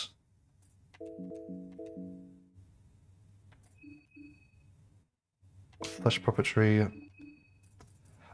I don't actually know if Flesh Puppetry scales with your magic attack directly. But let's do this anyway. And Marina, I'm happy with what you've got as is. So, let us just engrave. Let's give Marco the funga symbol. And because we're just going full like magic damage on Dan, let's give him the Venushka symbol, as I believe that's the magic attack one. I'm not going to double check. I'm just going to hope my knowledge is correct. And I think I'm happy to step forward. If I go through, okay, yeah, we still got that. Let's do some heroin as well, why don't we? Ah, a nice refreshing injection of heroin. And let's give the other heroine to... Honestly, Don, you probably just need it. Not mechanically, just emotionally. You get a pet bill, you get a pet bill, you get a pet bill, you get a pet bill. And food-wise, we are like really over-preparing here. But I'm just going to show how strong you can generally be.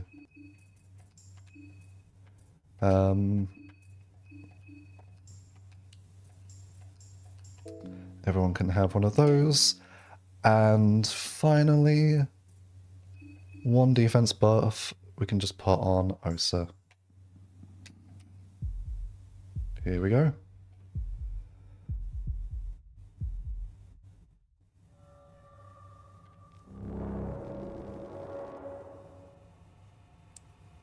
Do you understand me? No reaction. Alright. So. Guard. Attack. Poison tip. And honestly, Marina. Let's see what status effects actually work. Because, like I say, I'm not 100% sure.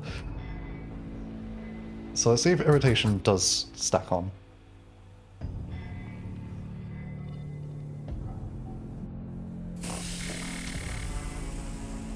The exhaust is heating up.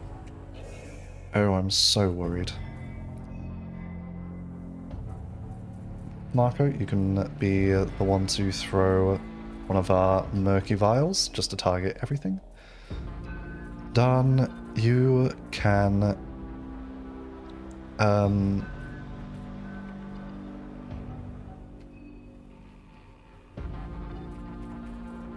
put the concentrated hemlock onto her. And I'm assuming she can't be blinded, but I don't remember. So I'm going to do this. Just going to try everything.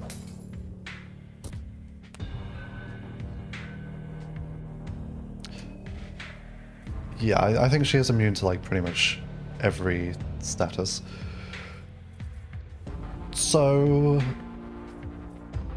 yeah, we're just going to attack. We are not going to be seeing phase 2. I'm just going to tell you right now. We've got enough damage output to just completely avoid that.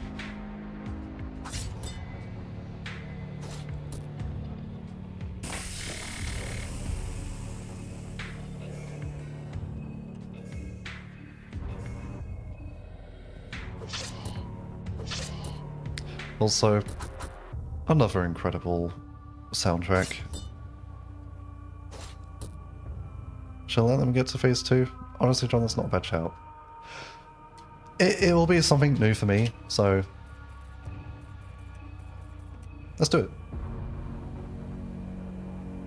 I mean, I can't lie, we could probably no-hit this boss. Not anymore. Yeah. I don't remember how many turns you actually need to take before she transitions.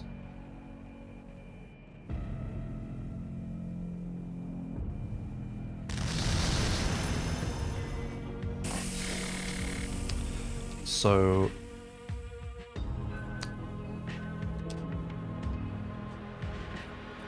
what we'll do here is we'll just Murky Vial, guard.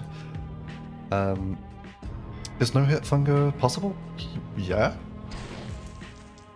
At the end of the day, there's very few like guaranteed hit attacks, so there's just a very decent chance that you will end up avoiding every single hit if you like prep for it. Oh, or just RNG manip, which I don't know if there is like a legit way of doing it without just cheating. But yes, you probably can do no hit fungal run. Definitely can in the first game, 100%.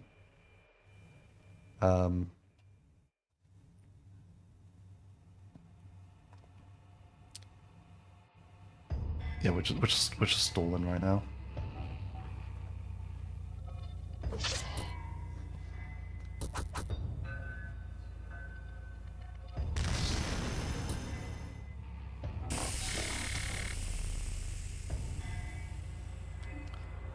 While I am just slowly guarding and getting through this, a little bit of lore on the logic. So, this is Olivia's sister. The little girl that you've been seeing in like holograms throughout the game. This is her. She has been the one sort of guiding her about. The ethereal butterflies guiding to each teleelectroscope has all been for her to sort of get you to this point. And she, as far as I'm aware, she was well aware of what the Logic Project was, and obviously opted herself in to become the catalyst for this new deity to be awoken, the Machine God.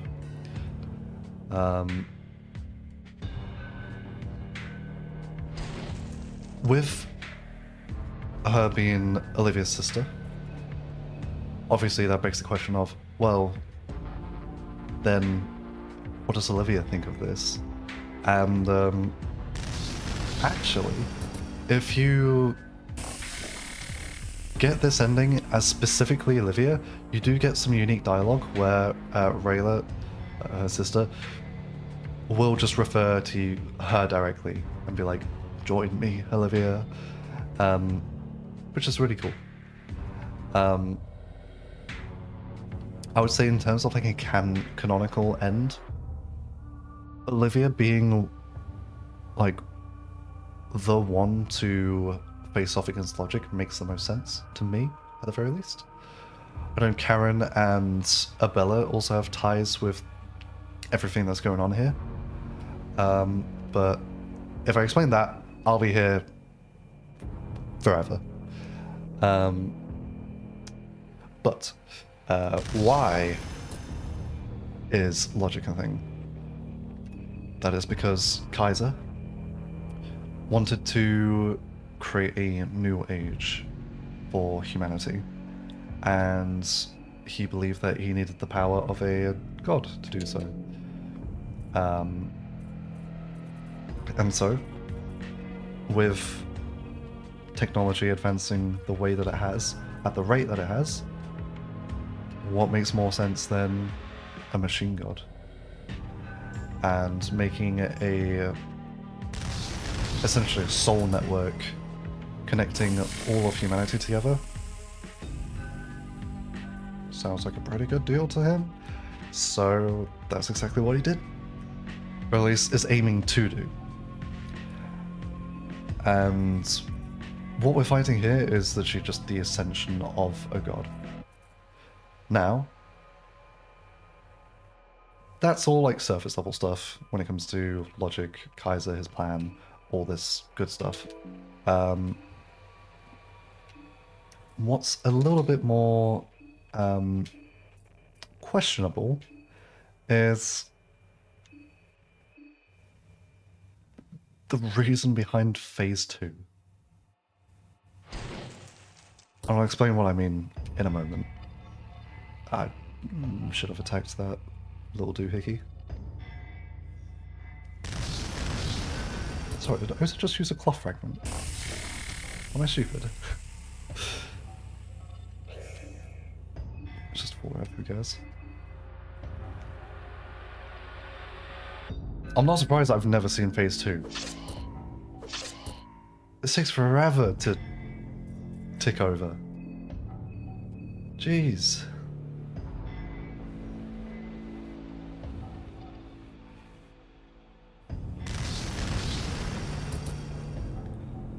There goes Dan. We're not that bothered.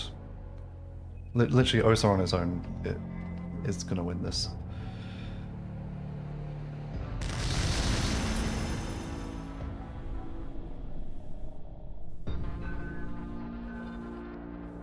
Here we go. So, obviously, it opens up, and this is what's left as Rayla. The true essence of logic.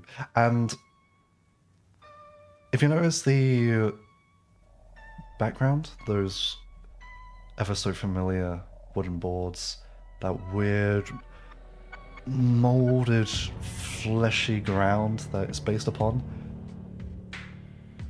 I mean, it just looks like the Rare Realms, right? I don't know what's like confirmed or what's not, but I've got a I guess it's a headcanon, that the Rare Realms are not actually controlled by Rare anymore. I think it's pretty obvious which god has essentially just taken control of the Rare Realms, and I think the fact that Kaiser has used these Rare Realms to create a base for the Logic project is actually horrifying. Because on the surface, Logic, okay, unified humanity, like a new world for humankind, outside of everything. Sure, sounds not ideal, but pretty good for Fear and Hunger standards. But then when you start to dig deeper and you start to think, okay, well, sulfur has probably seeped its way into the Logic project.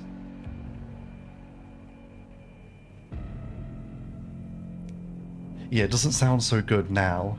In fact, it sounds like they've just made something worse than hell. But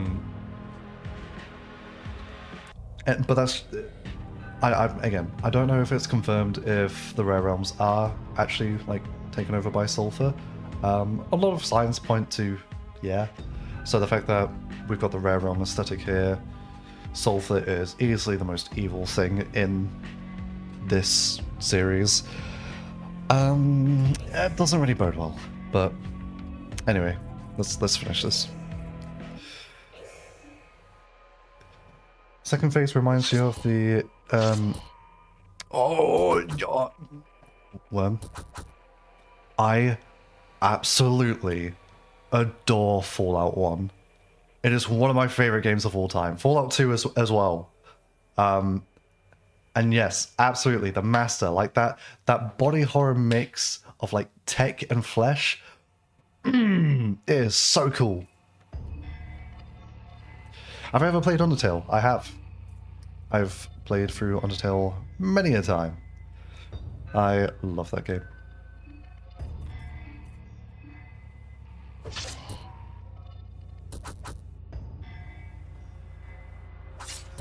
But yes, the Master, very cool. I actually, here's a bit of Aether lore. No, Marina, you're gonna be moth-eaten. I used to do game design. That was one of my main studies. And I actually did a thesis on the philosophy of video game villains, and the Master was one of the main ones I focused on. The others were Arthas Menethil from Warcraft, and Kefka from Final Fantasy VI. And I was really proud of that little thesis I did.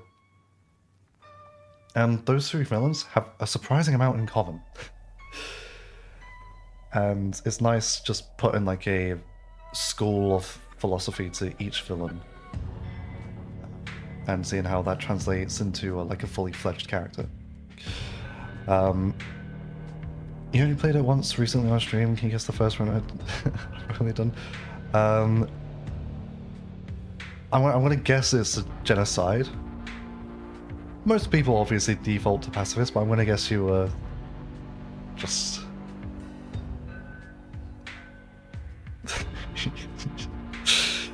So someone tells me me and Worm might be on the...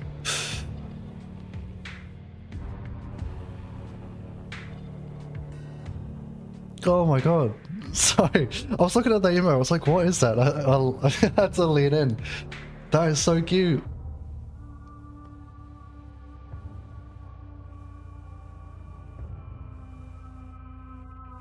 There you go, Worm. You finally have your spider emote.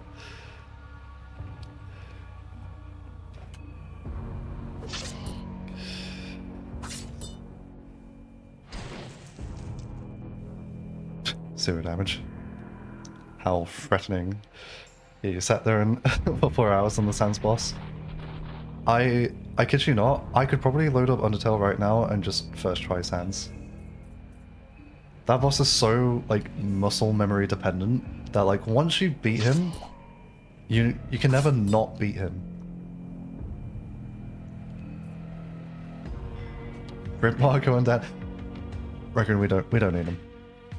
They're simply just tools to me. They're a means to the end. And speaking of the end, finishing blow? Maybe.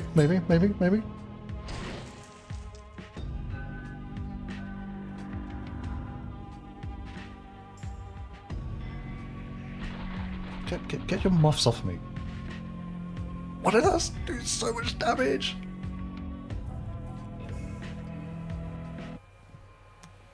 Even with the flame dot, she has taken her sweet time going down.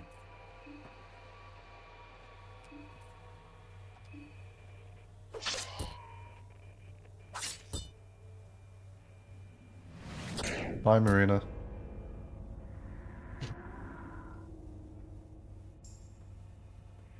Get this more silent here. Oh, shoot. There she goes. Wasn't even close.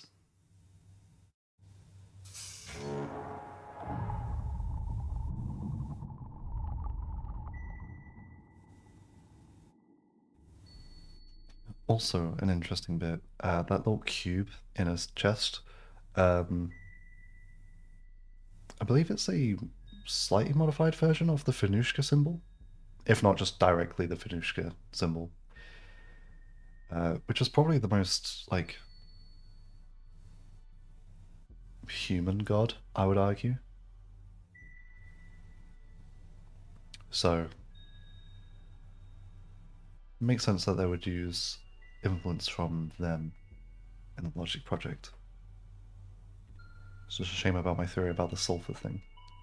Which, by the way, John, you probably don't know what sulfur is. Don't worry. Just don't worry. And then we get this cool Kill la Kill reference. Oh, Miro and his references. There we go, chat. That was me clapping, by the way. So, wow. Wow. These are the three that I managed to save. The junkie with PTSD, the gay Nazi, and Satan himself. God, I'm proud of myself.